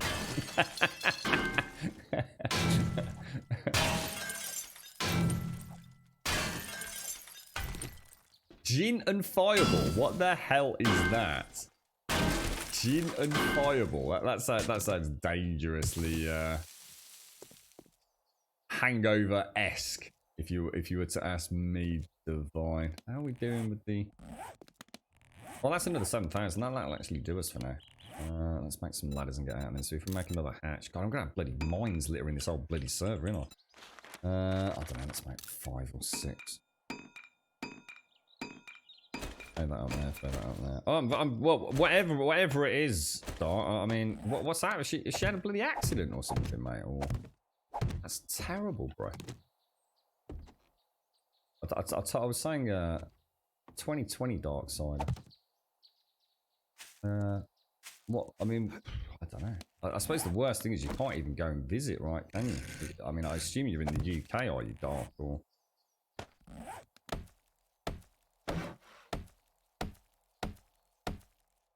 no, mine's the same dude, Dyker. Oh, takes ages for that to come up, doesn't it? Oh, really? Oh, really? This is the second time this has happened, you know. This happened yesterday. My controls got weirdly inverted. It might be me, accident. Maybe I'm applying a bit of pressure to the wrong trigger or something. It's just it's weird that it's happened twice in 2 days. I've also noticed. I don't think it is. I wonder if the Steam controller needs a smack. Right, let me just mark this on the map as well. So what was this? This was iron, wasn't it? So save waypoint. What do we want? Cave. Is it FE for iron? I think it is, isn't it? Something like that anyway. There we go. We're getting all James on it, mate.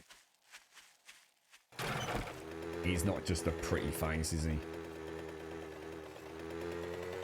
No, I'll kick it around a bit later, James. Don't worry, mate. The Steam controller, not the dog, by the way, just because everyone dog get kicked around anyway.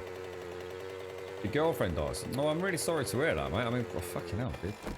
Can't even imagine what the hell. What the hell that means for you all, mate.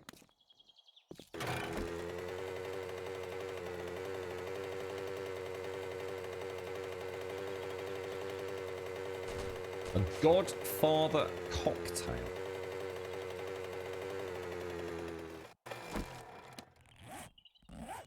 Speaking gobbledygook to me today, Divine. I have no idea what all this means. Fireball cocktails and grandfather cocktails. Well, what does this all mean? Is a grandfather cocktail like a cocktail you make out of all the ancient, nasty bits of liquor left around the house? You know, that bottle of Cinzano you've had at the back of the kitchen cupboard for 6 years. Because old Aunt Doris liked it.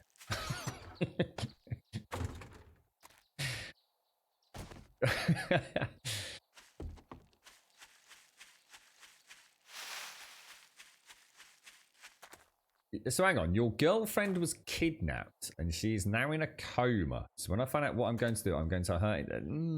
It's all sounding a little... What's the word I'm looking for? I would also highly recommend not issuing death threats on Twitch, even in jest, sir. It's probably not a good thing.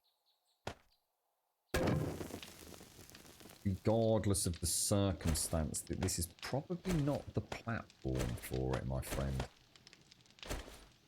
But all that's going to get smelted, isn't it? Whiskey and I don't know what amaretto is. Amaretto, it rings a bell. Amaretto is one of those like heavy flavored ones, isn't it? You know, like you get is it Cointreau or something that's like orangey, or Tia Maria? Is amaretto sort of something with that very what's going on? Oh, it's all downstairs, that's one. Almond, that's the one, Adam. Thank you, Adam. Pop. So that's great. I mean, that's actually works out really nice. I mean, that is a ton of nitrate. If we go and marry that with a little bit of coal, I think we'll call that quits.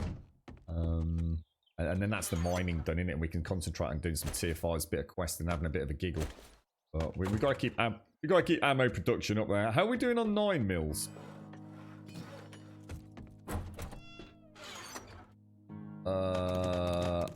In fact, no, not 9 mils. What am I about? Magnum rounds, isn't it? Magnum. I can make big boxes now, can't I? Look at that. 20% reduction in cost. So it is actually gunpowder that we're short of, isn't it?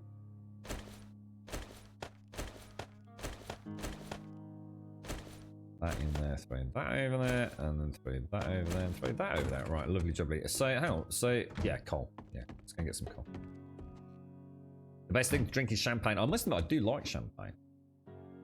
I've had cheap champagne. I've had some nice champagne over the years. I don't know how nice is.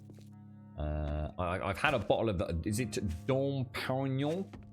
Back in the day. I can't remember what that was to celebrate. So it was a big family event.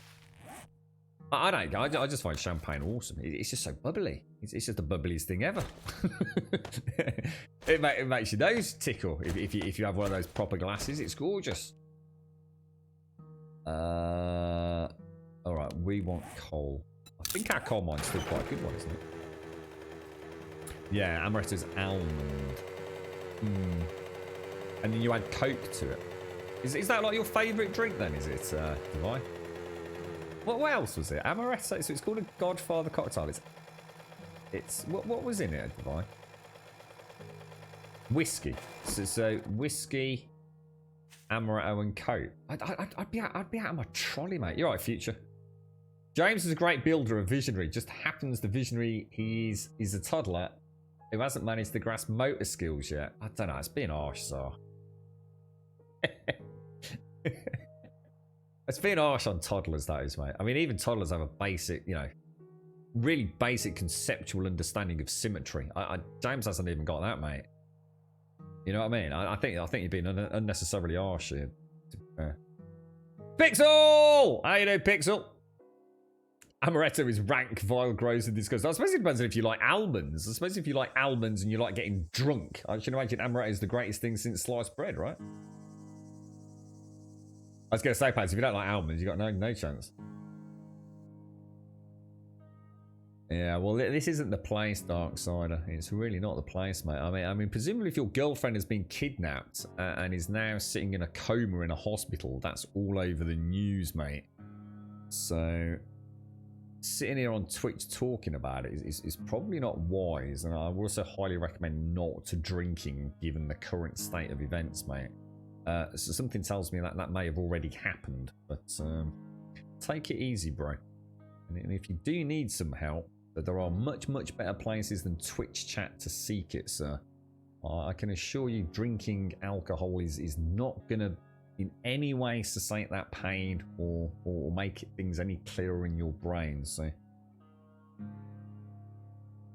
Supply drops inbound. Oh, Pixel, look at him. He knows how this bloody Twitch game works. Look, Pixel, what the fuck, right? What sort of like Valkyrian bloody Amazonian warrior, beautiful princess did you marry, mate? How does she make food look like that? I keep seeing your Twitter feeds. So I'm like, there's no way that's real. It's brought out from a shop, mate. I'm telling you. There ain't no wife, partner, girlfriend cooking food like that. I'm calling you out here, mate. I'm telling you. I reckon he lives on his own. She's got some talent, ain't she, Pixel, eh? I mean, like some serious talent, bro. I mean, absolutely breathtaking, fella. I mean, 10 out of 10 to her, mate. So, when am I getting an invite round for Sunday lunch then, mate? I think your wife, girlfriend with Divine, it was also a rather celebrated chef in these here parts. I dread to think the culinary banqueting sort of marvels they could come up with, mate.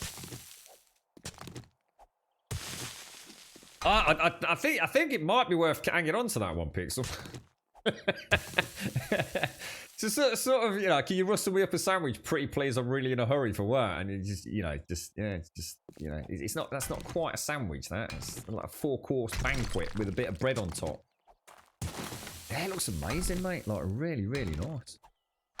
It's amazing. Like, you know, you could just like name some foods, couldn't you, and stick it on a plate, and you think, yeah, whatever. You know, it's just a bit of Yorkshire pudding, in it, but. Then there's people like your partner, Pixel, who literally, you know, you're starving hungry. You just walked out of a desert. You know what I mean? You're not eating for days, and you look at a banquet like, I can't eat that. It's too pretty, mate. You know what I mean? Just make me a jam sandwich and just let me look at the food. Amazing, man. Absolutely amazing. Seriously impressed, mate. And keep it up, mate. Keep that up. I love looking at stuff like that. Making food fun again, I think, is a very important thing, and I think making food look good is all part of the magic, isn't it? So, very impressive, mate. Very impressive.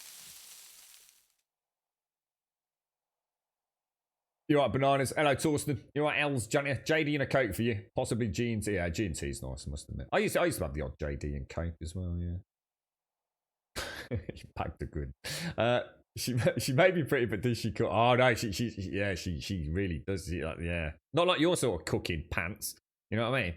Bit of bread under the grill and a lump of cheese melted on it, mate. You know, proper food, bro. Involves getting out pots and pans and shit. not your microwavable cheese on toast, bro. She says, oh, she listening. Oh, God, shit, sorry. She's making a stew right now as we speak. Pictures on Twitter, please. Omelettes and salad. I used to love a good omelette. Yeah, omelettes are great. I'll tell you what, omelettes are one of those foods. It's so simple in theory, right? But actually making a really nice omelette, you know, cooked to perfection. And I think that's the beauty of an omelette as well. It's some people like different things in their omelettes. I mean, some people like them a little bit runny, don't they? I'm not a fan of a runny omelette, I must admit. I think I like them pretty cohesively, I suppose, cooked in. I used to love having a little bit of, you know, cheese with an omelette, a little bit of, you know, some finely, well, not finely chopped, but like chopped pieces of fresh ham is nice on an omelette. Throw some mushrooms in, or even a little bit of pepper for a spicy one. I mean, omelettes are just like awesome, isn't they? Can't go wrong with an omelette. I've not had one for freaking, well, since, when would that be? 1st of December would have been the last one I could possibly have eaten. That's last year. You right, Santa? Do you follow my diet? See Yummy Feed eating? I don't know. In fact, I've lost all appetite, mate. But I have been inspired now by Pixel's partner to actually try and cook a Yorkshire pudding again. My dad cooks a top Yorkshire pudding, so the pressure's always on with that. Secret is whisk the white first and then add the Yorkies. And then add the Yorks. Hang on, what are we making here? What? What are we making here? There is a, yeah, Palomar asked for it. Well, I read the message in the early hours of the morning. Well, it wasn't that early, actually. It was like 7 o'clock. It wasn't that early. No, absolute nonsense, Doc. Honestly, absolute total trash nonsense salmonella and eggs. I don't know. That was just a complete myth. Here's evidence of that, Doc, right? Straight up evidence, right? For many years, my day consisted of probably eating anywhere between 5 and as many as, well, in some on a rare occasion, 24 raw eggs, mate. Raw eggs. Literally cracked and put in a blender. You don't get salmonella from fucking undercooked eggs, mate. It's a load of bollocks. You've got just as much chance of getting salmonella from something else, mate. It's a total fallacy. And if you want proof, you've got me, mate, who actually did it for years and years and years and years and years and years and years. Undercooked eggs, raw eggs. You got more chance of getting salmonella if you got a reptile in the house, mate.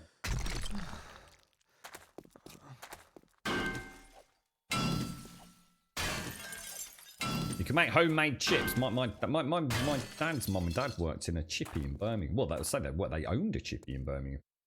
So that's one thing my family do know how to do, but I don't, because I don't like fried or deep fried anything. I'm not a big fan of frying, so I actually don't really make chips the way my family used to. But I suppose that's just a generational difference, isn't it?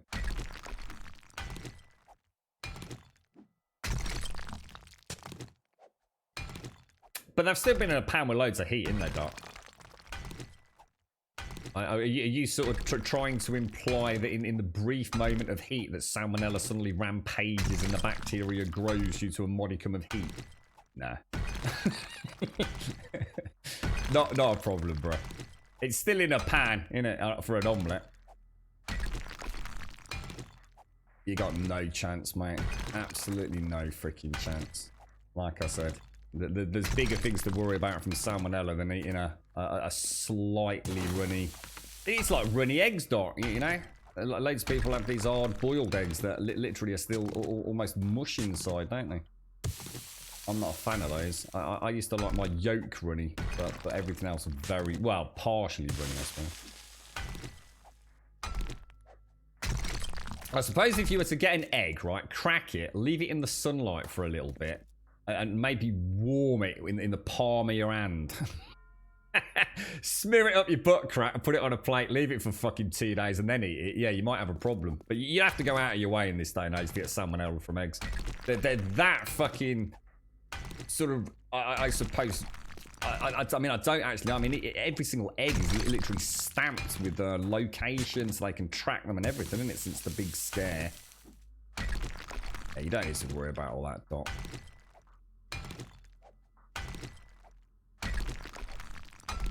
Long time ago. It's all very... What's the word I'm looking for? It's sort of monitored, isn't it? Doesn't every single egg in the UK literally have a little print on it, doesn't it? There's like, is it like a red bit of print that sort of makes it trackable back?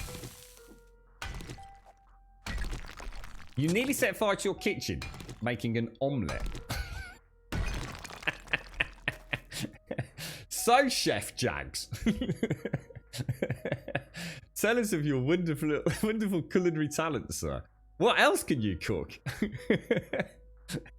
Flambéed ceiling, by the sounds of it, mate. Yeah. It did not stunt my growth to that of a garden gnome. I'm significantly higher than your average garden gnome, as you've proven. Alright, so... it's been proven beyond all shadow of a doubt that most garden gnomes in B&Q are at least the same or shorter than I am. Admittedly, they have got a hat on, you know, which does throw things out a little bit, but it proves my point. If I was to put a hat on, I'm alright, mate. Good inch in front. I'd like your chili. One of the few things I actually know how to do very well. I love chili, mate. I do love chili. There is a risk if you slightly heat it and leave it for it. Yeah, don't fuck about with eggs over here, do they? Yeah, that's right, Silver. No, that's absolutely right. That you've got a much higher chance of the external. The problem is you quite often get eggs, don't you? They've still got like a little feather or a bit of butt juice on them. It's never a nice thing to open your fresh eggs. You got a little bit of Yeah, well, we've already spoken about placentas and umbilical cords today. So there's probably some people out there eating a nice bacon sandwich at the minute, so we won't go there again. But yeah, there's another one. There's another one, Doc. Runny scrambled eggs, mate. Loads. My nan used to do runny scrambled eggs. Oh, God, mate. Couldn't stand the damn things. Yeah. Yeah. I don't think so, Pants, no. I don't know. I'm not sure. I'm not sure about that, Doc. Yeah, I mean, I've never, to be honest, my dad buys eggs straight from a farm. But I never have done. Unfortunately, the quantities I used to eat them in, they were not proud to say, but they were no doubt battery farmed and bought cheap. But... Come on, Daikoi. Come on. An inch, mate. 2.5 centimeters. Come on. Give me the 2.5, bro. Yeah, that's it, Shy. Yeah. Like I said, it's it is the danger, isn't it? I think that's the misconception when it comes to salmonella and eggs. That's why I was always very careful when I used to crack my eggs. There were times back when I was still getting used to my morning regime where I wasn't cracking them right, because I was just cracking on top of like a plastic mixer beaker, which is quite thick. So I would sometimes end up with little fragments of eggshell down inside but it didn't matter because I was going to blend it. But then I started learning a little bit about eggshell contamination and what's on the outside of them. So yeah, you do need to be a little bit careful. I think you're right, Sha. I'm sure I read the same thing, mate. You know what I used to do? Because I used to eat loads and loads of boiled eggs. But so what I used to do was I'd take the I wouldn't parboil the eggs that I'd have raw. Obviously, it would have made it a nightmare. But I did used to sort of just soak the eggs in slightly, as in that had just come off the stove, boiled water. Just like drop them in, drop them out. Whether or not that made any difference, I'll never know. But I was always really careful to crack the eggs into a bowl, make sure there was no eggshell in it, and then pour the bowl into the beaker after I'd learnt a little bit about it. But yeah, I mean, raw eggs or... I suppose as long as you're not... as long as you don't go licking eggs, right? I mean, if you were to go and buy a big batch of 24 eggs and go lick the shells, then I'm sure you'd probably end up with all sorts of nasty things, but... You could say the same about anything like that, couldn't you? You'd just be hygienic, be clean with it all. You should be fine. You're right, Jackson. When I was sick as a child, my mum would make an egg flip, which is a cup of milk, blended fruit in a food blender till it liquefies. Mix the milk, blended fruit and raw egg into a large teaspoon of honey mixed well, put it in a large glass and glug it down. I can't even imagine that, Santa. But hey, look, if it works and made you feel better, why not? I can't imagine what that would look like, dude. Yeah, same here. I still do, JZTech. I still have the odd glass of Lucasade. Lucasade Original, if I'm feeling particularly poorly. I do still associate it with, re-energizing yourself. I mean, it's literally just it's literally just a cup of sugar, really, isn't it? 2.5. Thank you, Darko. I feel better now, mate. Farm fresh eggs. Yeah, the ones my dad gets are gorgeous, Doc. I must admit, he does pay a lot more for them, but I have to say, he also still every now and again, if he treats himself, will buy a proper fresh chicken from a farm. Oh, they taste so different to frozen chickens or fresh chickens in a supermarket, Doc. They really do. You're right, Jackson. You having trouble verifying your account? What, here on a chicks or? You got a placenta omelette. Ooh, lovely tout. Lovely, mate. Yeah. Delish, mate. A little bit of salt and pepper, a bit of sriracha sauce. Fucking gorgeous, mate. The omelette was going fine until it wasn't cooked on one side. So I took... Oh, I can already know how this is going to end. I took the frying pan and finished it off onto the grill. That's a well-known way of doing it, that is, Jax. Turned to make a coffee and the frying pan handle caught fire. You absolute knobsicle. Turned out it was a wok with a wooden handle, not a frying pan. The wife barred me from the kitchen. Oh, I see. It was all part of a cunning plan, wasn't it? Oh no, I've burnt the omelette. Oh no, please don't banish me from the kitchen. Oh no, I can't cook or clean up anymore. Oh, I am a sad Jags. Off into the living room, Xbox on, pint of Foster's.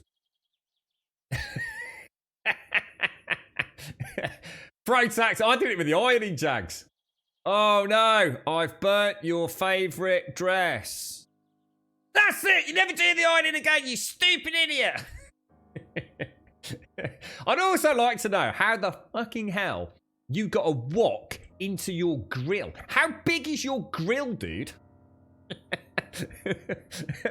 I couldn't get a wok. My grill's tiny, mate. You can probably get like 4 pieces of bread in there, mate. There ain't no way a wok's getting in there, man. I didn't lick the shells, no, James, no. I've seen some hideous things on eggs, mate, honestly. Seriously, I was like tentacles on eggshells, mate. But that's because I've eaten so many of them, you see. So if there's going to be like that anomaly egg, I'm going to have seen it, bro. Yeah, I used to devour raw eggs. In fact, I was very naughty because I also didn't used to take the yolk out. So that's not, because you really only eat in the what's it actually called? The I've got this word albumin stuck in my head for some reason. No, you shouldn't do it. No, you shouldn't do it, Nate. Shouldn't do it. Duck eggs. You know what? I don't think I've ever had a duck egg. So, well, actually, no, I take that back. I have had a duck egg, but you know what? Because I know my dad's mentioned this a couple of times. I don't remember duck eggs. I just don't remember. No recollection of it whatsoever, mate. I take it they're very, very different. Aren't duck eggs quite red? Whereas a chicken egg, although I'm sure vet variances, but they tend to be like a yellow yolk, right? Is a duck egg tend to be more red in colour? Is that right? Or I'm what confused with the saucepan? It wasn't so much confused with the what with the saucepan. It's like, how the hell did he get a wok under his grill? Paprika, thank you for the 50, mate. Thank you very much, Paprika. Appreciate it, man. How are you, Paprika? How's things? Oh, that's how small it was. The top of it is an oven grill combo thingy. Very dangerous equipment. Yeah, I open heating elements and all sorts. So good job you didn't electrocute yourself, mate.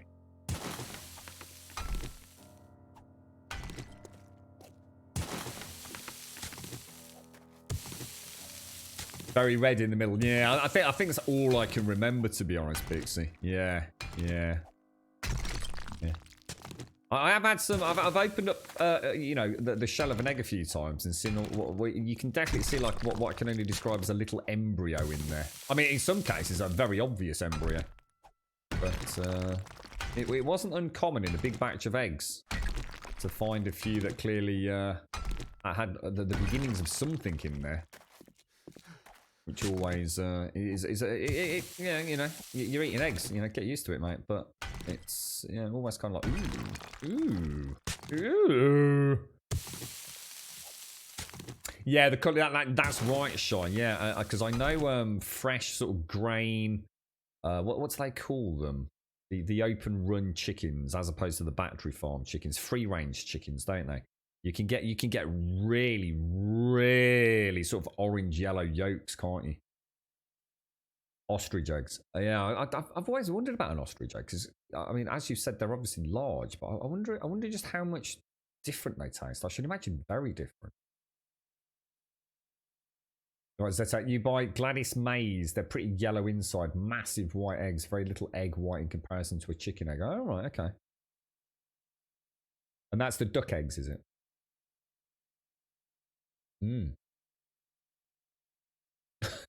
Why is this saucepan not flat? Why is this saucepan not fit into the grill? What's the smell of burning wood? It's Jags, mate. He's a simple man. He just thought he'd help out, try and make an omelette. Look, he didn't think it through. Don't punish him more than he's already been punished, all right?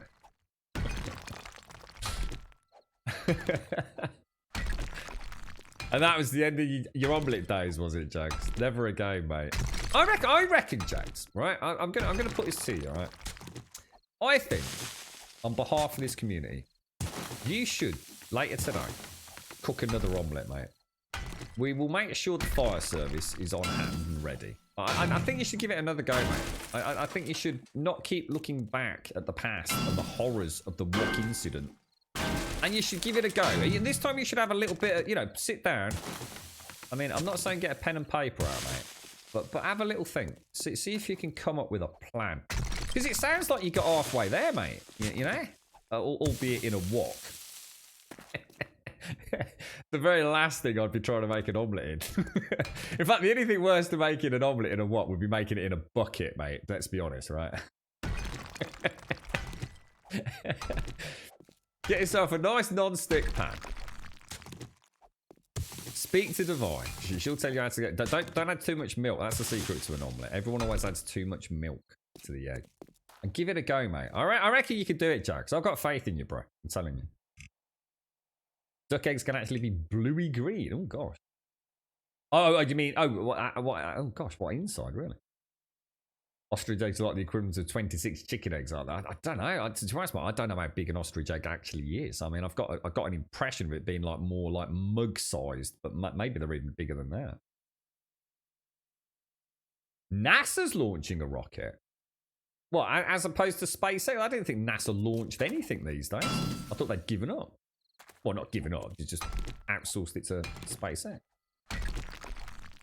Well, nothing. I mean, you know, you've got to use whatever you've got, you know. Nothing wrong with cooking in a bucket. For you could cook a nice stew in a bucket, I'm sure. I just stop using the plastic one, pants. That's why it keeps going all sticky, mate. So NASA are actually launching a drone to Mars. No way. I honestly didn't think NASA still did things. I didn't think NASA were allowed to launch anything because they kept fucking it up. And that's why they got old fucking Elon Musk to sort it out for them. Poor NASA. How the mighty have fallen. I'd make you a nice omelette, Shy. I make a pretty cool omelette, actually. I've never put one under the grill, though. I've never gone down that route. I do flip my omelettes. I'm pretty good at that. As long as it's one of my pans. So for example, I know the weight and the flip angle on my own saucepan. Whereas if I try it with my dad's, I actually do struggle a little bit. What I do if I'm cooking one at my dad's is I slide the pancake onto a plate, then put the saucepan over the plate upside down and flip it that way. That's the only way I can guarantee not fucking it up. He's got a really big lip on his saucepan. Well, his main saucepan. So I find technically it should be easier to flip it, but I sometimes end up with a slight fold on it.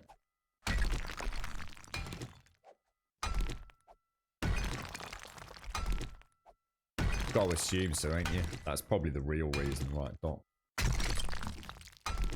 Because everything SpaceX does has to be NASA approved anyway, doesn't it? That NASA have to like give the green light for half of it anyway. So we're raking it in with this coal there.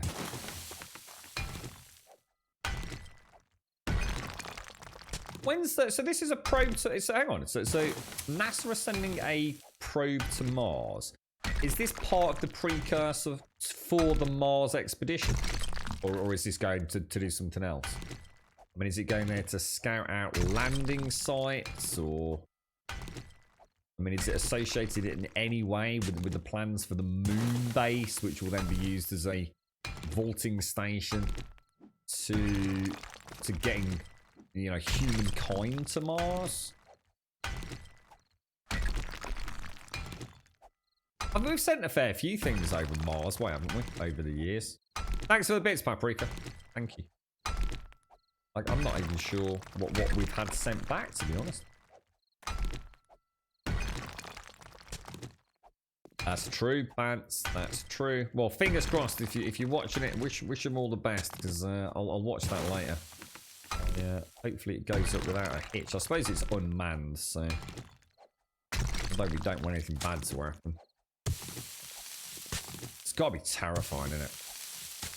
Billions of dollars over the years and millions per launch, and it all comes down to just that split second, doesn't it? And as we've seen over the years, you know, just one single valve in one particular element of that ship can cause just absolutely just catastrophic failure. There's so many things that can go wrong, isn't there?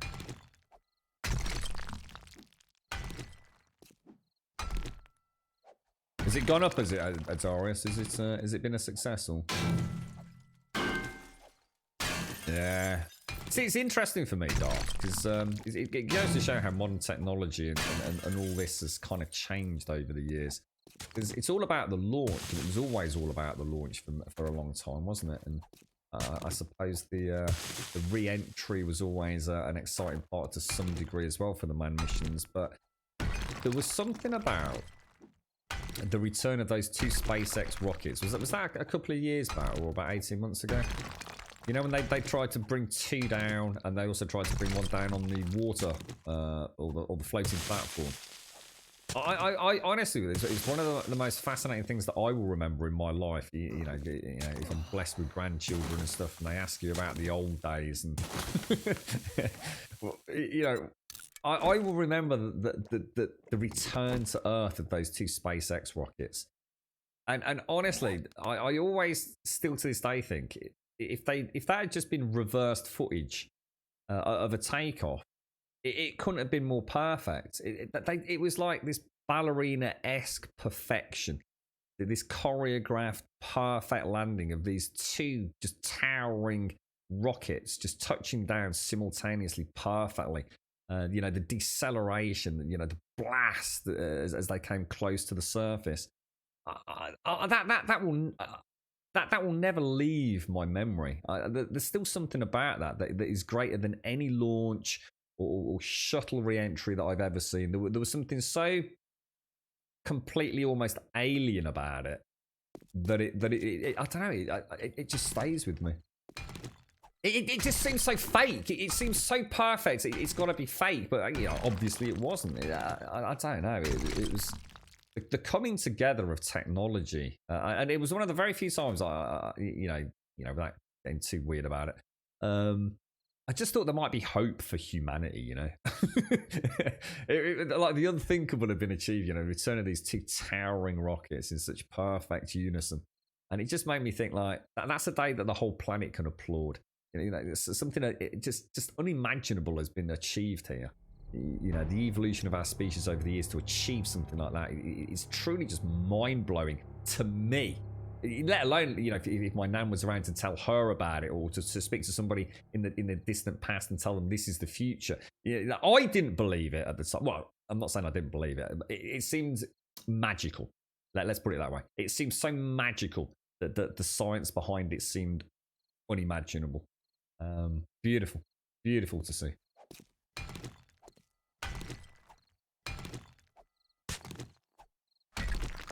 So the new drone, you're right, Axe Kalen. New drones look for previous life in a place they believe held water a long time ago on Mars. Yeah. And it's a drone. So a Mars, so this is actually like a wheeled vehicle called Perseverance. Is it nice? Nice. Yeah, it was cool, wasn't it, Rick? Yeah, that's something that really was some, you know, if I was to say all the wonderful things I've seen in my life, that's definitely one of them. I'm pretty sure they have Smirnoff. I'm pretty sure they have, mate.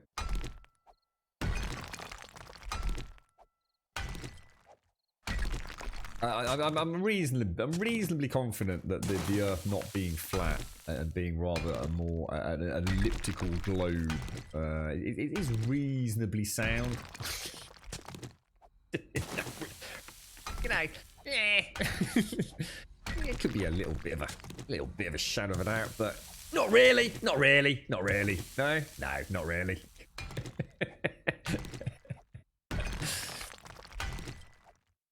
I look forward to watching that one later, guys. Thanks for sharing that. Was that Jags, was it? You see what Jags did there?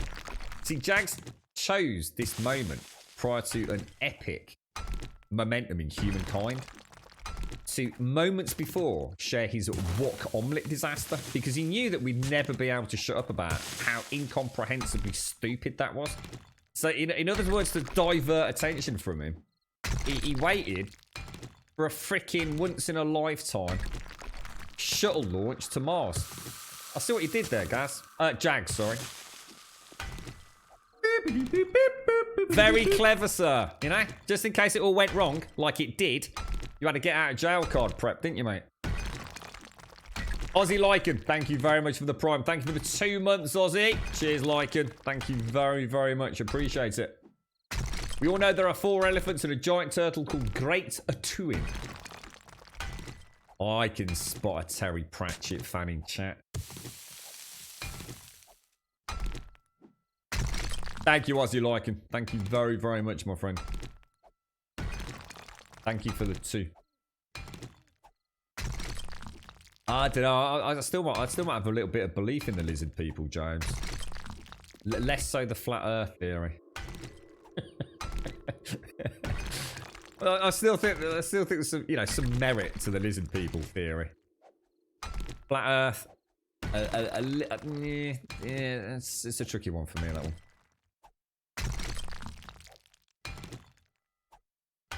You're right, Spud.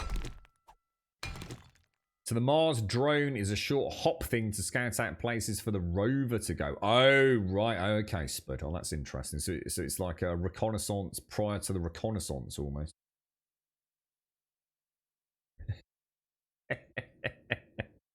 You'd rather what? Crab people? What? What the hell does that mean? I'm not sure I want to know, to be honest, Forsaken. Yeah, not bad, mate. Not bad. How's things with you, Forsaken? You're right, mate. Imagine that. Imagine designing something that's got to go to Mars. That'd be so cool. South Park? Oh, I don't know. I don't know about that. Punctuation, guys. I don't know. I've lost you. The Mars scouting team. Oh, mate. Can you imagine it? Can you imagine it? Well, what's the plans when we get there, innit? What are we going to do? Just have a look around and go, yeah, this is a bit shit. And like, yeah, there's nothing here, mate. Yeah, as we've proven many times. What's Mars got that Earth hasn't got? I mean, obviously, I'm not oversimplifying it. What you know, so Earth's going to die a horrible death, right? For whatever reason. All the bees die. Global nuclear destruction. Zombie apocalypse, whatever. What are we hoping to do on Mars? How are we going to live there? Have they thought it through? You know, I'm gonna shit. There's minds far greater than mine that have thought this through. What's the thinking? We get to Mars. What the fuck are we doing there? How are we going to breathe? How are we making oxygen? How are we getting food? What's the theory crafting here? Yeah, but it's easy to say, we're going to get new materials. You're going to get these wonderful, you know, like adamantium and make Wolverine claws out of it. How are we mining it? You know, where are we getting it from? How are we breathing to do it? Where's the food coming from? Are we going there only to look for signs of life on a more determined scale? Or are we actually looking at colonizing Mars? Or will the colonization question only be answered once we've had a chance to have a look around? You know, are we kind of hoping to find underwater ice lakes and, you know, bioluminescent life that we can grow and use as a food source? Or are we just winging it for a bit of a biscuit? You know what I mean? It's like getting, shit, fuck. God, it took a long time to get here. It's a bit fucking windy. And it's a bit hot. And yeah, there ain't a lot here, mate. Oh, fuck it. We're getting the number 52 back to Earth, mate.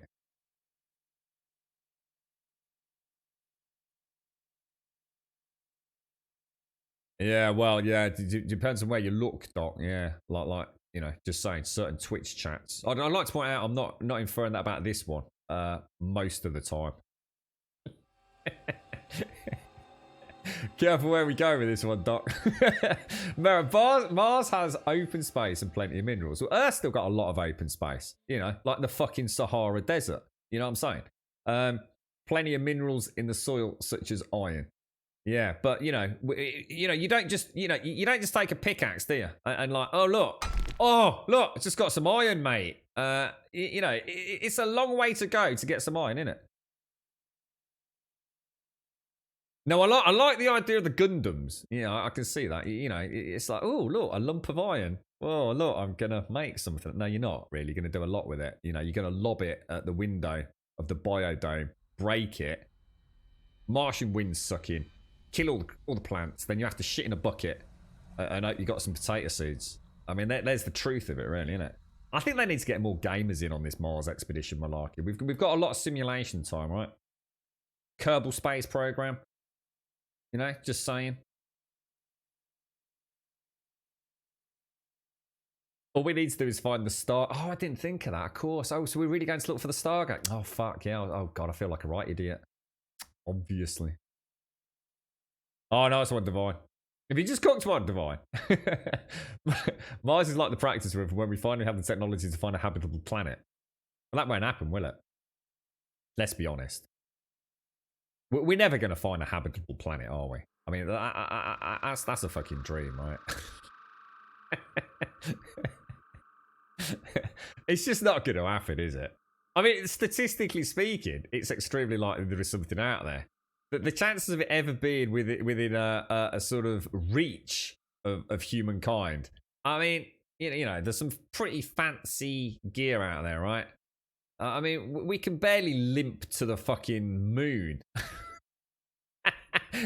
In what is essentially a bit of a clapped out Ford Cortina, right? Really, technologically speaking. I mean, we've never even set foot on Mars, which is, you know, from an intergalactic standpoint, right? You know, if you really think about it, it's barely even reaching out and picking a cup of coffee off your desk, isn't it? You know, it shouldn't really be that hard. If we're going to start talking about habitable planets, we've got fucking no chance, mate. There's going to have to be some serious technological advancements, right? And the problem is all our technological advancements come from war. I don't really want the war that is going to create warp engines, all right? I think we're better off just looking after the planet we're on, to be honest. The main point is to have a plan B in case something catastrophic happens to us. Oh, right, brilliant. Yeah, fantastic. So the plan B is fucking off to Mars where we can't live and only 3 of us get to go. That's a brilliant plan B, that is, mate. Yeah. Recolonization on a dead planet. No, just happening. Just ain't happening, mate. It's being realistic, Wookie. I just want to know what we're going to do when we get to Mars, mate. It's the intergalactic equivalent of me nipping to Radges. You know what I mean? There ain't anything at Radges, really. You know, there's food and stuff, but Mars hasn't really got that, mate. I know we're going to get at Radges. I can ring Radge in advance.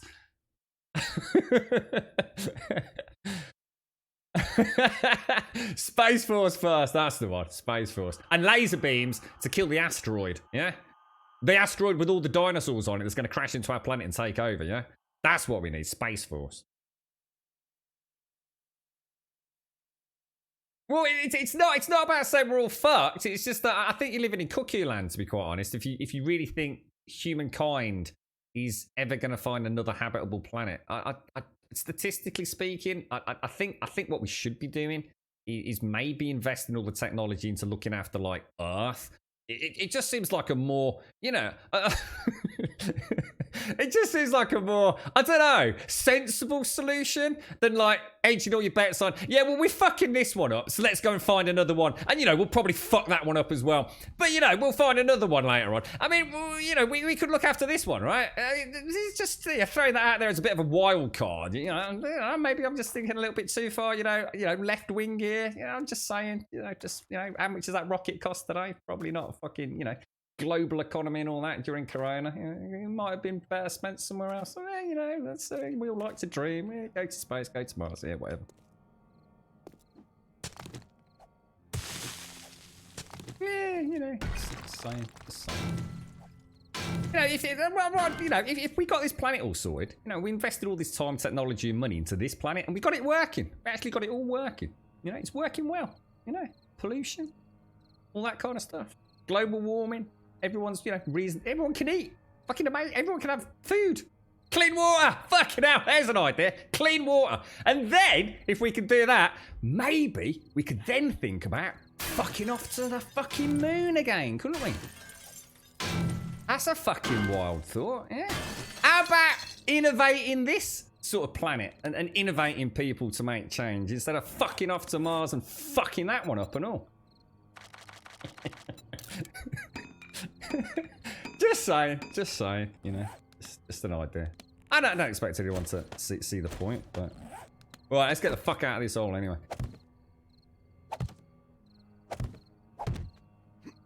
Okay. Oh! Cheeky Stewie. Thank you, Stewie. Thank you very much for the 500 biddies, mate. That's glorious, sir. That is glorious, my friend. Thank you very much. New Bit Boss as well. I think, or is that the same Bit Boss? It's the same Bit Boss, but I'm not sure if we've had one as an interim, sir. Thank you very much, Stubble.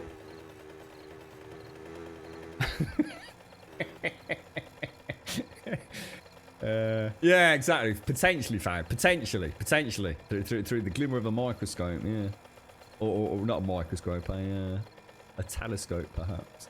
Yeah, there's got to be something out there, isn't there? I do believe that. I do firmly believe there's got to be something that would sustain human life. But yeah, it does feel a bit like leaving the burning building and saying, "Ah, fuck it, let it burn down, mate. Let that one burn down. We'll go and find another one." I don't know. It just seems a bit shit to me, mate. And I'm a big believer in space exploration. I love the idea of space. I'm passionate about it. I literally just spent 10 minutes talking about 2 rockets landing simultaneously. You could probably tell the childlike glee and the sense of magic reborn within that moment. I love the idea of exploring the stars and all that. Look what's up there. We don't, the mysteries of the universe. But could we not prioritize shit? Just saying. It'll never happen, will it? It'll never happen. I'm living in Cookie Land, I think. Thank you very much, Stubble. What's that? The Pentagon in the US stated something recently about having spacecrafts not of this Earth. So who knows? What do you mean? Like, as in they've made them, as opposed to they found a UFO or something? I remember I used to love the X-Files. Honestly, I used to, because I wanted to believe. Yeah, it's not about making a statement here, having a bit of a giggle and all that. But it's I used to love the X-Files. And you know why I used to love the X-Files? And it wasn't because I had a fucking crush, all right, on Scully, although I did. But that's because she's beautiful and she really does know how to wear high heels. God damn, Scully. Anyway, slightly sidetracked. The point being, right? I wanted to believe everything was being kept from us, that there was something out there. What was the catchphrase for X-Files? There is something out there, no? That there is the truth. What was it? What was the catchphrase for X-Files? But they also, they didn't just have like space and aliens, did they? And people getting abducted. They also had that kind of like paranormal vibe to the show as well. I always remember the one where was it like the mushroom spores, the fungal spores, and I think Scully was stuck underneath like the tree or something. It was really nice that like some shows had a really obvious scientific explanation. I really like that kind of bouncing, that black and white sort of, but still had that grey area in the middle, throughout the whole sort of life of the show. So on one case, you'd almost have like a scientific explanation for what could have been perceived as paranormal or supernatural, and Scully kind of won that one. But other times there was even Scully couldn't explain it, and Mulder kind of won that one. And I love that. I really love that show. I thought the dynamics between the two and that sense of, well, actually, just because we don't understand it, and there's that saying, isn't there, about that being the very definition of magic. Magic is just stuff that science can't explain yet.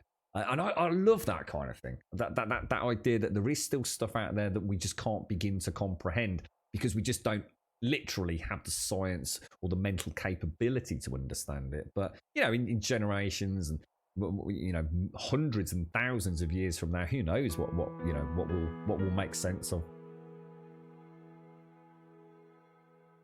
I'd send it to you, mate, if you would try. It's like Google Universe. What's that? What's that space engine on Steam? What's that, dude? We've also tried how to create enzymes to break down plastics and create graphite from garbage. And there's talk of extreme advancement now taking the next 5 years. Like the last 20. Oh, that'd be so cool, wouldn't it, Mara? That would be really cool, mate. Do you think in our lifetimes, I know there'll be a fairly big range of age in chat. Do you think we, us here, sitting here today, will actually witness some truly revolutionary change maybe in engines or energy production, perhaps, or on saying engines. Do you think we will? Do you think it's? Do you think there's something out there? You know, or even in the medical sort of world? Do you think we're on the precipice of a major breakthrough in anything? I mean, I'm not saying we've been standing still, and we haven't. You know, just in if I was to look at my nan and my dad and me, and the advancement in. I mean, we were talking about computers the other day, weren't we? I mean, that was funny as hell to see that there's literally people in chat right here, right now, today that have knowledge of these computers. What was it? A 10 megabyte hard drive, which was deemed at the time to be so utterly stupid because you could never possibly fill it. No amount of data on Earth could possibly fill this 10 megabyte hard drive, and we're sitting here with terabyte hard drives just for movies. It's like, well, hang on a minute. What? So the movies aren't only at the pictures at the cinema, but they're also in colour, and now you're saying I can magically transport them around in my pocket. I mean, when you break it down like that, it's pretty freaking crazy, isn't it? Right, what have we got here? Let's grab the nitrate and the coal. Oh, and that's shale. I was going to say, that didn't seem right. So nitrate recipes and gunpowder. Well, that's going to take days, isn't it? 8,347. That's not a bad little, not a bad little run actually. And we've definitely got fuel. Ammo for the next horde night, haven't we? Because I think I've just made another. Was it about 500, 600? 600 Magnum rounds. I do like to empty these. So. 1 kilobyte of RAM. My God, Doc. It's madness, isn't it? I mean, it is really. I mean, even for us, I mean, I'm excited in the next generation of graphics cards, the next generation of CPUs, the next generation of consoles, for goodness sake. It's, like I say, it's not like we're sitting on our ass. There's still major technological advancements. And look at mobile phone technology. I mean, that's one we can all relate to, no matter how old we are. Even like an 18-year-old in chat, probably knows of a few generations of iPhone. Although they probably haven't changed a lot. They just got more expensive, right? Oh, Grum. Ooh, he went there. Oh, don't give me that bullshit, you console crap blazing. Jesus, come on. Get it. Grow up, sir. Half your PC games wouldn't exist without the console market, mate. Don't be one of them, bro. We'll buy you when I win the lottery, I'll send you a nice PlayStation 5 and an Xbox One Series X, mate. You can go and play some proper games. Ghost of Tsushima. Right, we'll take both of those to the trader, I think. You alright, Pimp Assassin?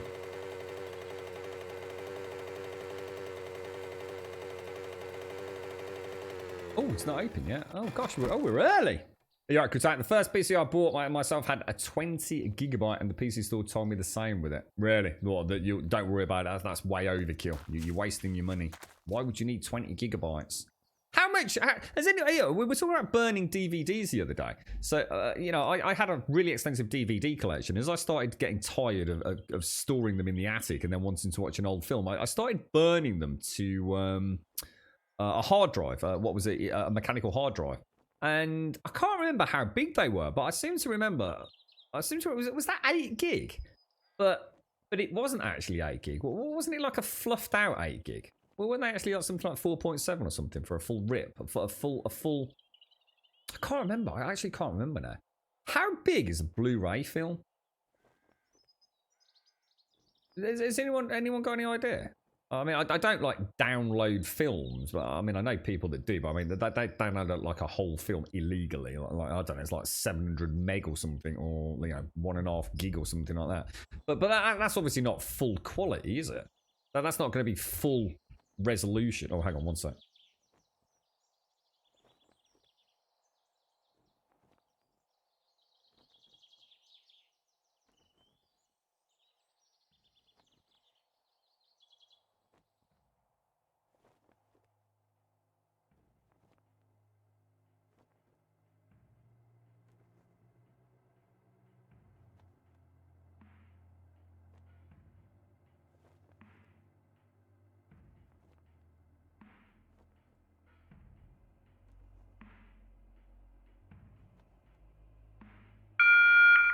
Trader Joel's is now open.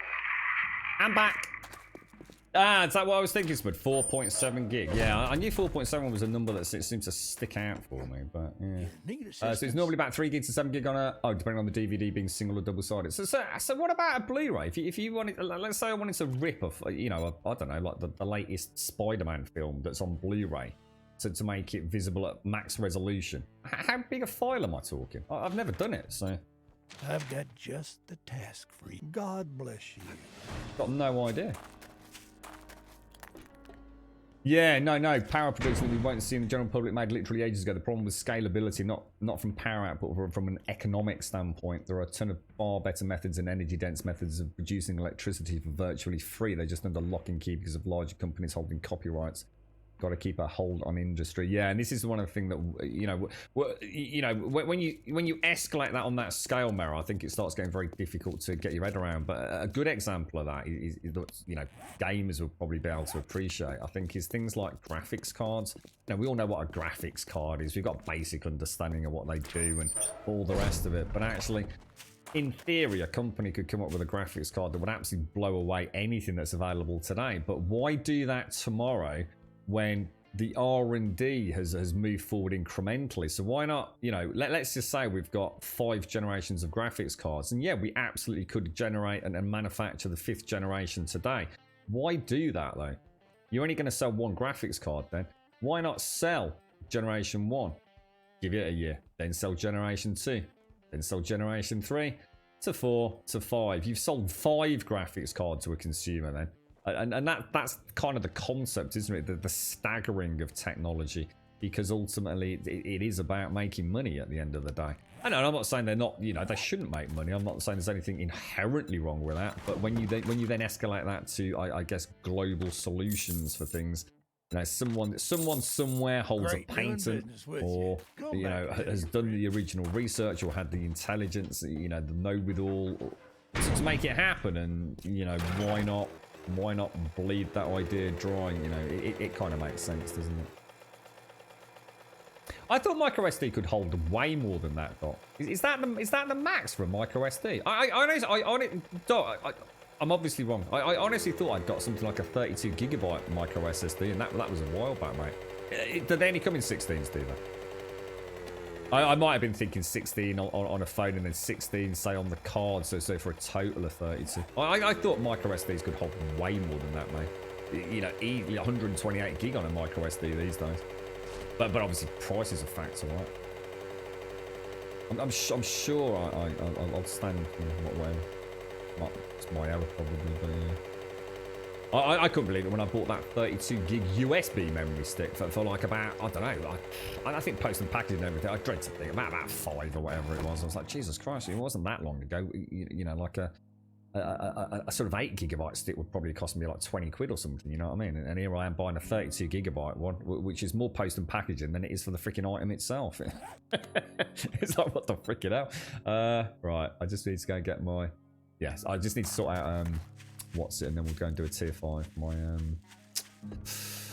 oh god, what's it called? The shotgun shells. So Blu-ray burnable is about 25 gig, download 50 gig. Right, okay. So they're pretty damn big then. 25 gig raw. Okay. Oh, thank you for that, Spud and Smith. Thank you. I know that's like how much data they can hold. And like I said, I've always been a bit vague about how that works with videos. It's almost like it fluffs it out to the maximum storage capacity of the medium it's on. So for example, with a DVD, the film might only actually take up, say, 2 gig, but it still took up 4.7 gig if you burnt it. So I just wondered about that. Oh yeah, I'll just a guess. Oh sorry, micro XC. I've never even heard of XCSD cards. A 1 terabyte. SanDisk make a 1 terabyte micro. Oh right. Oh, okay, got you. Yeah. Oh, so maybe I have got a 32 gig one then. Yeah.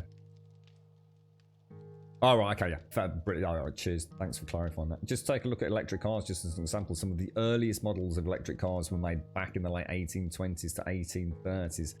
The general public acceptance and production didn't really take place until the last 20 or so years. Yeah, and I mean, electric cars are becoming quite. I find electric. I'm going to be honest, mate. I don't like electric cars. I'm not saying like making a big statement. They terrify. I can't hear the fuckers.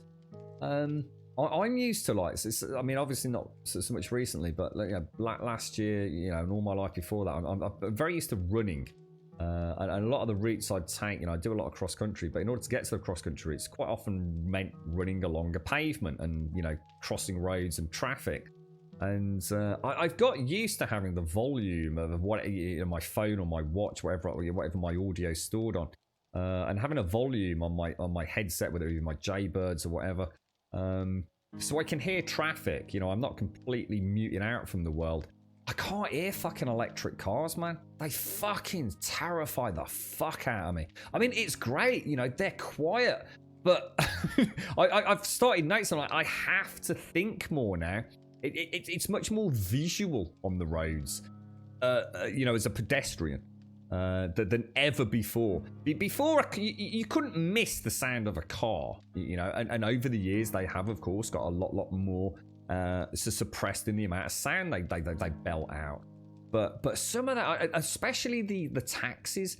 Well, there's a lot of taxis was around here, and there must be a whole fleet of the things that must be electric, and that hum. I mean, one, it's a brilliant noise. I mean, I'm not knocking it. It's a beautiful noise. It really is quite I don't know, like a high tech hum in it.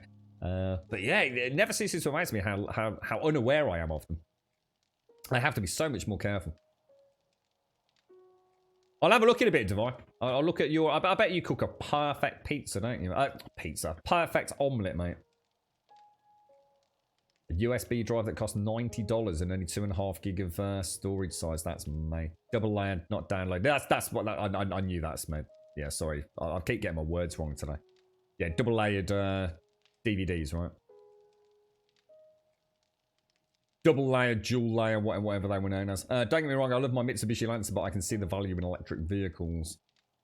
One of the lads in the shop downstairs has a Tesla on hire, and he's an estate agent. He drives every day. He said that before the Tesla, he would dump 60 quid a week into fueling a car, whereas the Tesla only costs him £12 a week. Really, Doc? Wow. I mean, that's... I'll just say something here. It's, take it as it is. I mean, I'm assuming that there is great resistance within the, I suppose, oil business to promote electric vehicles, right? I mean, has that to some degree suppressed the mainstreaming of electric vehicles in particular? Has there been an established and consolidated effort to kind of badmouth them, to suggest that they, there is something inherently wrong or dangerous? Because it does seem to make, electric car, the technology these days, it does seem to be. What's that law? No, not a law. What happened in the UK recently? Because I was quite mind blown by it. Hasn't there been a statement made whereby a certain type of vehicle will have to be phased out by a certain year in the UK? I can't possibly think that we all have to convert to electric cars by a certain year. Or is that exactly what they said? Buckshot on here, don't I? If I make 1,000... Well, actually... I need it for lead tips as well, though, don't I? Bloody hell. Let's make 508. Shit. I'm gonna have to go and do a bit more mining while we wait for that to come online. That's my fault. But yeah, I can sort of see, again, it's like you said, Mara, the powers that be, you stick a lump of coal in a power station, and if, I don't know, it's weird, isn't it? I mean, I don't know enough about it, but I should imagine there's been a lot of underhand moves out there. Look for a movie called Who Killed the Electric Car. It's about GM killing off their first electric car because it was too popular. Really, Spud? Oh my god. Until every lamppost has a charging point, electric only cars will not work. So this is the hybrid cars, is it, Adam, that we're still... Like there was something, there is something happening in the UK, isn't there? I really can't remember what it was, but I remember I was quite mind blown by it, thinking, wow, you know, that's. I didn't realise we were making such advances. I bought a new Volvo V60 and was thinking of the T8 with an electric gas or a T6 pure gas. Don't know what all that means, but I bought the T6 because I heard what the cost for the battery is and the expected lifetime of the batteries. Should be okay with an electric car if it was a company car, but buying private with the intention to keep it for more than 3 years, there will be large costs in a few years. Oh, because of the replacement of the battery, Smed.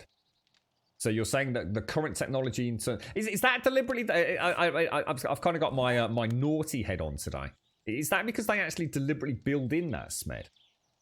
Is there kind of some sort of unscrupulous design whereby they say here's an electric car and it's going to save you loads of money on fuel, but what we haven't told you is that we built in this limited lifespan for your battery. You're going to have to buy a new one off us in 3 years and it's going to cost you 10 grand. Or is it just an inherent limitation of modern day batteries? You know what I mean? You could play devil's advocate with this sort of stuff all day long, couldn't you? Jay Leno has a Jay Leno. I was thinking of the YouTuber. Jay Leno is that really well-known American chat show host, right? But so tell me if I'm wrong. I don't know anything about them. Jay Leno has a jet-powered car in his collection, if I remember. He uses unleaded fuel and was one reason why that particular car never caught on. Unleaded fuel wasn't around in the 1950s. A jet-powered car, my God.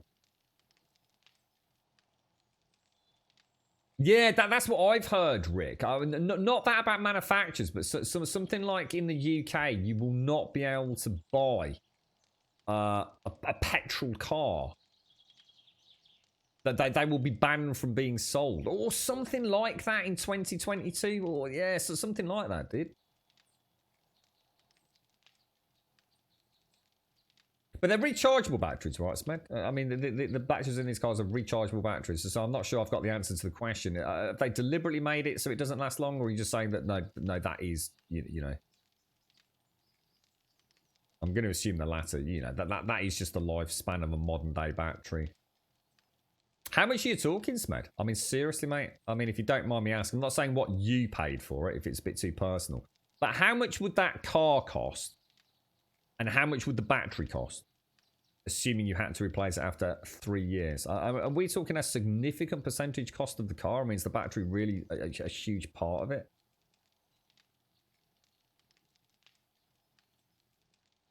Hydrogen cell cars? Oh my God, I don't know anything about those. So oh, okay, exhaust pure water vapor. Oh, wow. Wow. Well, that sounds fascinating, Mara. Sounds like you know a lot about this. Like phone companies changing the charge cable every time they release a new phone, yeah. Or as we discovered with Sadie, the the Philips One Shave. Bastards. Yeah, that's interesting, Mara. You alright, Rev? That's alright, mate. Happy birthday yesterday. It's Miss Group's birthday today. Happy birthday, Miss Group, if you're out there. I think the ban is on diesel cars from 2020. Oh, is that all it is? Is that all it is, Lampard? Oh, right. Oh, maybe not as breathtaking as I thought. Yeah, I still never got to the bottom of this with my own mobile phone. I've recently been blessed with basically from the generosity, again, the generosity of this community, with a more modern phone. And it never ceases to amaze me, the battery life. And in fact, I even commented on it today. Even now, after, you know, several months of having it, even today, I said, earlier this morning, I noticed my phone was on 33%. And that normally lasts, 33% would probably last me well over a day. And I popped it on charge at the start of the stream, which is bang on the clock at 8:15. I can't go and do it. Oh, Grumble, do me a favor, check the cost on Workbench for ammo or boxes of ammo, please. Interested here. What do you want to... It's boxes of 20% reduction, mate. 20% reduction, Steve, if you can batch craft in 100s. So instead of 8, it takes 10. What else did you want to know? So, for example, 7.62s, because I just unlocked them.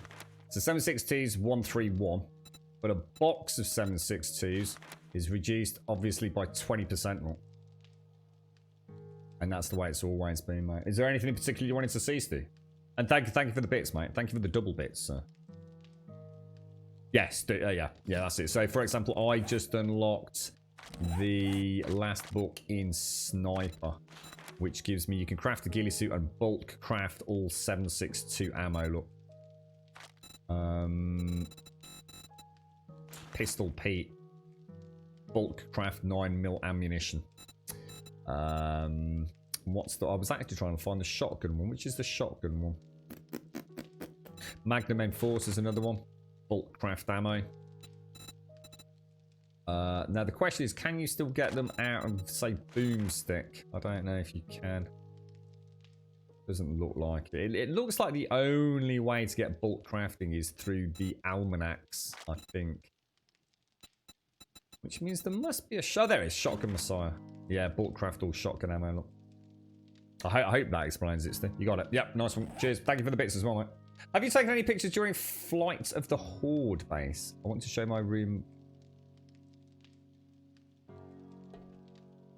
Oh, during Fight of the Horde base? I haven't, no. Do you want me to put up a couple of screenshots or something, Kritak? Or you just let me know what you want, Kritak. I'll happily accommodate, mate.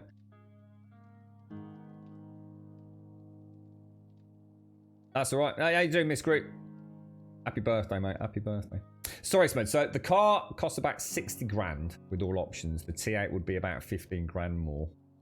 There are 12 cells in the battery, and each cell costs about 2,200. Wow. Holy shit, Smed. Wow, dude. Thank you for sharing that, mate. Wow, bro.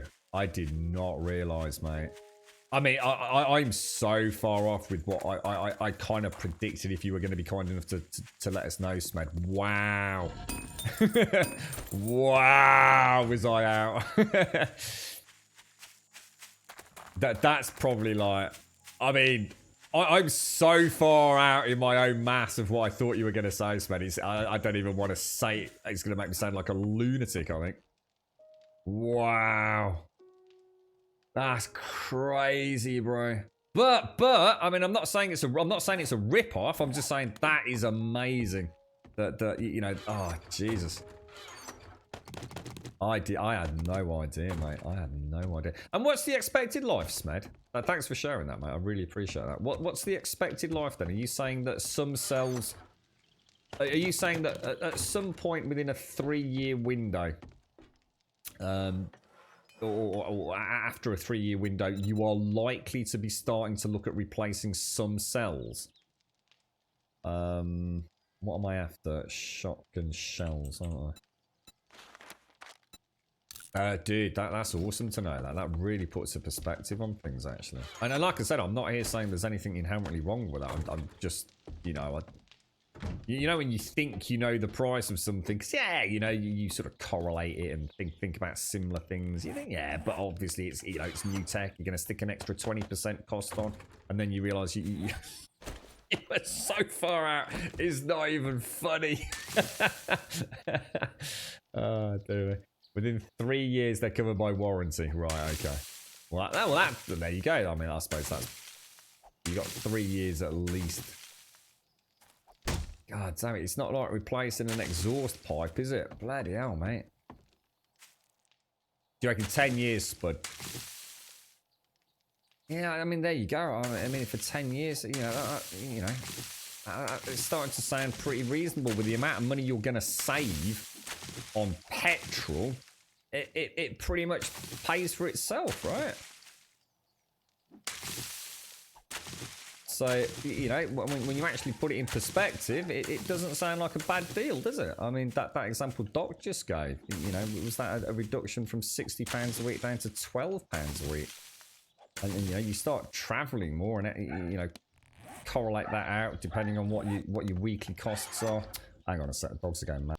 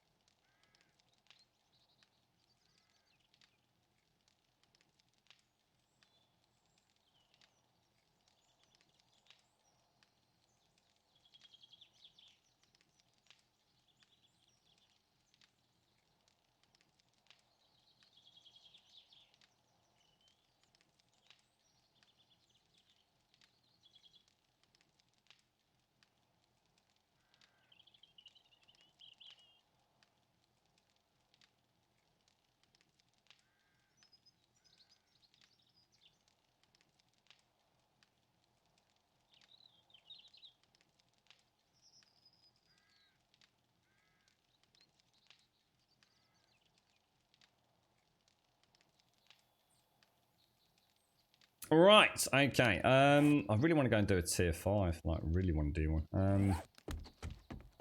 I didn't like my little stealth run earlier. I was not happy with it. Actually, I'll tell you what. How fast is it? Shotgun shells get manufactured pretty quick, don't they? No, they don't. 37 minutes. Is there any way to speed that up? Other than doubling it by making another workbench? I don't think there is there? So someone told us about putting the anvil or whatever it was on your toolbar when you manufactured, but apparently that's been fixed, hasn't it? I put the electric fences in there. I didn't. Let's throw those in there for now. I'll tell you what we'll do. While we wait, let's go start excavating out the Shades Oasis. In fact, that's a really good idea. Let's go and do that. That's going to be interesting, actually. In fact, I was supposed to do that this morning, so I did actually forget. I wanted to get a start on this today.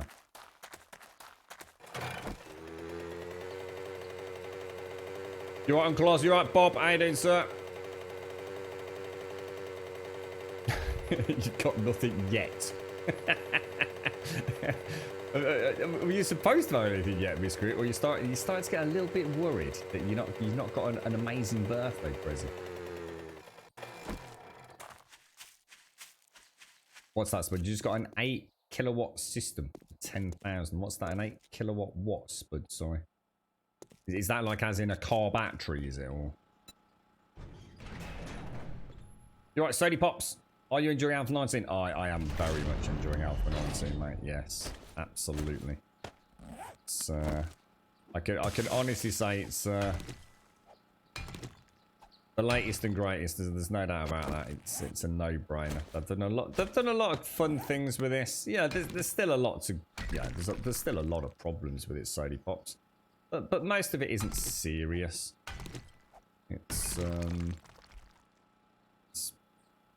There's little things that don't make a lot of sense, and each day we tend to find something that just doesn't feel quite balanced or just needs a little bit of a fine tune. But of course, you know, that'll all happen. You know, that's more like, what the fudge?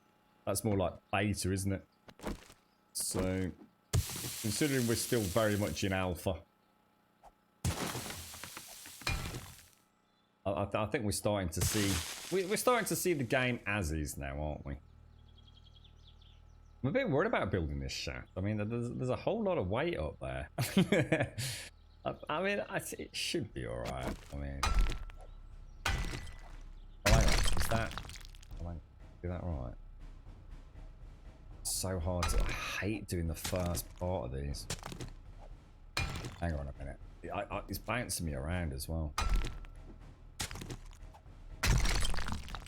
No, you'll never see me use solar, Great Cryptos. Utterly pointless, mate, in this game. Solar power, mate.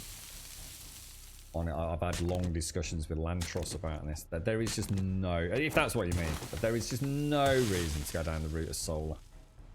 It really is. You know, I'm not saying you can't. I'm not saying it's not fun. There is just no reason to. You're just almost just making work for yourself, really. Let me just see what the hell's going on here. Something's gone horribly wrong. I've got to remember that zombies can literally get in here as well.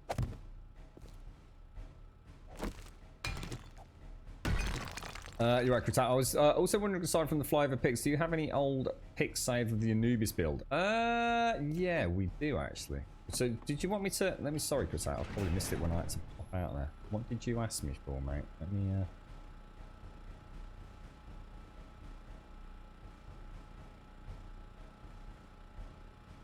Do you want me to try and snap one and then post it up on Discord or something? Kritat.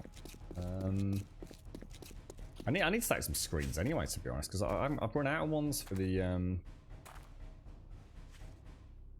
I've actually run out of ones for the daily tweet.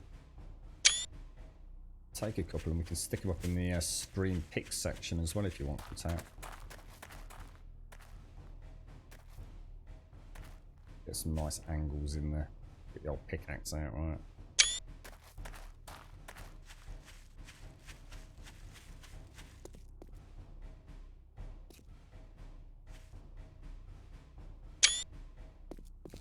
see it as you come through then, can't you?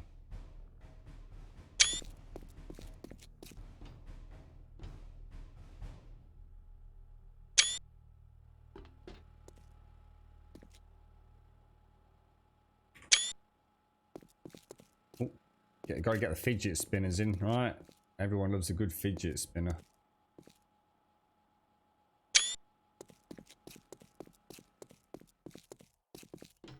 I'll go and grab the jar. I'll do it now, so otherwise I'll bloody forget, mate. I'm terrible at that. I can land the jar up on top where it's supposed to be as well. Your mum's telling me I have an Amazon gift card coming once she can work out how to do it. Oh, Miss Crew. Hey, at least your mum's giving it a go. My dad wouldn't even know where to start with something like that. So that's a solar electrical system. Wow, Spud. That sounds awesome, mate. That sounds awesome. Was that what Gentleman in Chat was talking about? I thought you were talking about solar power in the game. I do apologise. I know Lantros and I were having a long chat about that yesterday. You alright, Sadie? Oh, careful, careful.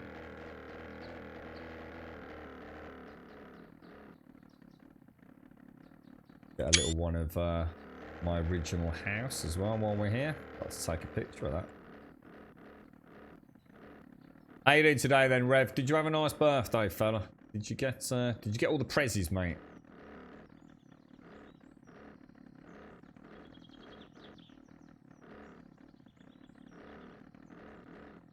I suppose in Oz, all that is it Oz, Spud? That all becomes a lot more viable, doesn't it? I should imagine.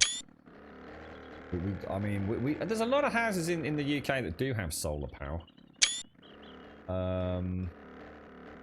Just how much money they honestly save on it, I've got no idea. But I mean, at the end of the day, energy saved is money saved. Is a win-win, right? I think that's the problem. I think in the UK people think of maybe it having to be. It's going to be a crash landing, but I think I got the shot I wanted.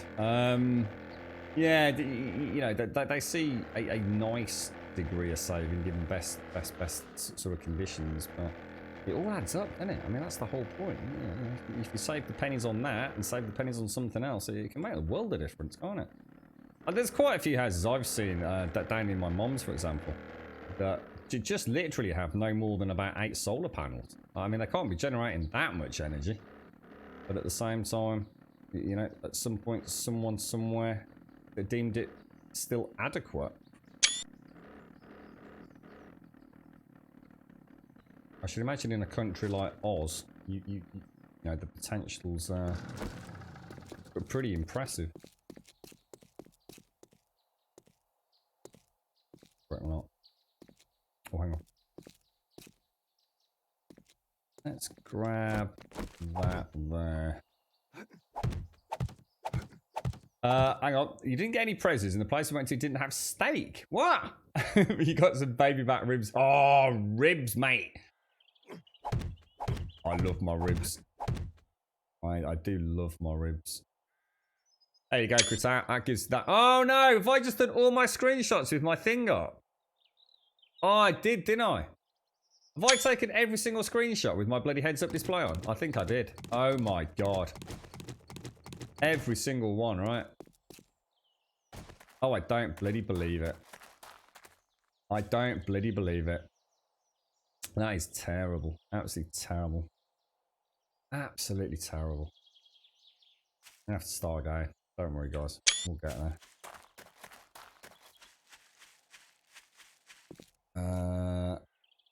Sort of come in there like that. There's an entrance. Come in there. That's actually a better shot than we had. That's a lot of money, isn't it, Spud? I mean, that is a huge amount of money, bro.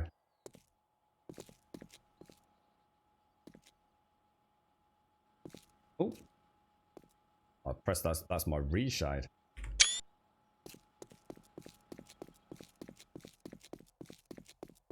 I was watching, what's it called, Good Girls yesterday. Rev, and one of the big biker dudes, he was digging into a big plate of ribs, mate. I must admit, I did think, God damn the ribs, bro. Always been a big fan. I love my Chinese spare ribs with a squeeze of lemon. Gorgeous, mate. Absolutely gorgeous. Can't go wrong. Oh, what did I? Maybe I should show your friend cut out the floaty from pyramids as well. Look. Oh, and then we'll go back up top. Sorry, folks.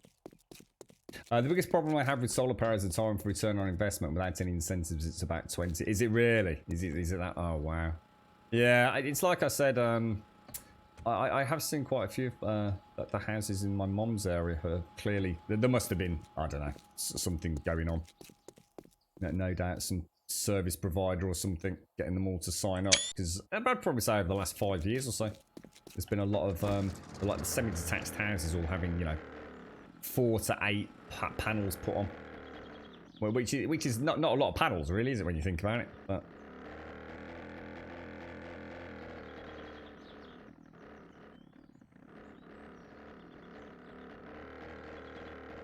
oh, definitely. We've been having right on natter about food revs today. We've had Jags's great omelette debacle as well, which was quite funny. He tried to cook an omelette in a wok and put it under the grill. We're still reeling from the the insanity of it, mate. That man should not be allowed in the kitchen, bro. But hey, look, I reckon we should give him points for trying. I mean, look, you've all got to start somewhere, right?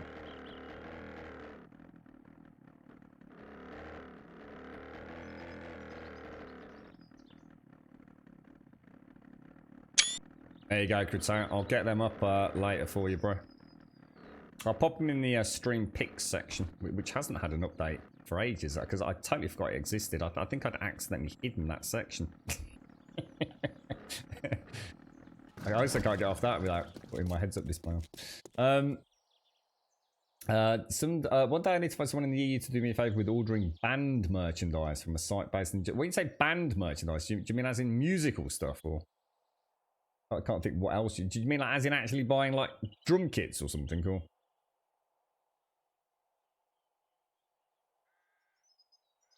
Oh, is that where you are, Mara?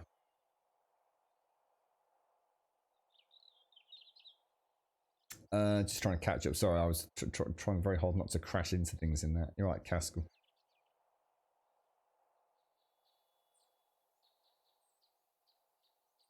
Need a coffee as well. This is the last dregs of this one.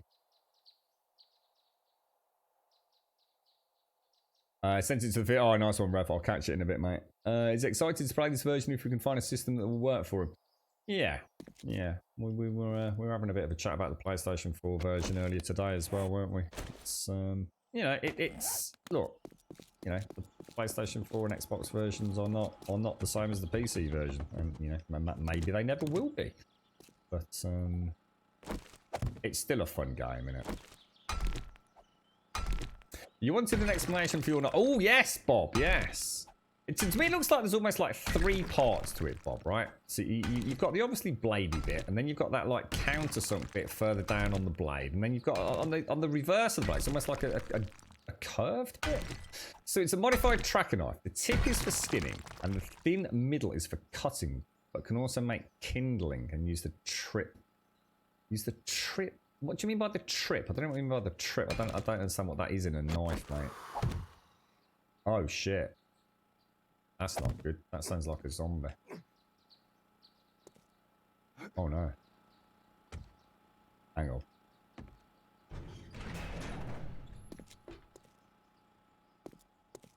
Did you hear something then? Or was it... Oh, it's me. It's me. I'm dehydrated. God almighty. I thought I had something coming in. Oh, the tip. And use the tip as an axe. Right. Imagine you're looking at the blade, okay? So you're holding it in your right hand and you're looking at it sideways, if you like. So the tip is pointing to the left, yeah? You've got like a concave section on the top of the blade. What is there a reason for that bit, Bob? It's like, imagine that the top of the blade would be flat, but in yours it's kind of like in a divot, like a rounded area. What would that be for, dude? Or is that purely aesthetic? I think I understand what you mean now about the part closest to the hilt, which is where it's kind of like countersunk into the primary blade. So that's actually used for cutting things, is it? And when you say cutting things, what do you mean? What would you cut with that? That you couldn't cut just like with a normal blade? Why have it recessed into the main blade shape? I'm quite fascinated by it. Oh, just band merch with a logo and such on them. They don't ship outside the EU, so I'd have to have someone. Well, I mean, if I can help, I'd be more than happy to. But technically, I'm not even part of EU, am I, Critax? So God knows how that would work out in the bigger scheme of things, bro. And in fact, is it like 30? In fact, we learned about that this week, didn't we? 31st of January. We definitely aren't. I'm sure someone in Discord could help out. Critax. See you later, Stubble. So take care, mate. Thank you for the bits as well, mate. I appreciate it. Della Luna, thank you for the follow. Oh, that was where the saw was, but I wanted that took off. But I will use it for a fire strike. Oh, I see. Oh, there was something there originally, was there? Oh, I've got you, Bob. Got you.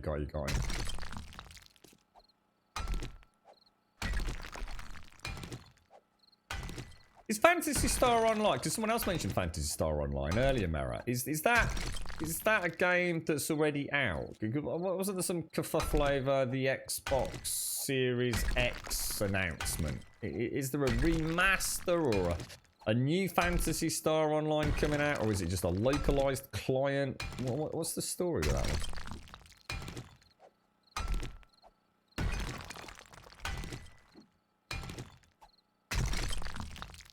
He won't know what to do with himself with this Critaut if he's going from the Xbox to the bloody PC version. I can't even begin to imagine how much has changed since Alpha 14 and 15, which is of course what he's basically got access to, isn't it? I mean, it really is unthinkable. I've just realised this shaft actually just needs... Oh, shit, I've just suddenly thought this is actually a waste of time unless I want stone. Because this is only a shaft of light. I shouldn't have done this.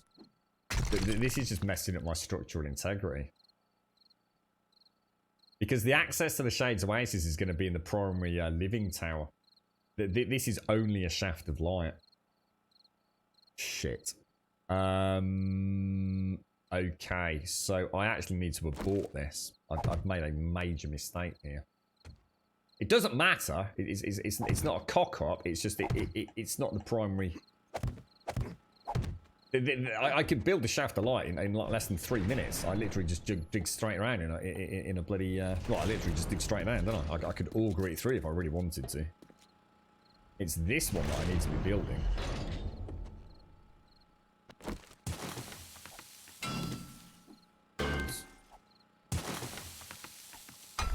Oh, careful.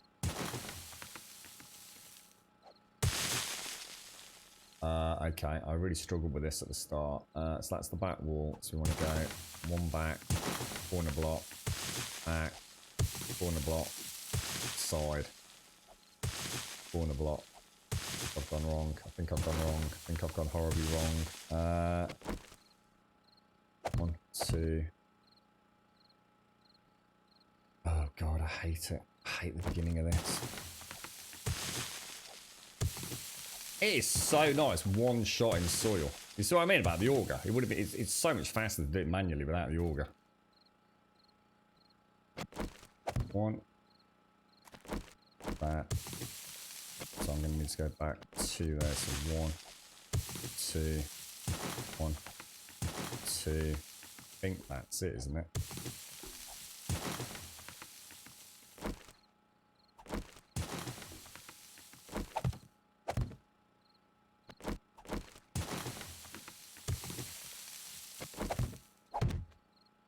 Gone too far. I've actually gone too far. Right. Let's use that. Right, let's go back one and brick that in, and then we're done, aren't we? We can use that just as a little bit of concrete support, just should anything start digging. Yeah, actually that makes sense anyway. Quite happy with that. and then I will have a 3x3 hole with the ladder system on the back wall, won't I? Which is exactly what we want. Okay, brilliant. All right. Oof, Jesus. Head was spinning on that one. I think the game note said it was on Alpha 15C. They were beginning to do patches to convert to Alpha 16, but didn't get too far. Yeah, I mean, but basically, from what I remember, it was Alpha 14, pretty much fully fledged out with elements of Alpha 15, wasn't it? A few cherry-picked things from what I remember cut out. So yeah, just an unimaginable list of changes. So for rape and search, and I could, but instead of having 5 knives, which I will use one of. I'm just thinking, yeah, I just don't understand that one bit. You know, if I wanted to cut some rape, why do I need the sharp bit recessed? You know, why don't I just use the main knife blade? I just wondered, Bob, if there was like something very specific you'd use it for. My first thoughts was for cutting like a string or fishing line or something. But then I thought, well, why don't you just do it on the main blade? So I just wondered if there was something in particular that I was overlooking from a survival point of view. Yeah, I think what I'll do, Shays, now that I've done that, and I'll do the same here. You see how I've done this? I think what I'll do is I'll bring that each main shaft down 6 blocks. And I'm not sure why 6 at the minute, but that's what I've got in my head as a concreted support. But then for the rest of it, I'll just keep it on the other side. I'll just keep it as a single shaft all the way down. Might use it as a little bit of close to surface storage, Shades, is what I was thinking for that side, now that I've started it. So rather than just filling it up, I might just have a little emergency storage area. I might pop in, you know, just enough to survive a horde, or I might even use it as my respawn point, like a little bedroom. And then that saves me having to go all the way down to bedrock, Shades, you know, for my crafting and proper living quarters and things like that. Do you reckon? Could make a... Just saves that up and down, up and down, up and down, up and down, up and down every 30 seconds, right? Yeah, but that's the plan. Cool things on this server, who knows, right? God knows where we'll end up. And I can start the tunnel system from proper as well. And then start maybe using some of the excavated stuff, Shades, for... actually making concrete, which I really need to crack up. Well, I really need to sort that out. So you don't dull your main blade. Oh, right, I see, Bob. I see. In which case, my argument would be, why not just use that end of the original blade anyway? I've still not seen it, mate. I mean, I'm sure it makes sense to you, but... all you've ended up is making a smaller blade, right? So you're still dulling one section of the blade, so if you were going to cut rope, just cut it on the bit that is now countersunk. So it still doesn't make sense. It still doesn't make sense, mate. Because you're still dulling the blade, you're just dulling it in a countersunk section. I'm sure it makes sense to a knife user, mate. You'll have to forgive my complete naivety, mate. The only knife I use is for chopping up tomatoes and carrots, mate.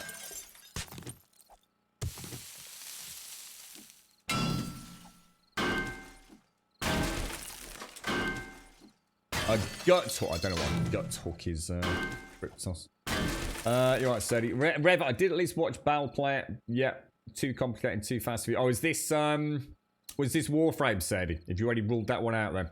Do you see what I was saying in my commentary, Sadie, about why I think I'd struggle to play that game for like X amount of hours regularly? I know not every game's got to be all day, every day on Twitch, but do you sort of see what I meant about that? The whole point in the game really is almost to keep the momentum flowing, isn't it? It's not the kind of game where I feel it's correct to play it stop, pause. It's about, you know, using those dash jumps and twirly jumps and, you know, sliding into melee combat and then pewing something. Yeah, I think I'd struggle with this early.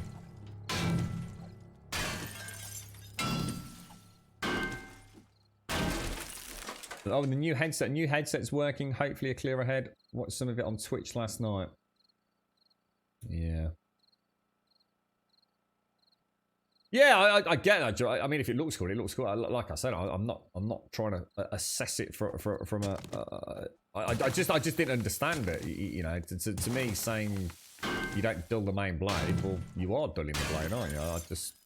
Like I said, all I know is it looks fucking awesome. It's one of the first blades I've seen in a long time that made me say, "Oh, what's that for?" You know, it looks dangerous, Bob. Is what it looks, mate. It looks like the sort of thing that could cause some serious freaking damage to whatever you're using it for.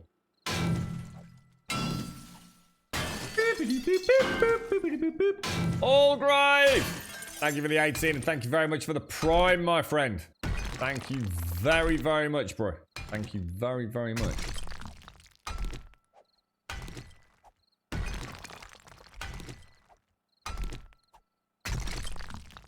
Mera's just said that same thing, hasn't he, as well? If I'm not constantly moving, I'm not playing it right. Yeah, that... It's nice to see someone say that, actually, Mera. Yeah, I think it's why I'd struggle with it as a stream game so much, you see. Thank you very much, Allgrave. Did I just say 3? What? 18? Did I say 3? I do apologise if I did. Thank you for the 18. I'm not sure I did, but... Thank you for the 18 and thank you for the Prime, Allgrave. Thank you very much, bro. Top banana, mate. Top banana. Nice to see you. I hope all is well, bro.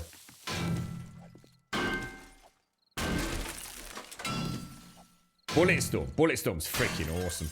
Bulletstorm is freaking excellent game. I really enjoyed that one, Tao. Yeah. One of those games that I first played that and I thought it was trash. Thought it was one of the worst games I'd ever played. And it's because I was still trying to play it like a fairly stereotypical shooter. And then when I realised what Bulletstorm was really about, I absolutely fell head over heels in love with it. One of the funnest combat games I've ever played. I mean, I don't know how it holds up in this day and age, but I tell you what, if they announce the Bulletstorm 2 tomorrow, I would be very interested. Very interested indeed.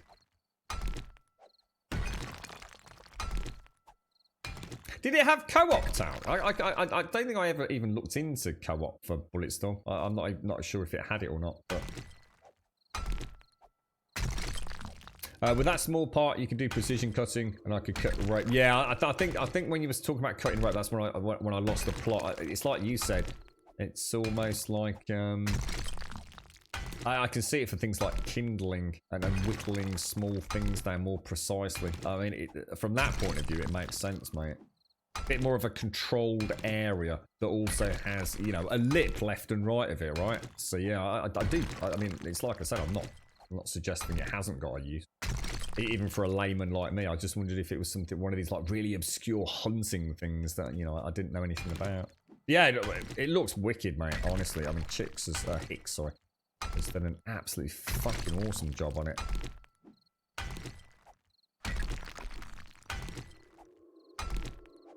You don't think it had multiplayer? I didn't think it did. Yeah. Oh, it's so fun when it's out. You know, I honestly tell. I actually shelved the game. I'm sure I did for a few days, thinking what an absolute, you know, sack of crap that was.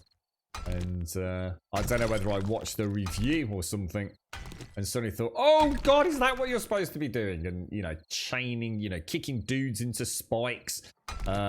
Then using like, was it? I'm sure you had a whip or something. Like, was it like an energy whip? And you'd use the energy whip to whip them back to you, and then you'd like booty kick them across a cliff while still shooting them in the face. Oh mate, it's like a work of art, a ballet of death is what that game was.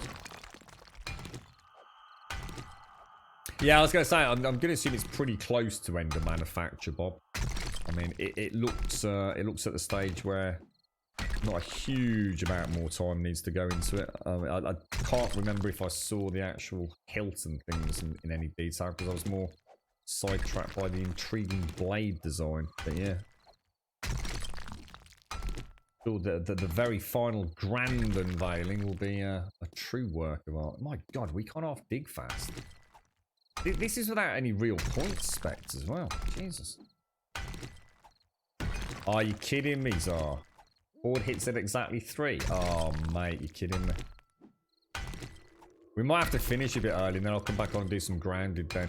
Anyway, should we do that today, folks? Finish a little bit early, so we can enjoy the horde tomorrow morning. Or do you want me to stay on and finish? I suppose we can stay on and finish it, and then have a clear day tomorrow. It's up to you guys. What do you reckon? I said if Bulletstorm, right, came out tomorrow as a modern game, modern engine, and all the rest of it, I think you might find your ultimate dream game. Unfortunately, Bulletstorm is freaking old, dude. It is an old game, so I don't know how well it would hold up to today, mate. Certainly worth giving it a shot, though, because I could bet you could pick it up on Steam for peanuts, couldn't you? I don't even know if it had a PC release, to be honest. I know I played it on the Xbox 360. I picked it up. I feel like I've been spoiled a bit, Mara. Yeah. I've said the same thing, even as a non-player of the game, Mara. And in fact, I think I said it there. Let me know if I didn't, but I'm sure I just said, you know, if I wasn't playing it with that fluid, constant sense of progression and movement, I couldn't help but feel I was playing Warframe wrong. Very much like we're talking about, I played Bulletstorm wrong when I, you know, first picked up a controller. Got it on PC, did you think? Brilliant, so there is a PC port. I bet it's cheap as peanuts, right, on Steam.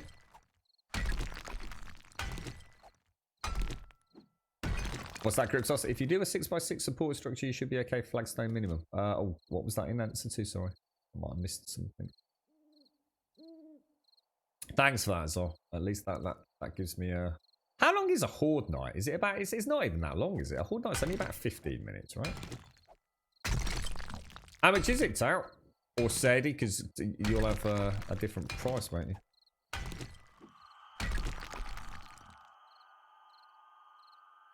Conceptually, I think it would be right up your street. Basically, all it really is, it's kind of like got that wackiness of Borderlands, albeit a different art style. But it's about having fun killing your opponents. So you don't just shoot them in the head, which is what I was doing and thinking it would seem really boring. You're constantly sliding, you know, crouch, run, sliding into things, using an energy leaf, kicking people up into the air and whipping them back down and then shooting them again. And then it was almost like it was like gun time as a juggler. Is probably the best way of looking at it. You're constantly toying with your enemies. And I'm sure there were all sorts of wonderful weapons and things and sticky explosives you could use.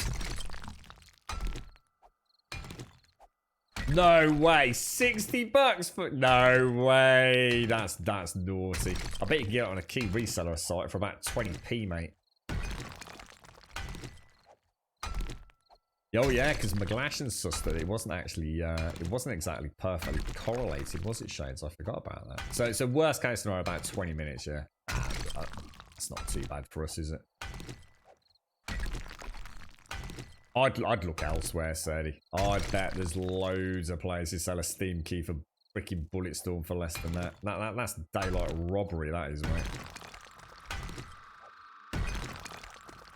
And $60 for you, Tout. That's even worse, man. I mean, I don't mind a good game selling, but I mean, what year did that release, Tout? That's a long time back, man. Long time back.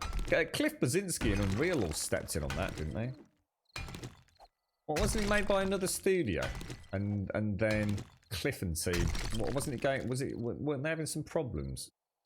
Cliff Basinski and Unreal team. We kind of joined in or helped them develop it, right? Something like that.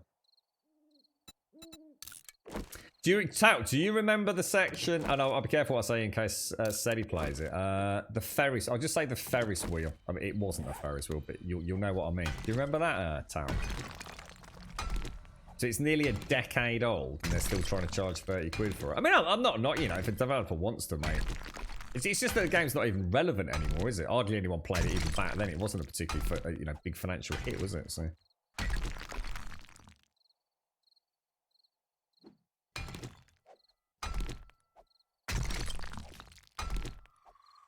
But yeah, so I remember seeing that particular... I think I'd seen that section in like a trailer, and actually getting to play that segment was so cool. There you go, Rev. I was going to say. The €6 can't go wrong. Just cannot go wrong for that. You remember that? Yeah. I'm glad you have it. That's how much that game stands out to me, honestly. I was like a kid in a new landscape of first-person shooter. Had so much fun with it. Sort of game that you could play every level 1,000 times over and still come up with some more dastardly evil way to kill the bad guys, right? it's like the gaming equivalent of a child playing with their food, right? You just felt it was just fun, right?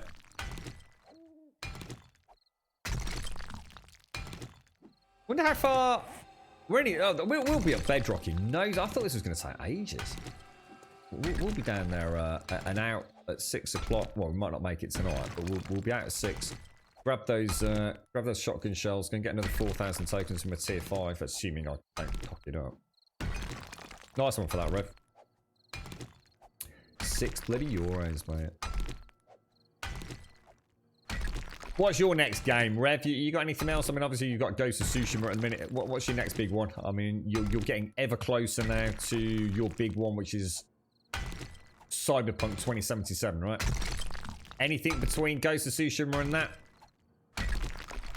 In fact, to anyone, is there anything coming out between now and Cyberpunk? I mean, obviously for folks that don't want to get that or might wait like me, there's Valhalla, which I think comes out just literally a couple of days before. Anything else? Any other big hitters that we've got a confirmed release date for?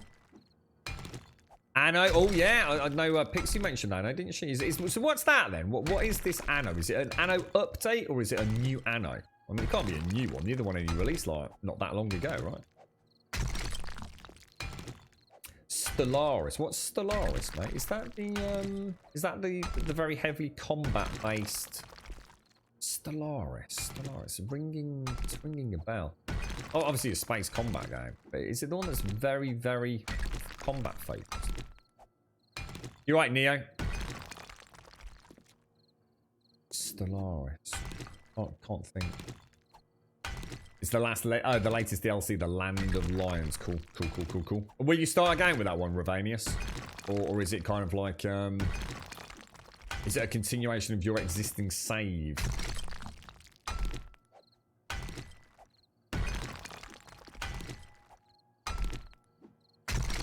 Ah, right. Oh, it's probably not the one I'm thinking of then. Ah, right. Cheers, Darth. Cheers. How you doing, Darth? How's things?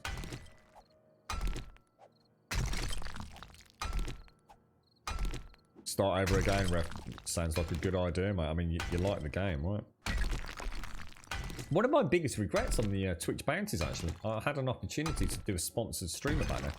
And I had all the best intentions in the world. Missed the opportunity to. So I didn't trigger the bounty because if you trigger the bounty, you have to do it within 5 days. I just wasn't guaranteed to get it in, so I kept delaying it, and of course, sod's law, missed the opportunity to bloody play it. Master of Orion. Is that an old one? Is it? You right, Mara? You want to get Cyberpunk? But other than that, I don't really have big plans. Might browse Soul likes here and there, looking for good ideas. Already got enough MMOs, chill style and tactics based games. What MMOs are you playing, Mara? So Stellaris is actually a highly complex space strategy game. It's definitely not the one I was thinking of then. Yeah, the one I was thinking of was just nothing but almost like arcade action shooting, but you know, with a fair bit of depth to it. Baldur's Gate 3 is next month. No way, Bob. Absolutely no chance in hell, dude. Cannot possibly believe that. It's in early pre-production, mate. There is no way Baldur's Gate 3 is releasing next month, man. Larian Studios have only just like started sort of like doing sort of like tentative reveal content, haven't they? Yeah, it can't be, Bob. There's no way Baldur's Gate 3 is coming out this year, man. Fucking hell, it's only about 12 months ago they signed the fucking contract, wasn't it? I'd be terrified if Baldur's Gate 3 was coming out next month. It's going to be a sack of shit.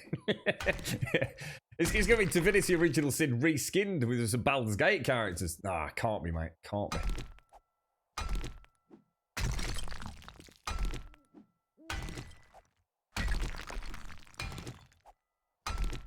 But better, they actually made a new Moo. What's a Moo? A new Moo. Master of Orion, I'm assuming. It's a terribly unfortunate acronym for a game, isn't it? Moo.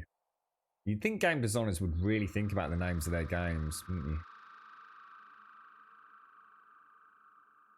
Yeah, I'm not sure where that was reported, Bob, but whatever site that was on, they're living in freaking cuckoo land, mate. Moo. Especially the Moo 3. That just looks really weird. We're nearly at Moob there. It's like man boobs. Nothing major was coming out for me. Bits and bobs, Crusader Kings 3, maybe some DLC for existing. Yeah, because you like your DLC, don't you, Ref? You see, I'm the exact opposite on that front. And very, very rarely do I get DLC for a game. Even for games that I love. I never even played the DLC for the original Last of Us, mate. I don't know what it is with me in DLC. The only DLCs that I've honestly ever really sat down and put any serious thought and consideration into that I haven't bought is The Witcher. But since I've not finished the main game, what's the point in buying the DLC? There was Infamous. Hang on, let me think about this. I think it was the original Infamous did like a vampiric expansion, which was freaking awesome, and Red Dead Undead Nightmare. So literally only really 3 DLCs I've ever paid any interest to. I don't know what it is. I always just brush over DLC. It's why I never participate in the hoo-ha about season passes. To me, I play a game, I finish it, and I very rarely go back to it. Even for the games that I absolutely love. To be honest, mate, if Last of Us 2 DLC came out next month, there's no way I'd pick it up. Not interested.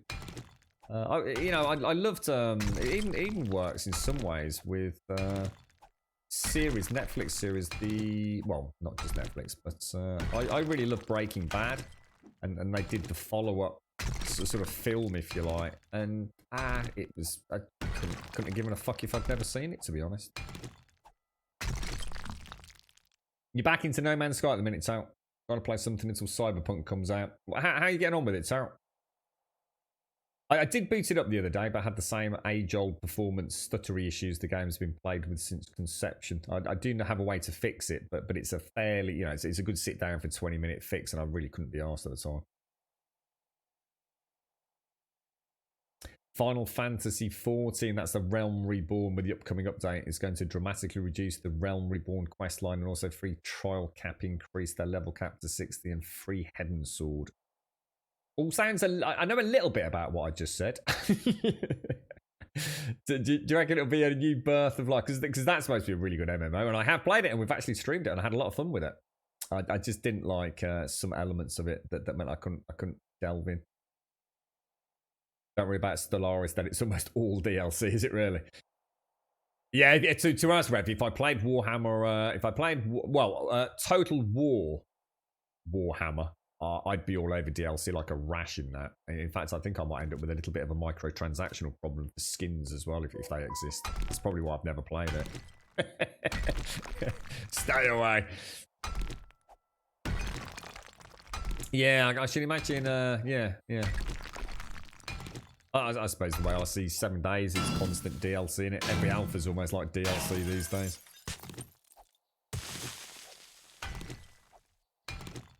$300 million credits. That's like pocket change, isn't it, in No Man's Sky? Chasing down a few S-class ships to fight. Yeah, my problem if I jumped into them, I wouldn't even know where to start, mate. Honestly, I would not know where to start with No Man's Sky anymore. That game has so many things to do that sometimes it's almost too overwhelming. I still haven't even built or bought my cruiser or freight or whatever they're called. I've just got my clapped out USS Shitnugget that I started with. We're probably worth about like 800,000 credits. Still haven't bought the flagship that my fleet needs.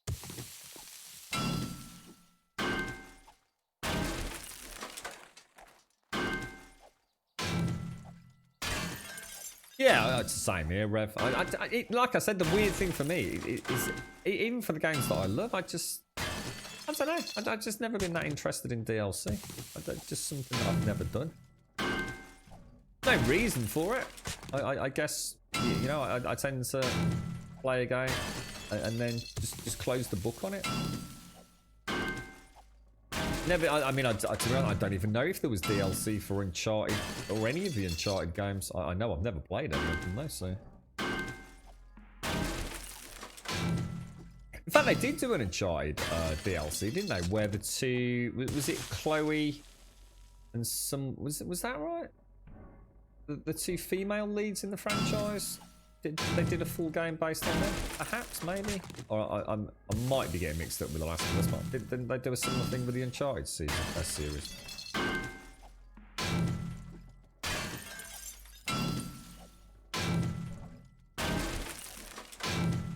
300 million credits will pick up about 2 S-class ships. Oh god, has there been an element of inflation I don't know about then, Tout, you think? I was going to say 300 million credits, that sounds like almost chump change, to be honest. I don't know what's what anymore, mate. I know that whole economy was spiraling rapidly out of control.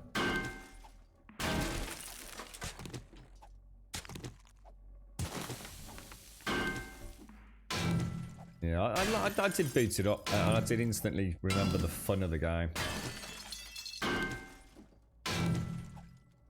I suppose if I did go back to it, maybe I'd have to commit to a much lengthier playthrough and actually start again, perhaps, you know, right from day one.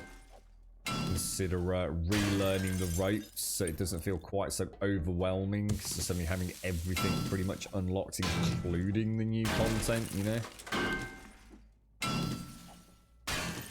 You know, work back into it.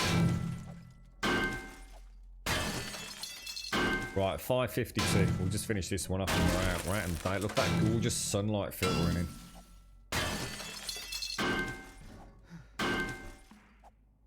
Yeah, I've only ever heard really good things about the Witcher DLC. And when I say good things, I almost like you've said there, to be honest, with a red lot. Like, just absolutely almost, you know, if you like the Witcher, you just have to play the DLC, you know?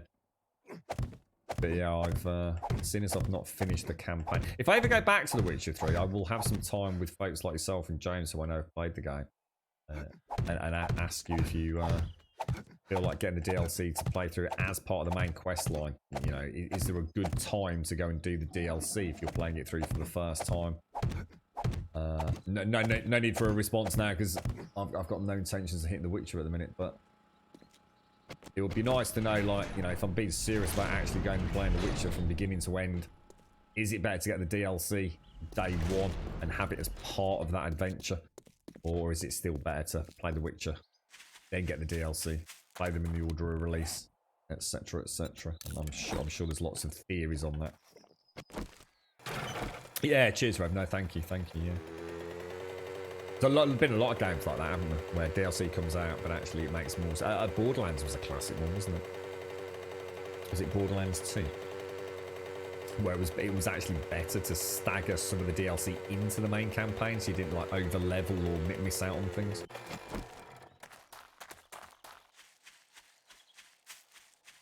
What's that, Sadie? The Witcher you can start again. What's that, mate?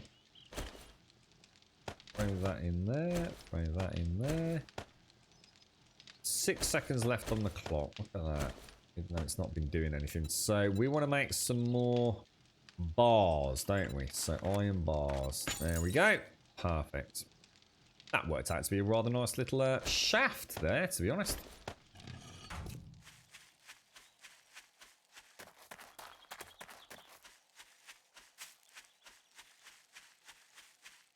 What was that, Sadie?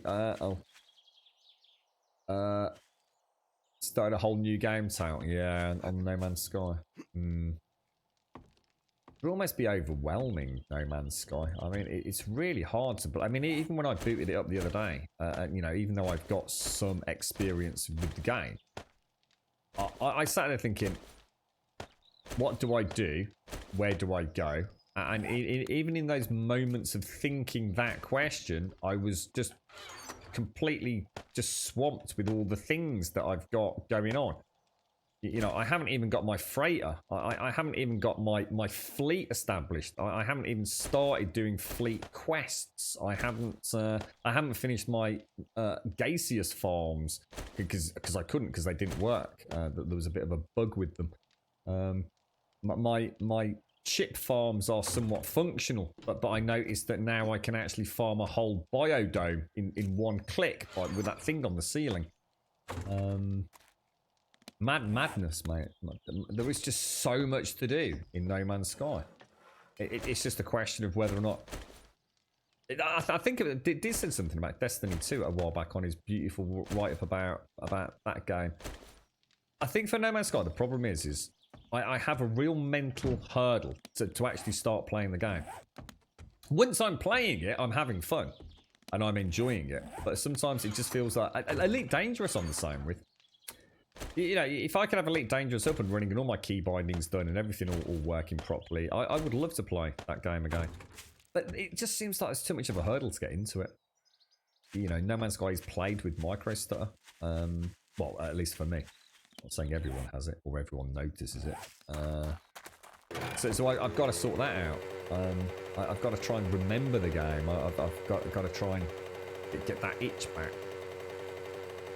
But once I am playing it, you know, I'm quite happy.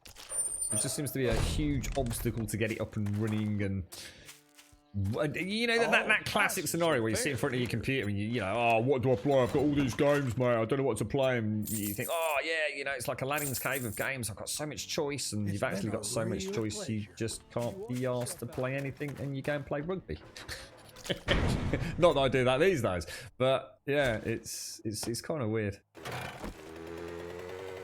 A barrier to entry, I think, is probably the phrase, but for a whole multitude of reasons. Oh, sorry, Serdi. No, that is what I meant. No, that is what I meant, Serdi. No, I didn't mean start No Man's Sky again. Oh, The Witcher 3, you know I'd start a game, mate. I say that all the time. I'm terrible for that. I'm my own worst nightmare. I play The Witcher 3 and I'm quite happily enjoying it, and then something else pops up and I take a week out to play something else. I go back to The Witcher, I think, nah, fuck it, start again. I must have started The Witcher 3 like 4 times on stream and still never managed to freaking play all the way through it. To be fair, normally because the new 7 Days alpha comes out, I always seem to time it horribly, and nothing on God's green earth will stop me playing a new alpha of 7 Days to Die. No matter how bored I am of the game, even if I've just literally closed the game down, because, no, I've had enough of it now. You know, it's time to move on to something else for a few months. Nothing stops me coming back to these alphas. Not even The Witcher 3, mate. You know, this is the game that, you know, I just love it. You know, I really do. As much as I pick it apart and talk about it, you know, not always in the nicest way. It's still the game that has given me probably more enjoyment. Well, I still say Skyrim is the only other one that competes with it in terms of overall enjoyment, including community enjoyment.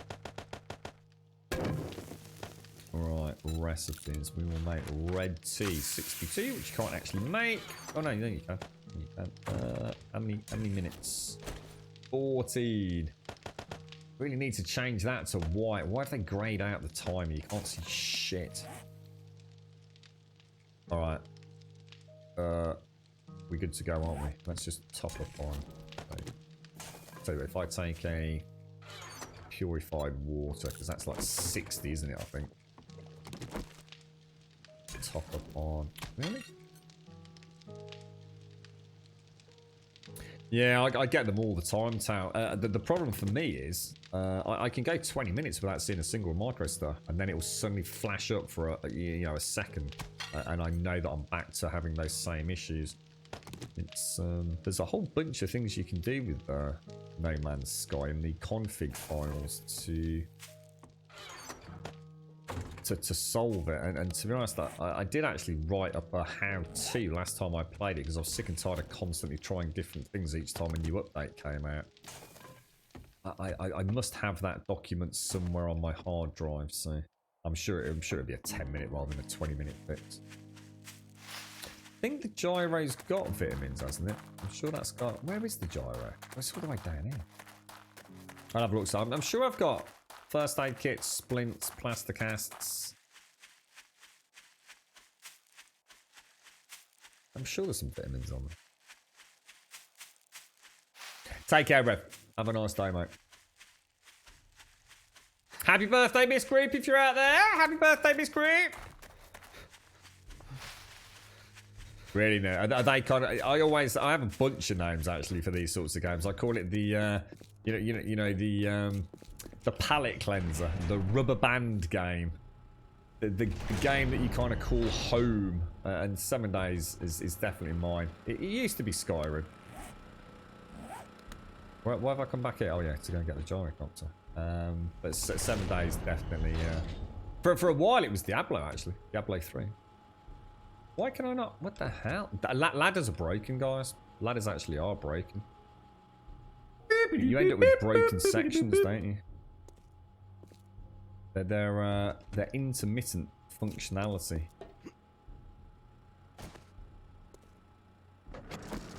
Oh, hang on, we might as well check, otherwise I can just go straight to the trader. I've got antibiotics. No, there's none in there, Serdi. Well pulled, mate. So, vitamin and a plat. What the hell? Always keep a ratchet on it. So I don't need that. I don't need that, do I? So if I go and get some vitamins in there. Nice one, Serdi.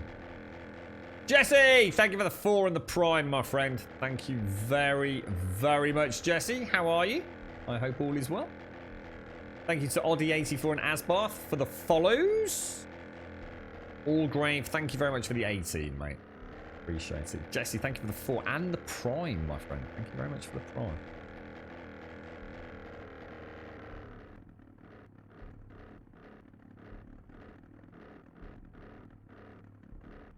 It used to be Gran Turismo 3 for you many... Oh, same here, mate. Back in the console days. Oh, I used to love Gran Turismo. I still do, mate. I still love Gran Turismo. I'm trying to think back now. My console rubber band games would have been... Oh, Jesus. Killzone. Killzone and Gran Turismo. I love the Killzone franchise. Mainly because of the technical prowess that they had, as much as I love the aesthetics and the gameplay and the gunplay. I love the bombastic, heavy soldier feel, that heavy momentum sway of the soldier. The way those Hellgas used to go down in a hail of assault rifle bullets. It was just beautiful game. It just felt so right. Killzone, Gran Turismo, and I'm sure there's something else that I used to go back to all the time as well. Demon Souls is an obvious one, but compared to the other two, relatively short-lived, because obviously Dark Souls was not that long in the making, was it? Vitamins. I seem to be thinking I was looking for the wrong thing there. I've got no plaster casts.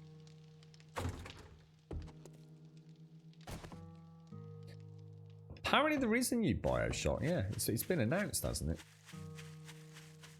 There was someone mentioned this recently. I don't think it was announced at the Xbox conference, was it? But I'm pretty sure someone said there's a new one on its way. What is that? That spoiled me not going in the organics locker.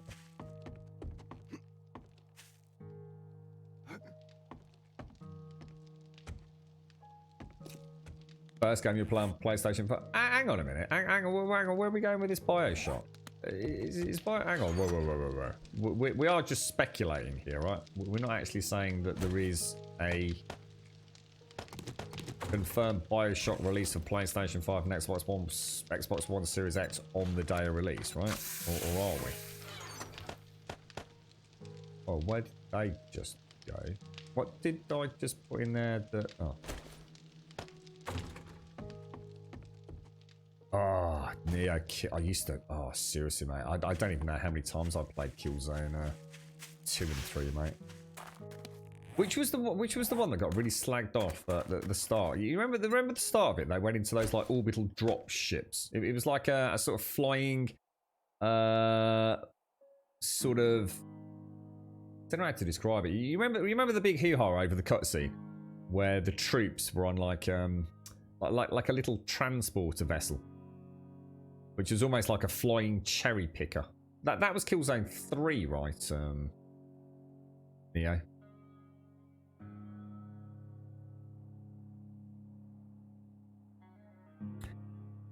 New Bioshock game is 5 years away. I was going to say, hang on a minute. I'm not sure. I know sometimes I miss things in chat. I was going, hang on, where's this come from?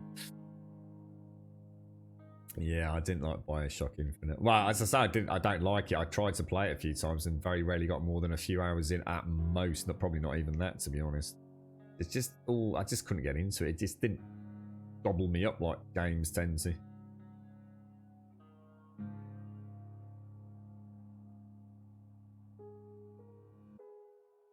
Oh, hang on. If it's Horde Night, hang on. If you're telling me it's Horde Night, I can't do a tier 5 before now on Horde Night, can I? That's just not going to happen. Which means I might as well just carry on digging the freaking hole, right? Shit.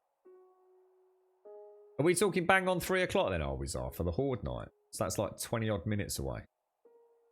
Oh, well, that's a right pain in the peeper. Oh, no, Mara. What happened? God damn it. God damn it, god damn it, god damn it. Well, I suppose we're prepped and ready, so I can't argue.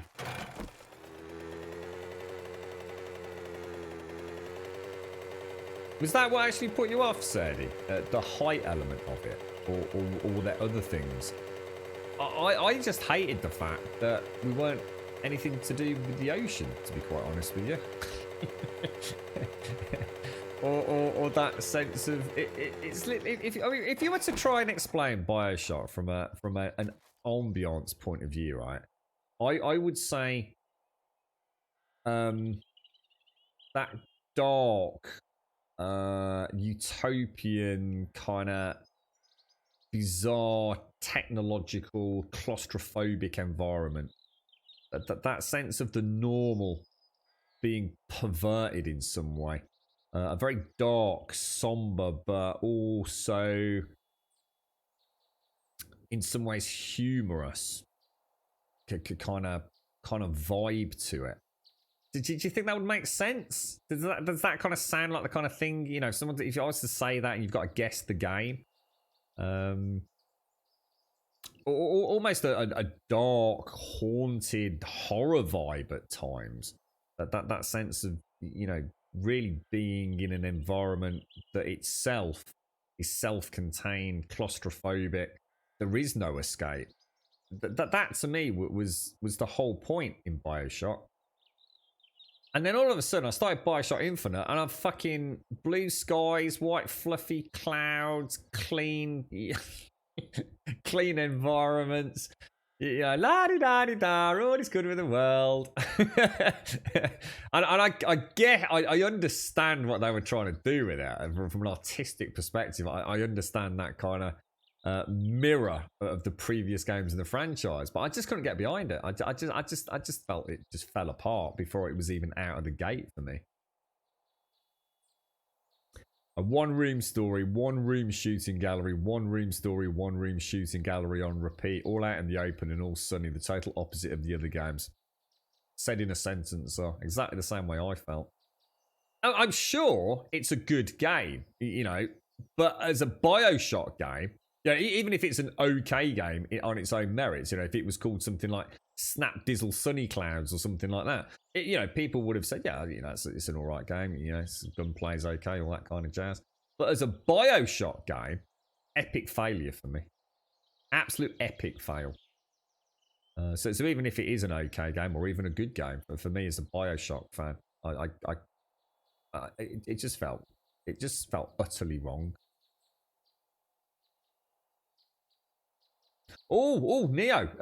Star Wars Pod Racers, don't think I've ever played it, but tell you what, you have just made me realise. Haven't we got a Star Wars game coming out? Star Wars, like, X-Wing, TIE Fighter versus style thing. Rogue Squadron-y, can't remember the name of it. That's due out pretty soon, isn't it?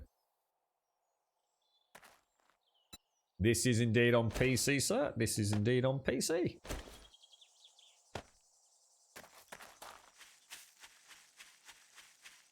It's not a good game. I can play the whole way through and I only kind of enjoyed the first.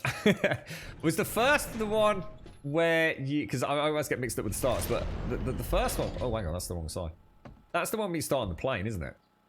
And the plane crash lands and you have to swim through, like, or underneath the flaming ring. And then you enter into, you know, the game proper. I thought that was such a good start to a game. That alone, like from the second it started, I was already hooked. I was like, oh my god, I'm in the middle of nowhere. you know, where the hell am I? No one knows I'm here. This is, you know, my only chance to survive is to open this, you know, essentially a bunker in the sea. So that's amazing, mate.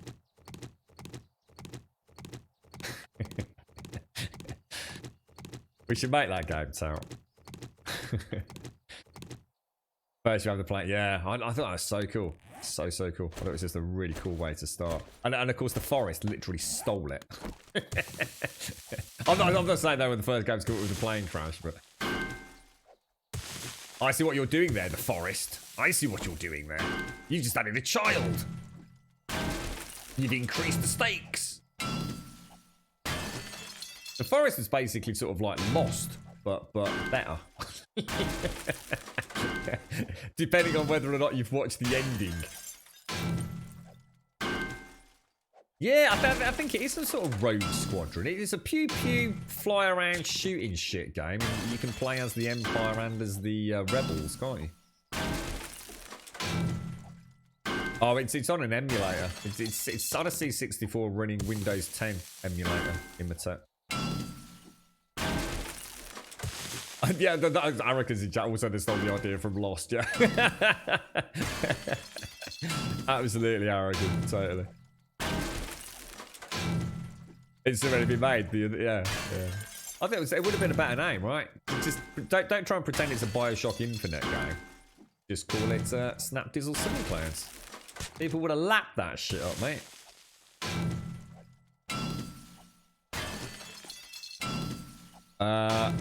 You and Missy were going to join us for a horde, but I think there should be a 2 before a 3 with the base. It's up to you guys. I haven't got a lot to lose. I mean, even if it all goes horribly wrong, I don't. You know, she's fairly robust. I can't imagine catastrophic structural failure happening. I don't think. I think I'd be very unlucky. I've deliberately built it so even if they breach a wall, there's no reason for them to go higher. So at no point should they breach a primary structural wall on the main pyramid roof. So I don't think much can go wrong. And as you say, we might want to throttle up before we go full on drag racing. But I don't know. I mean, high risk, high reward. Who knows?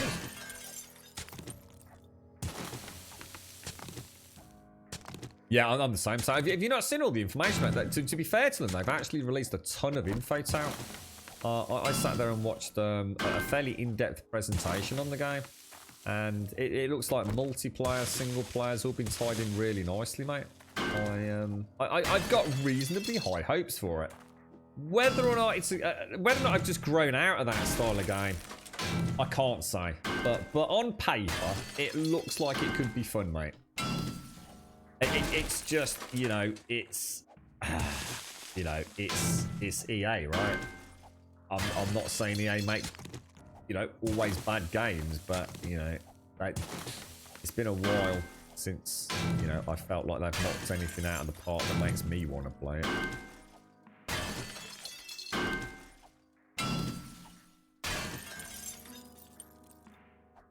I dread to think how many would come at us on a three horde. Yo, Arakan, sorry, man. Which server provider did you use? Bluefang. Always use Bluefang. Literally, Arakan. The amount of people that come into this chat and moaned about various service providers, everything from, as you said, Ping Perfect to Nitrado. There is no other service provider for this game, in my opinion. I've heard nothing but shit and then nothing but praise for other providers versus Bluefang. Yeah, it just depends on whether or not you're happy.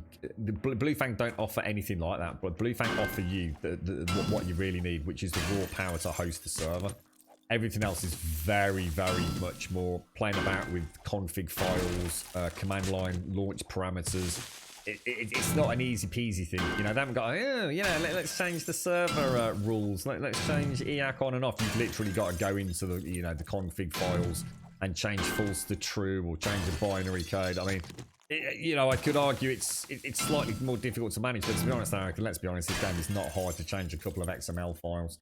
And the price that you pay for having I mean, I don't want to jinx myself, but 100% uptime fantastic tech support, rock solid servers with no lag or latency.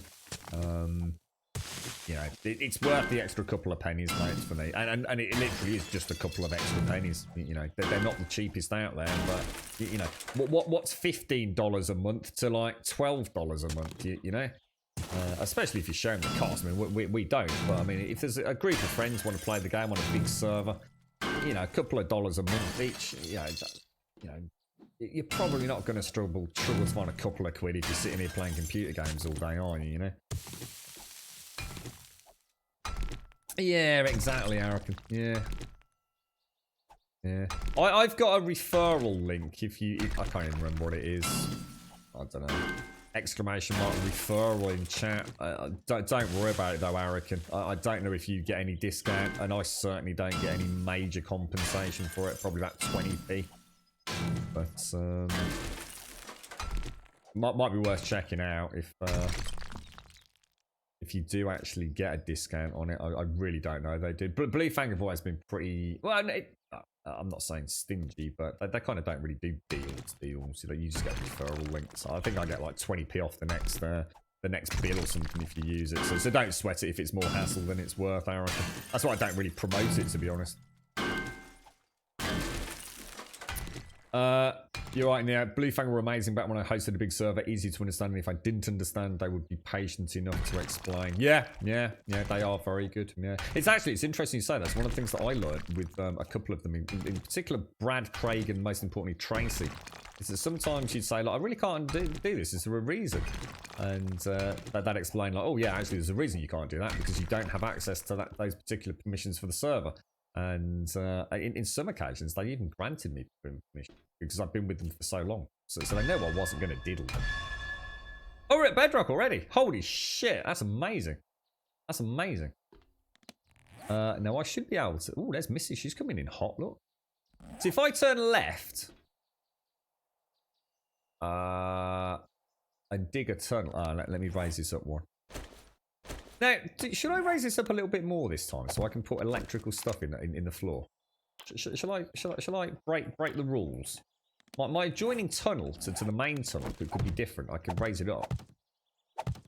I don't know. I'm not sure. Is there anything I really want to do with the floor that's going to make any difference? Nah, fuck it. Let's stick to the normal rules of Bodhian tunneling. So if I go that way, I will breach... or enter into the area to begin construction, won't I? So let's start that. Well, that's true, I reckon. That's true. I mean, I never say every little helps. I just don't like the thought of people using a referral system if it's more hassle than it's worth from their point of view.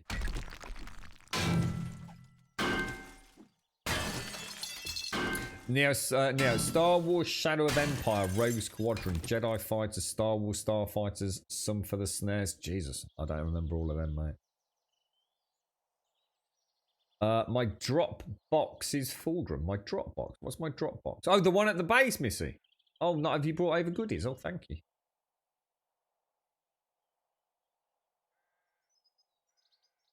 Bio 3 was heights. It wasn't underwater. I did try to like it. I really tried to like it, Serny. I booted it up on more than one occasion to say, come on, let's do this, you know, let's get into it, let's give it a chance, let's see, you know, maybe the story's the greatest story in the Bioshock universe ever.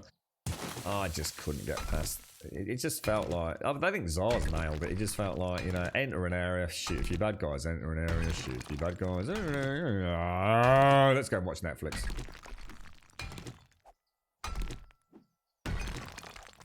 Ooh, in the hot tub, James.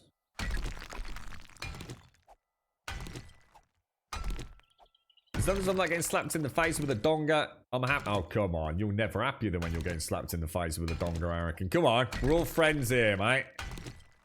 Did you get anything nice with the shopping, Cerny? Have you had a super delivery? Hopkins. Come and join us, mate. Come and join us. Let's see what happens. Let's see if the base can handle it. Let's push her to the max. Let's push the big red button. Let's push the big red button. What could possibly go? Send me a party invite.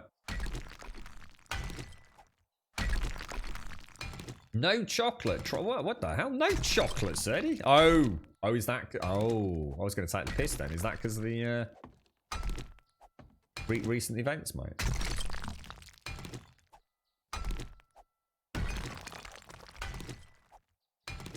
You watched The Norseman after you talked about it the other day. Was not what I originally thought that show. You know what, Smyrna? I started watching it thinking this is basically going to be The Last Kingdom. But an alternate story and all the rest of it.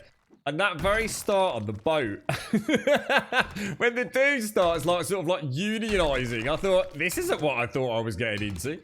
I was quite put, but I nearly turned it off, mate. I nearly thought, oh no, I don't want to watch something like that. You know what, mate? It's all right. It's totally watchable. And I think as you get more in it and get more invested in the characters, you actually start wanting to know where the story goes. It's good, mate. I'd recommend it, bro. You know, even if it is something you have as, you know, a side offering to your main Netflix viewing, I will definitely continue. No hesitation whatsoever. You're ready on season 3. I only mentioned it last week, mate. You're proper binging it. Yeah, I'm looking forward to seeing more. I'm quite interested to see if they have more to do with the female lass. Obviously, I won't say too much, but the I suppose the Lagatha equivalent. What are my hopes for GTA 6, Grub? I think I'd like to see finally. They've already got everything that I want out of a GTA 6 game. Everything that we've got, they'll just enhance. So it's pointless to talk about. You know, I'd like to see more traffic. I'd like to see more pedestrians. I'd like to see a bigger map. All that stuff will happen anyway. You know, more complex AI routines. They've already got all the vehicles. They've already got all the Havoc's physics. They've already got all the things that I want. You know, the jumps in the world, the beautifully immersive world, the sights. You know, whether or not they roll it back to a single player or stick with this kind of like multiplayer, zoom in, zoom out kind of thing. Who cares? The only thing I really want as an upgrade to the GTA world is internal environments, I think.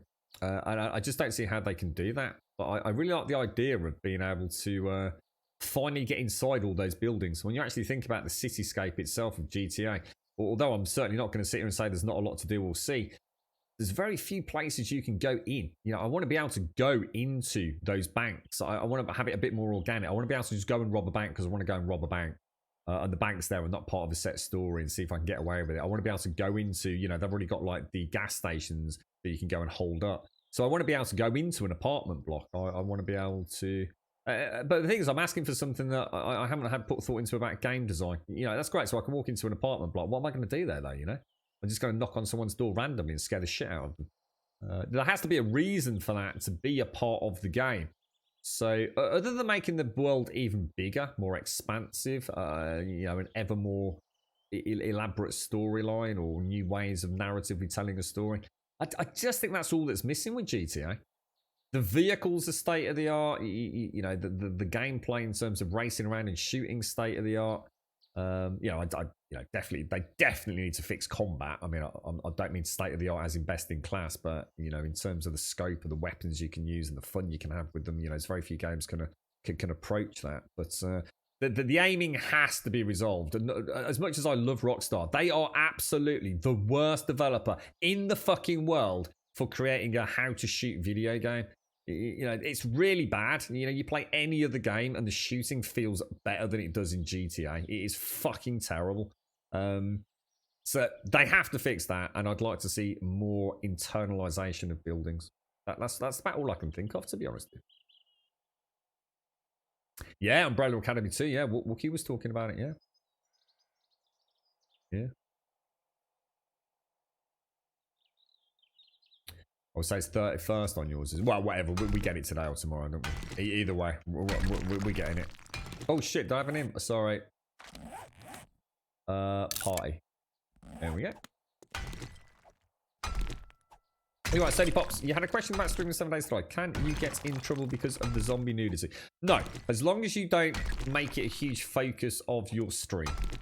So if you do have a zombie stripper, get a kill and don't go, you know, zooming in with this on a nudie boobies, mate.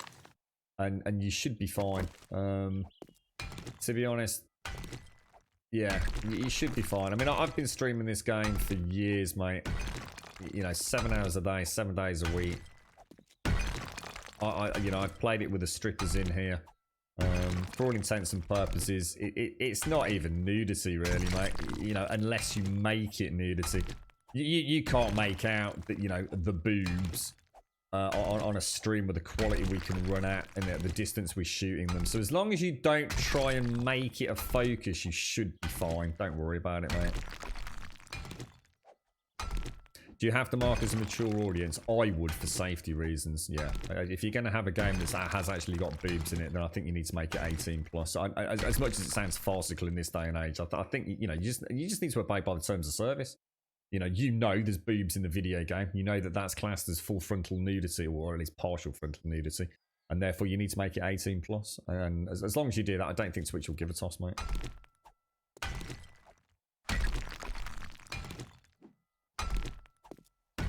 I think the game's presumably rated as 18 anyway. So you should always rate your channel based on the content that you're playing anyway. So even if you were like PC family friendly, not a curse word in sight, and you were playing, you know, some horror game that has an 18 rating, you still have to rate your channel as 18 for that stream anyway, as far as I know, under TOS. Or at least, even if it's not in terms of service, you should do. You should do. You know, a moral principle, right? Whether or not you believe with the censorship or categorization of films and media, but the simple fact of the matter is we are, you know, streaming through Twitch, which is a US-based service, and I would honour that anyway, even if it's not, you know, spelt out in black and white. You know, you just got to do your little bit.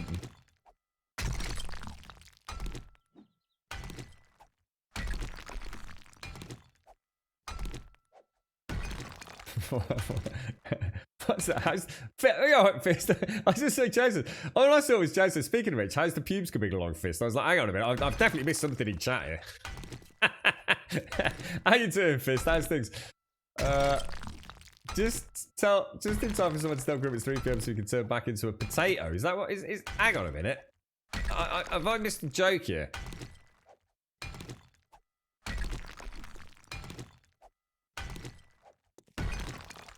Yeah, I saw Umbrella Academy pop up on my Netflix yesterday, so it came out of the background, so I knew something was up, but I knew Wookie had already mentioned it earlier this week, so...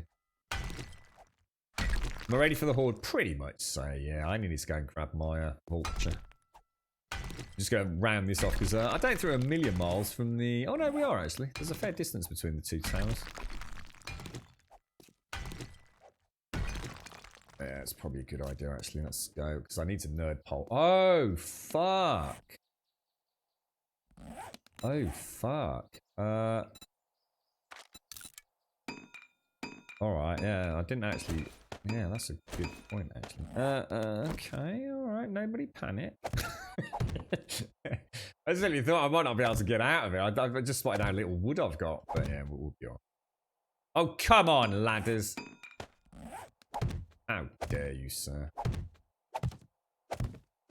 Well, you're gonna be streaming then. So is this your first time streaming, Sodi, or have you already been streaming and now you're thinking about a little bit of 7 days, a little bit out of your normal stream comfort zone? Is it in terms of having a bit of naughty nudity?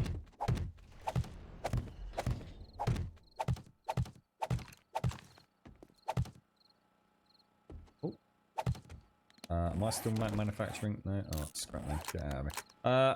Right. I can hear someone with a shotgun. Why is that not closing? Hello, Hopkins. That is a big gun, sir. That is a very big gun. It's my... Oh, hang on. Oh, shit. It's my gyrate. Oh, God. Oh, God. I need... Hang on. Hang on. Actually, Zar, I'm not ready for this at all, mate. No, because... I think the gyrocopter's literally upstairs, right where the bloody...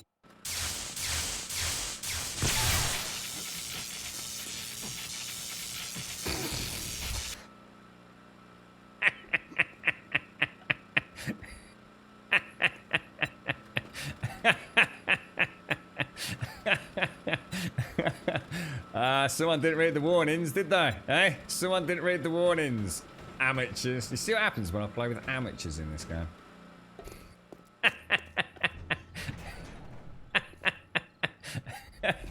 I thought that doesn't sound like it's working very well. Why is my electric system sparking all over the place? We've got a short circuit. Short circuit was bloody Pete's dick stuck in it again. God damn it, Pete. What have we told you about? It's cheap thrill, sir. Go somewhere else. It's a family-friendly channel, sir. Now I need to go. I'm sure my gyrocopter's up there. Is my gyrocopter up there? No, it isn't. No, it isn't. No, it isn't. No, it isn't. That man will do anything for a penis thrill, I tell you. It's disgusting. The amount of places I've seen him shoving his sausage on this server. So it's the first time I was just thinking of streaming for some of my friends and stuff, looking at how to get everything set up. But if you ever want to join us on Discord and have a chat, we've got like a little section over there for people asking for tech support or just want to know something about some weird, obscure setting on OBS, Sodi. Can't promise I can always be there 24/7, obviously, but I can certainly respond to any questions over there. Or here as well. Right, let's grab my... What do we want? We want the Desert Vulture. And we also want... Well, I think we'll just take... Well, alright, let's take it all, why not? Is there anything else I need to take over there? Shotguns are already prepped and primed, aren't they? I'll tell you what I'll do. I'll just nip into... Don't let me forget this is in here. I'm just going to ditch a load of surplus stuff in there. Just remind me it's there. I'm already regretting that. My OCD is kicking in. I can't bring myself to do it. It's just lazy. And that's exactly how things get lost. Why would I start now? I never do that. Ever. You just don't do it, do you? You just don't do that in 7 days to night. It's the unwritten rule. Don't be a knob. You heard OBS is better than Streamlabs OBS, but Streamlabs is easier to get into. I could argue that's actually a bit of a fake statement, to be honest. Essentially, Slobs is OBS. It's just been very much, I guess, tailored for integration into Streamlabs and all the widgets and things. In terms of, are you going to get a better visual quality using OBS or Slobs? Then no, you're not. They're exactly the same backend. You've got to remember, OBS is open source. So Slobs is OBS. Whether or not there are a couple of updates behind here or there, or whether or not that all rolls over, I don't know, because I don't use Slobs. I really wouldn't overthink it. I really wouldn't. I personally use OBS and will always use OBS. Until literally you drag me screaming to use Slobs. I've always used OBS, and I will probably always use the vanilla version, if you like, or the original version. I'm comfortable with it. It lets me do a lot more things that I can't do in Slobs because I do fanny about a lot. So it's a more comprehensive suite of things. But for most people, I'd say 99% of people, especially for your first few streams, don't worry about it, mate. If Slobs makes it easier to get it up and running, do that. Because the worst thing that is said, you could spend a whole week fannying about with things that you don't really need to fanny about with, and you end up hating streaming. You know, you have your first stream and you think that was exhausting, or that's really not what I expected. And you know, you've just thrown time away. Best advice I can give is just get a stream up and running. Don't worry about the quality too much. Don't worry about having widgets and pop-ups and sound bites and all that jazzmatazz that seems to be such an inherent part of the culture these days. Get a stream up as fast and simple as you can. Hit go. And go and play. And if you enjoy it, you enjoy it. And then maybe you've got, you know, you might get into it. You might think, actually, you know, I really fancy an alert or a bit boss or a jar. And especially if it's just for friends, mate. You know, as long as the audio quality is reasonable and the picture quality is reasonable, you're going to get what everyone wants out of Twitch. You're going to get to speak to some friends, have a chinwag, and bring a little bit of light to the world, hopefully. Although I'm sure you're not doing it for that reason. But yeah, you know, for small friends, yeah, let's not overthink it. We're not here to spread worldly love, all right? But yeah, you see my point. I'm sure it makes sense. I hope. And if you want any advice on that, Serdi, see, the problem is I've seen people. I've literally seen, I really mean this, Serdi. I've seen people spend money they haven't got, and I really mean this. And I've spoken to those people. in some cases, friends of mine. I'm sure they won't mind me saying this, otherwise I wouldn't say it. But they've spent money they haven't really got, but they've gone out, they've got graphics artists, that they've rebuilt their channels, they've rebranded their channels, they've got emo artists, even though they haven't even got affiliate status. You know, just bought stream decks and extra streaming computers and monitors, and you know, the audio alone can be a minefield for some people. And green screens and fancy HD cameras and capture cards. They haven't even streamed yet. They haven't even fucking streamed. They've not even started streaming. Well, you're mad. You're mad. It could be the most exhausting, anxiety sort of induced experience of your life, you know?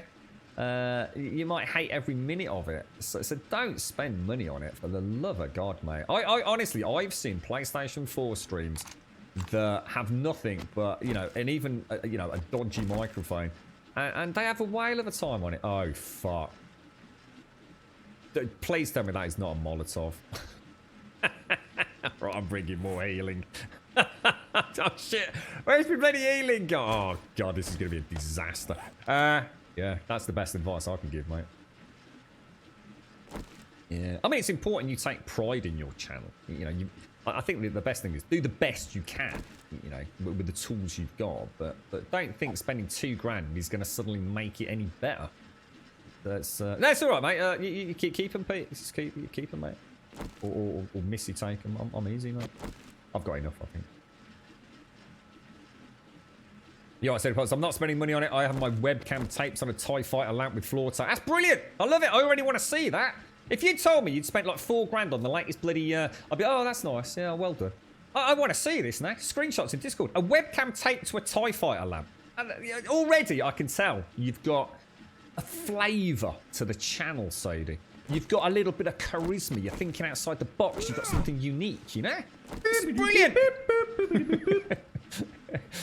Yeah, if you ever want any advice, Sadie, or you're having a bad day of it, or you've had some asshole in your chat that's really put a dent in your enjoyment, come and find me on Discord, mate. I'll talk you through it. I can talk about experiences, the good days and the bad days, mate. Like I said, the only thing I will add, is I'm a bit busy at the moment, so if I don't respond straight away, please don't take it personally.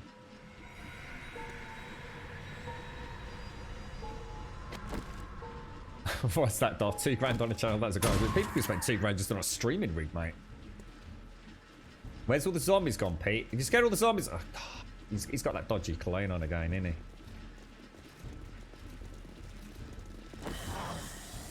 I'm starting to worry a bit, folks. There's no zombies.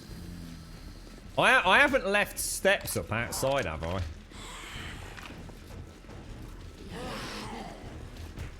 Something's not right, guys. Oh, no, it's the hatches.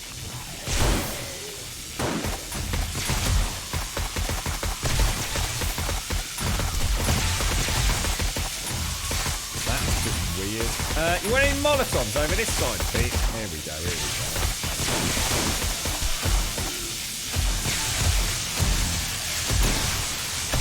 Okay, well, we'll get a screeny for check this out. Fucking hell, that's loud. Let me turn this down. I can't even concentrate. Oh shit, oh god, hang on. Oh fucking hell, mate.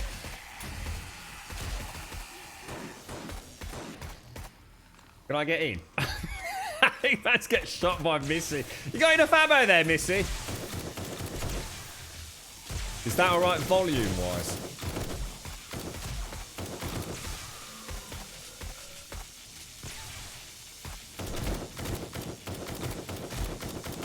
And also a massive thank you to I can't even hear. A massive thank you to Serdi for the gifted sub to Serdi. That was very nice of you, Serdi. Thank you very much. And thank you for all the previous gifted subs as well, mate. Thank you very much, bro. You want a little bit more volume? What, do you want a bit more? Oh, sorry, did I turn it down too much? There you go. Let us know. This is the shit you have to deal with, Serdi. Volume. It's like mid-horde. Oh, I can't hear it from. Over to OBS we go. Left-handed with the mouse on the left-hand side. Well, as in, I'm right-handed, so I'm having to use my left hand on the left-hand side. It's a bloody nightmare, mate. Is that a bit better now? I'll make a note of that. That's like minus 30 decibels or some of them.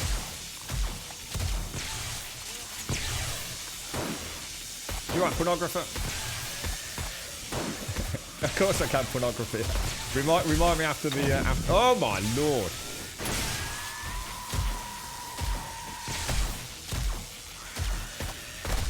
It's a thing of beauty, mate. It's a thing of beauty. We need more Molotovs and grenades next time. I think this is my first horde night with you, isn't it, Missy? I'm sure it is. I like whatever gun you've got. Is that an SMG? I think it is, isn't it?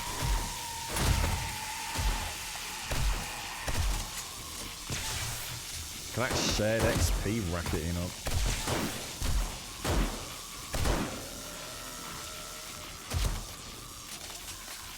Woo.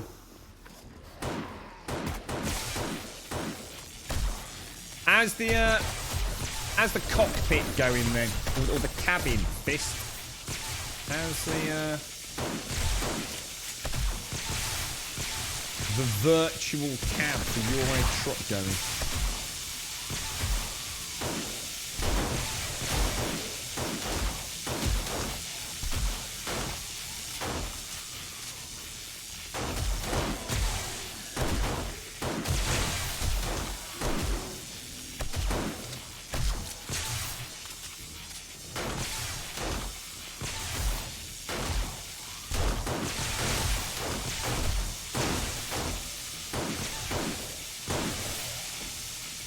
Look at that.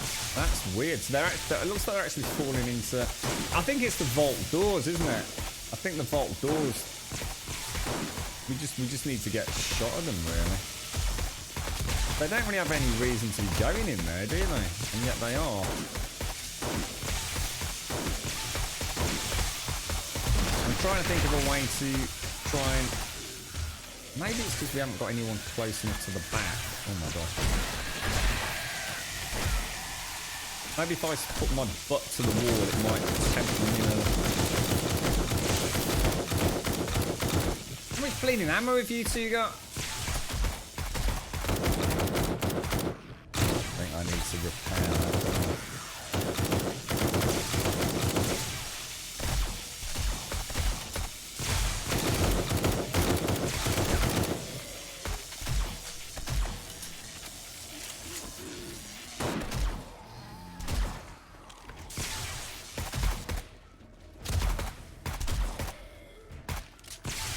Is he gonna pop?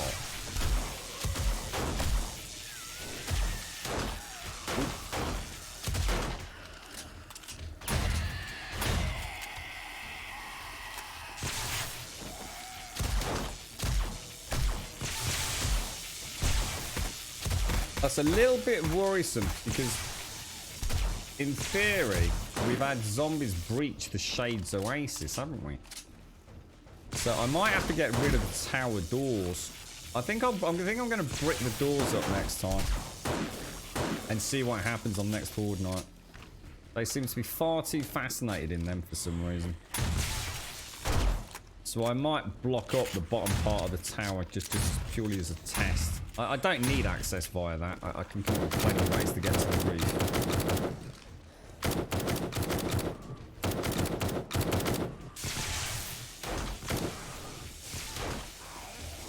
There's no one down there. Oh shit, that's a demo.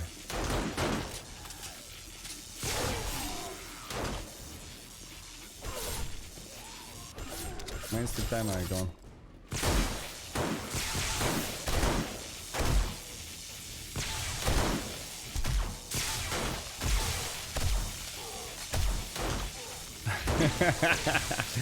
Everyone's like proper like, hang on a minute.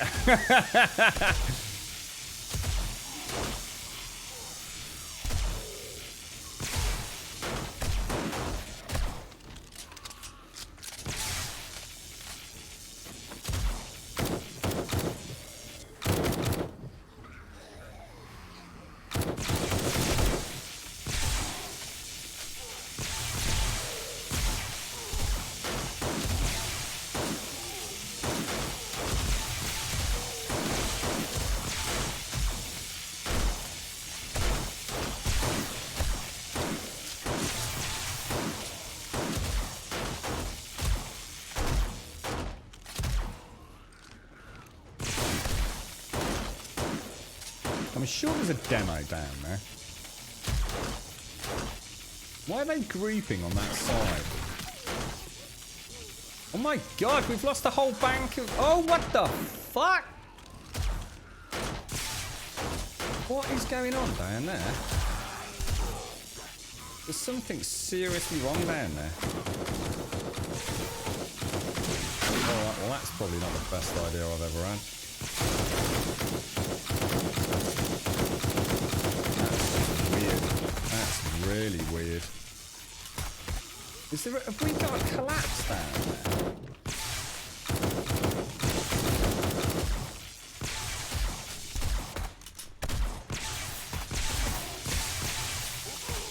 We've lost all the generators. Oh my god, this has cost me a fortune. Wonder why that's happened. Is it because we weren't all inside or not? I don't know. Something weird happened here, isn't there?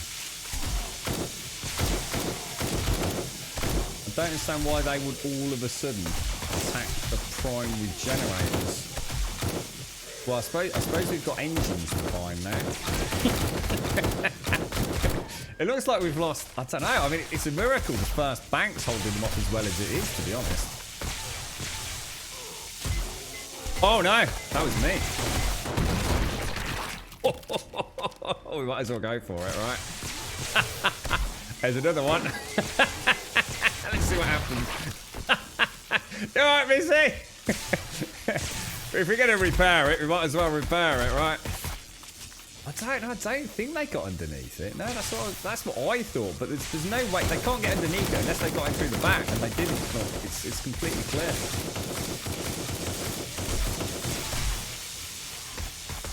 That is strange. We only lost 2 slabs there, folks. So where's Pete? Can I get in, Pete? Oh my! Oh my, says Pete. Oh my.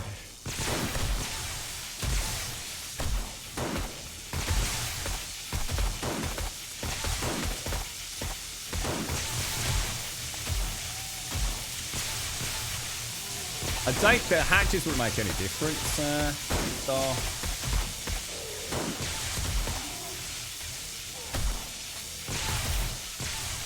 I mean, we'll consider it, but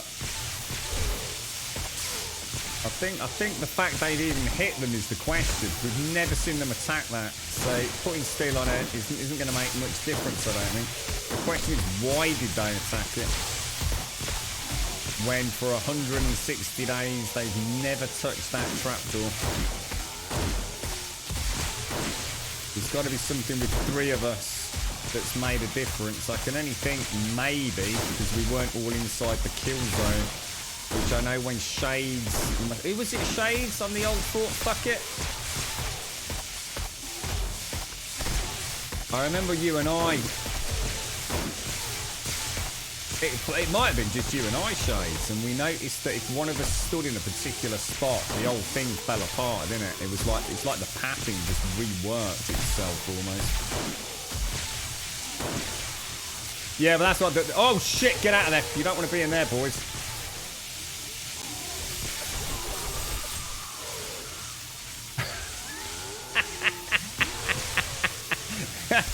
Now we see who makes it back in.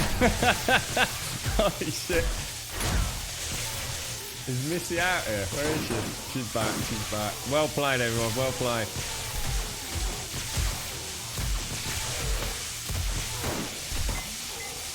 Well, that don't sound good. That wasn't me! That wasn't me! Oh, you killed it, you killed it. Fair play, well done. Well killed on the demo, man. Proper skills.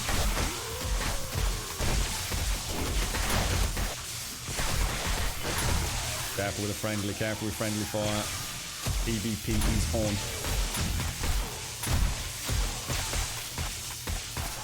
You alright, Pidgey?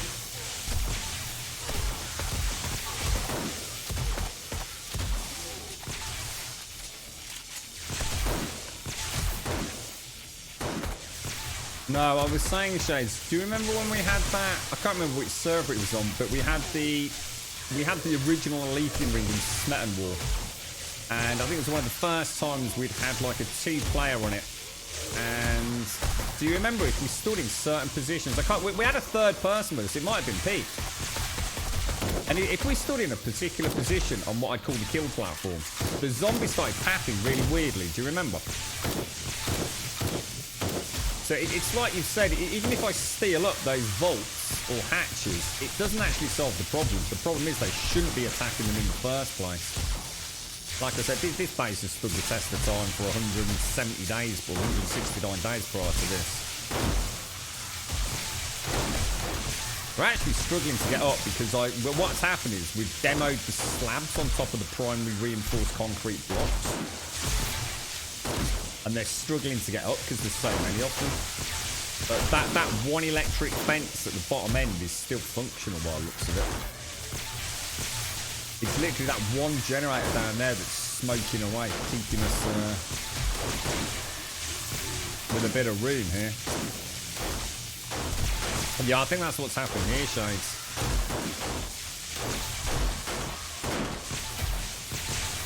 I think it's bums to the back plate is the way to do it.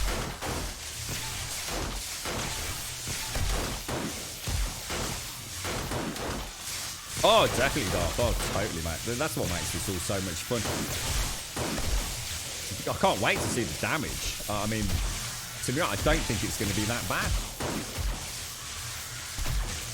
I mean, we will have lost blocks, but a couple of plates reinforced them up.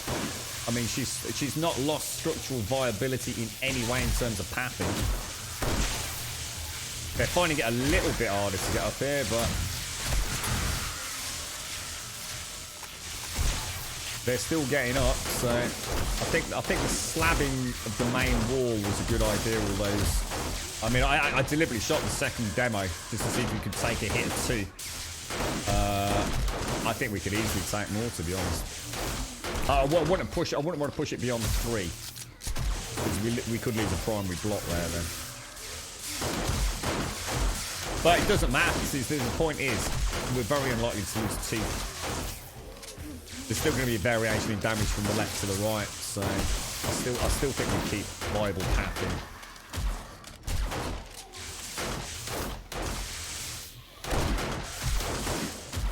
Yeah, I don't want it. I'd rather solve the problem. I don't like the idea of us having to like keep nipping out. That's why I don't like this around here, mate. I don't want to have to come around here and start shooting zombies. I want to be where we are. I'd rather fix the pathing issue.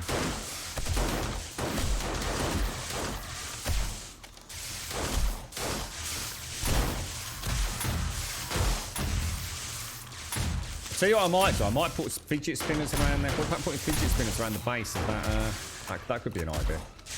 Did they knock the vault door out? The vault door's gone, isn't it? It's almost like they saw the door and just went, fuck it, let's do it.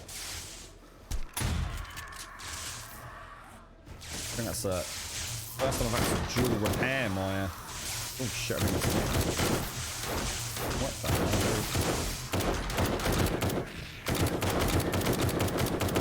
dude? Are you alright, Gary?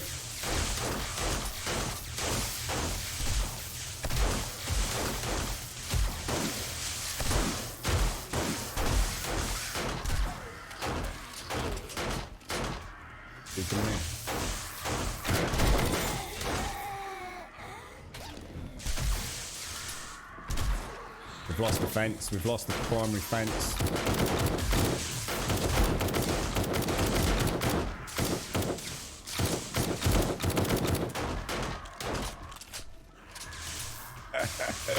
This is not messing about, man.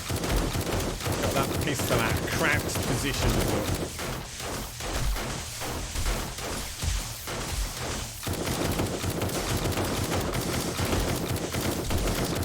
See, what I'd really like to see, Darth, is these zombies move away from fire. I'd really like to see that change in the AI, to be honest. I still think it's annoying that they ignore fire. So it'd be nice, you know, if an area of a base is getting hit, you could lodge Molotov at it to deter them for a little while. We kind of picked up on this today. And I think that would actually make Horde Nights more fun as well. Being able to sort of divert the, you know, the flow of a horde through choke points by using Molotovs. It would just add so much to it. But yeah, we took a shit ton of damage we've never taken on the fences and generators there. I've never seen it like that before. Really weird. We lost 3. Looks like we only lost 3, to be honest. I'm not worried about the flagstone. That's fairly normal, but yeah, it looks like they got in. They must have come up the ladder. Oh my god, what the fuck, dude? Oh shit, there's fucking hundreds of them up on. Oh shit, I'm gonna die. Oh fuck, I can't get out. Can't get out. I actually can't get out. They're up. I've somehow got up on the roof area.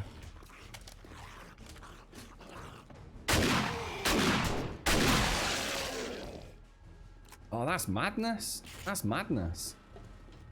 How do I get on that ladder? Carry on up. Oh, the bloody thing's jinxed out again, look. So annoying. Yeah, so the towers have actually worked against us, haven't they? Didn't come through there. Did come through there. Isn't that weird? Isn't that really strange? Do you think they thought they could get to us from here? I don't know. I'd be very surprised. Oh my god, look at the damage up there. What the hell, dude?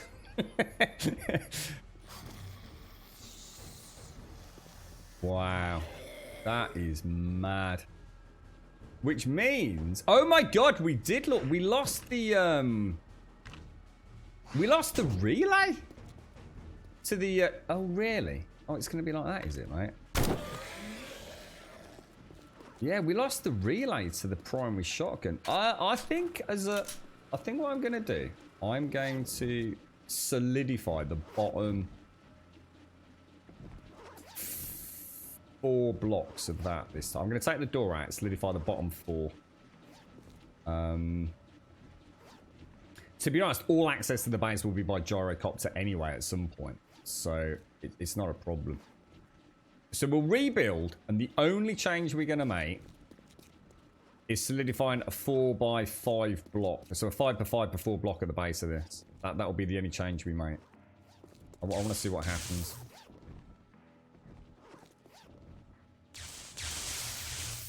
That's really weird. They've even damaged the flagstone blocks here. Look, what the? How the fuck did that take damage? Like, how did that take damage? That's got to have come from a zombie policeman, just acting a little bit erratically, innit? That's madness. That's absolutely crazy. But we survived. Well played, Missy. Well played, Pete. 10 out of 10. 10 out of 10. That was mad. That was absolutely mad. Dropbox full of story. The only thing that's going to cost us is we've lost. Oh my god! Actually, we have lost a lot. 1, 2, 3, 4, 5. We've lost 6 engines, which is pretty expensive actually. The electric fences are easy to replace. They're not a problem. But what we did learn is that we can take at least 2 exploding zombie policemen and 2 demolishers on the primary walk. We wouldn't have got away with that with the Smetan wall. Now, exterior-wise, I'm going to assume we lost minor blocks. Very minor. I'm going to assume we definitely had the 2-block entrance in the bottom corner here. That always seems to get knocked out. No, oh no, it did. And then there should be one opposite as well, shouldn't there? Tend to marry up fairly symmetrically. No, we didn't. We didn't lose on that side. Yeah, we know something really erratic's happened there because, look. We've lost like these really random ceiling blocks. I mean, that's obviously going to be from clambering zombies on the ladders, but these have to have come from either really bad shooting by Pete, which, let's be honest, it might have been, right, Pete, or from zombie spit. I think if we do it again, though, we have to stay inside the kill box. I think what's happening is because we've got someone on the outside, and I was over here for part of it, it's making them recalculate, isn't it, the shortest path to us. And I think it's really important we bunch up butts to the wall at the back And I reckon if we do that, seal this up 5 for 5 before, and then see what happens, and then the horde after that, if we feel that it's gone a little bit better, we do butts to the wall and open up the vault doors and see what happens. I reckon that's the best bet. But that was awesome. That was madness. Absolutely freaking crazy. Cheers, Pete. Yeah, don't worry. I think I've got everything to replace. The only thing I might have to work quite hard at in the next 7 days is getting engines. I think that's the only thing I've struggled with. But what's interesting is I said I struggled to get the engines because I spent... It's kind of like one of those kind of like warped perceptions. It's because I spent so long just wrenching any car I saw without really taking into consideration the fact that only certain cars can drop engines, can't they? It needs to be that kind of fully functional car, not the ones that are already, you know, wheels taken off and all the rest of it. So I probably wrenched 50 cars and only got 6 engines, but probably of those 50 cars, probably only 20 of them could have had an engine anyway.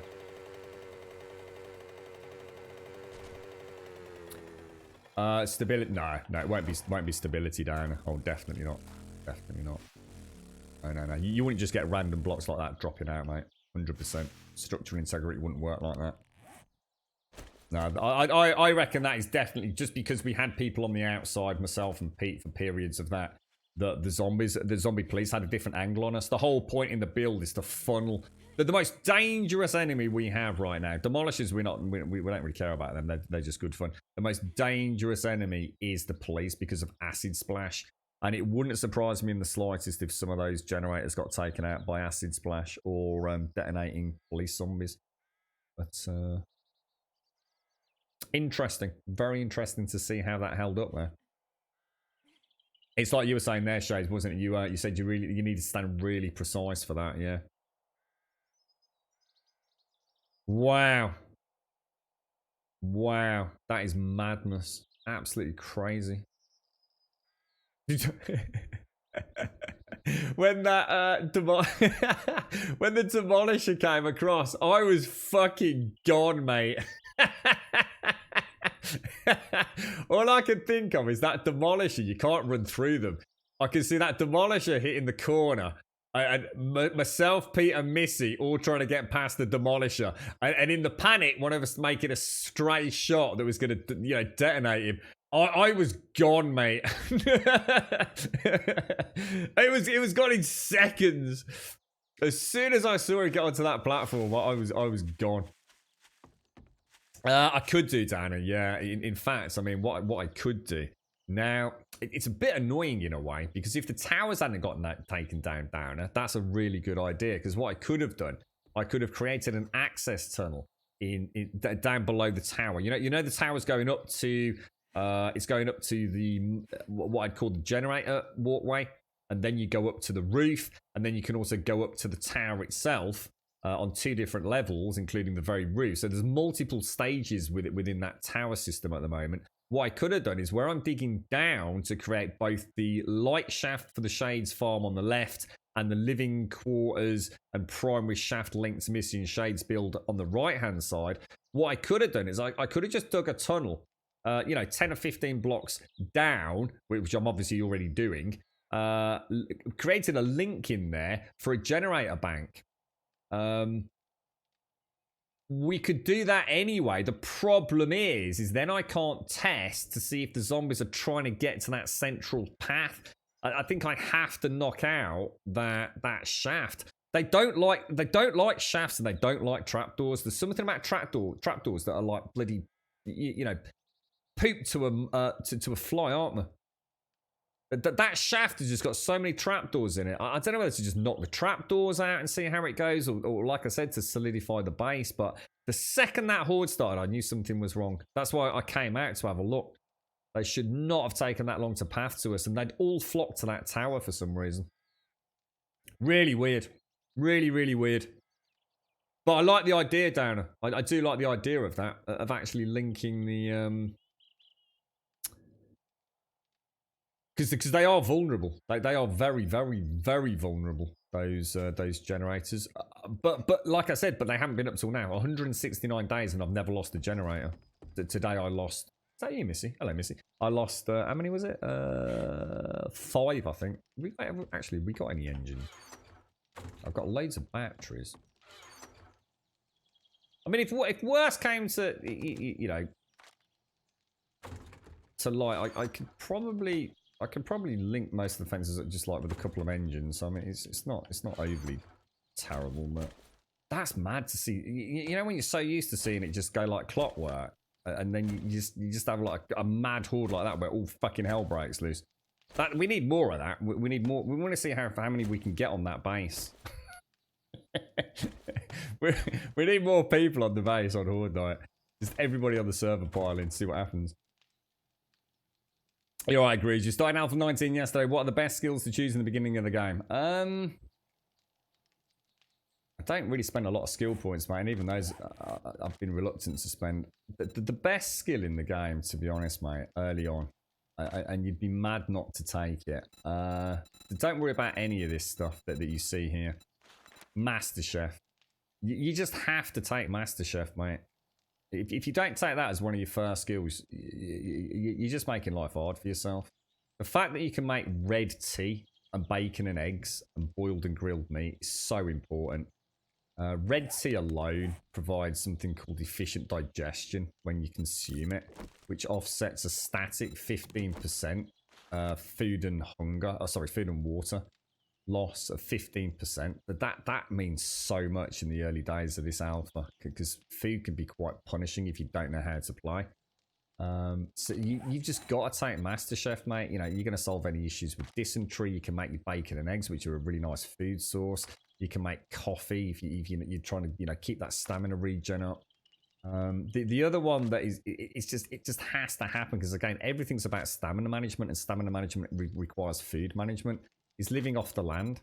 You just have to put 1 point in Gardener to get 2 items from wild or planted crops. You've literally just doubled the rate with which you can therefore exponentially increase your farm productions. So it's just a no-brainer to me. Anything beyond that is where you start getting a little bit more specialized. I mean, you know, I normally like pain tolerance and healing factor by the time I start doing tier 5s. I do treat myself to a few points in that, because otherwise I'm a little bit too spongy. Or a little less spongy, should I say. Everything beyond that is really... There's no right or wrong beyond that, to be honest, mate. For me, the most important... you can probably see a pattern to my thinking. The Master Chef. And what's that doing? That's solving stamina. Okay? That's what it's doing. Stamina. Stamina is tied into food, it's tied into water, it's tied into everything. So again, Bachelor, Master Chef, stamina. Living off the land, food, Gardener, stamina. Again, the other one, Grease Monkey. Get as many points as you can. Get that mini bike unlocked as soon as you can. Traveling around on a mini bike, you're traveling around more efficiently. You've got increased inventory management. Winner, chicken dinner. Those are the 3 that I would focus on. I could argue with this alpha, if you're relatively new to the game, you don't know how to play the trader particularly well in terms of vending machines, I would also throw a point in Iron Gut. If you can keep your red tea production up, which is piece of piss, you can literally drink 4 red tea. Well, I think 3 red tea for a 12-minute perma buff on efficient digestion. So every 12 minutes you just drink 3 red tea. It's not hard, and it will really offset, you know, your hunger. Throw in Leaky Gut as well from Iron Gut. It's only 5% at the moment, but that's giving you 20% feed and water reduction. That's not bad, mate. You know, it's a good start to the game. And like I said, anything beyond that really is personal choice. You know, if you really want to specialize in a weapon or specialize in, you know, armor, I would never, ever, I see it all the time. Seriously, why people do it, I get it, but don't put points in fucking pack mule. If you're putting points in pack mule, you're playing the game wrong. You're actually hoarding when you shouldn't be hoarding. I've never put a point in pack mule ever since the bloody thing was invented. Stop bringing everything out of houses. You know, there's no point in bringing loads and loads of fucking concrete out if you're not making concrete bases, right? There's no reason to bring out 3,000 jam jars if you only need 30 to survive. Put a box outside a house. You know, literally put a wooden box outside of a house and throw the surplus in so you're not walking home exerting unnecessary stamina. Get the pockets. Get some basic clothing. It comes pretty quick and pretty cheap in the early game. You might not have a puffer jacket, but you probably get a pair of leggings or dungarees. Make yourself a pocket mod. You might not be able to make a double pocket mod, but you might be able to make a pocket mod. And before you know it, you'll start getting the triple slots. You know, I've unlocked all of my slots without spending a single point in that. It's a false commodity, in my opinion. Like I said, play smart, and you don't need pack mule. I like doing trader quests, taking sneakers there. Yeah, I love sneak. But yes, sneaking is very good in this game. I was a bit disappointed earlier today. Sneaking itself is good. It is really good, especially now that bows have 200% off the cuff sneak damage as well. It's just a shame about the ghillie suit. I was really pissed about the ghillie suit. They've really approached it completely the wrong way. They need to flip it on their head or make the ghillie suit make more sense by making it a mod, not an actual item of clothing in late game. Sneaking is brilliant. It's a really viable way to play the game. The ghillie suit, unfortunately, I thought that would be like the holy grail of sneaking, and it really isn't. It was good. It was good. It's like I said in chat. It's always nice to play it when things go wrong, mate. Yeah, no, that was good. Thank you, Pete. Thank you, Missy. Right, ladies and gents, hopefully you've enjoyed that. I know I have. Thank you very much to Shades, Pete, and Missy for joining us on the server. I think Adam was on earlier. Thanks to each and every single one of you. Thank you for that Horde night. Very enjoyable indeed. And it now means I actually need to rethink it a little bit as well, which is always nice. So look forward to that tomorrow. If anyone's got any ideas, we'll come and have a chat about it. We don't play in creative mode, so anything we do is a trial and error system, so it's nice to see things go a little bit awry. I think next Horde night, be nice to repeat exactly what we've done, but butts against walls in the primary cage, just to see if that makes any difference to the pathing. And even I won't go out under any circumstances to see what's going on. We just wait and see. I mean, it'd be a nice surprise at the end of the Horde anyway. We'll be back on later today for a little bit of Grounded. So I'm just going to go and get... oh my God, it's 3:45. Shit, I need to get a wriggle on. Yeah, we'll be back shortly with some Grounded. We won't be doing a mega stream, but we'll certainly get a couple of hours in or so. Be nice to revisit that later. Come and join us on Discord. !Discord will, of course, get you a link to the Discord server. Just post an introduction, say a quick hello. Post an emote, full stop. Doesn't have to be anything more than that, just so we can see your name in introductions, because that's the only way you get an invite to the Discord server. Twitter will, of course, get you a link to the Twitter feed. If you do follow us over there, you'll get a tweet every morning at 8:15, because we stream 7 days a week.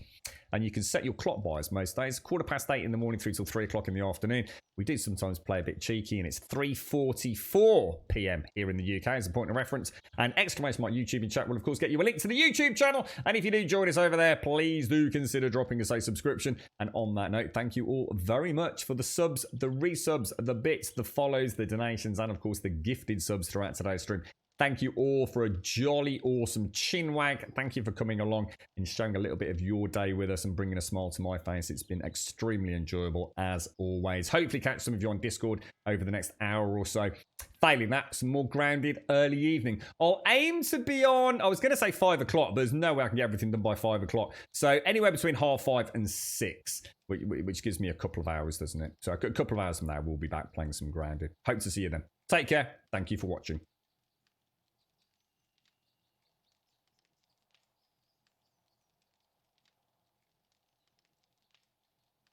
We could pack our bags tomorrow, leave all of our sorrows, see where all this road goes, maybe San Diego. Oh. Maybe San Diego. Oh. Roll down all our windows. And don't forget, it's Miss Group's birthday today. If you're still out there, Miss Group, thank you very much for joining us and spending a little bit of your birthday with us. I hope you and your daughter are having a magical day, whatever you're up to. If you're on our Discord, come along quickly. Wish Miss Group a happy birthday. I'm sure she'd love it. Take care, everyone. You can look and try to find. Take a breath, open your mind. Take it one ride at a time.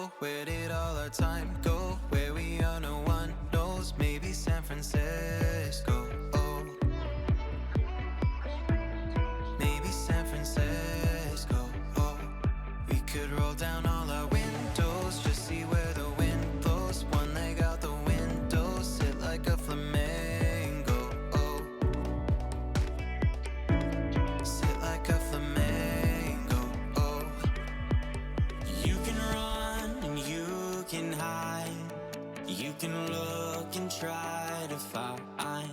Take a breath, open your mind. Take it one day at a time. You can run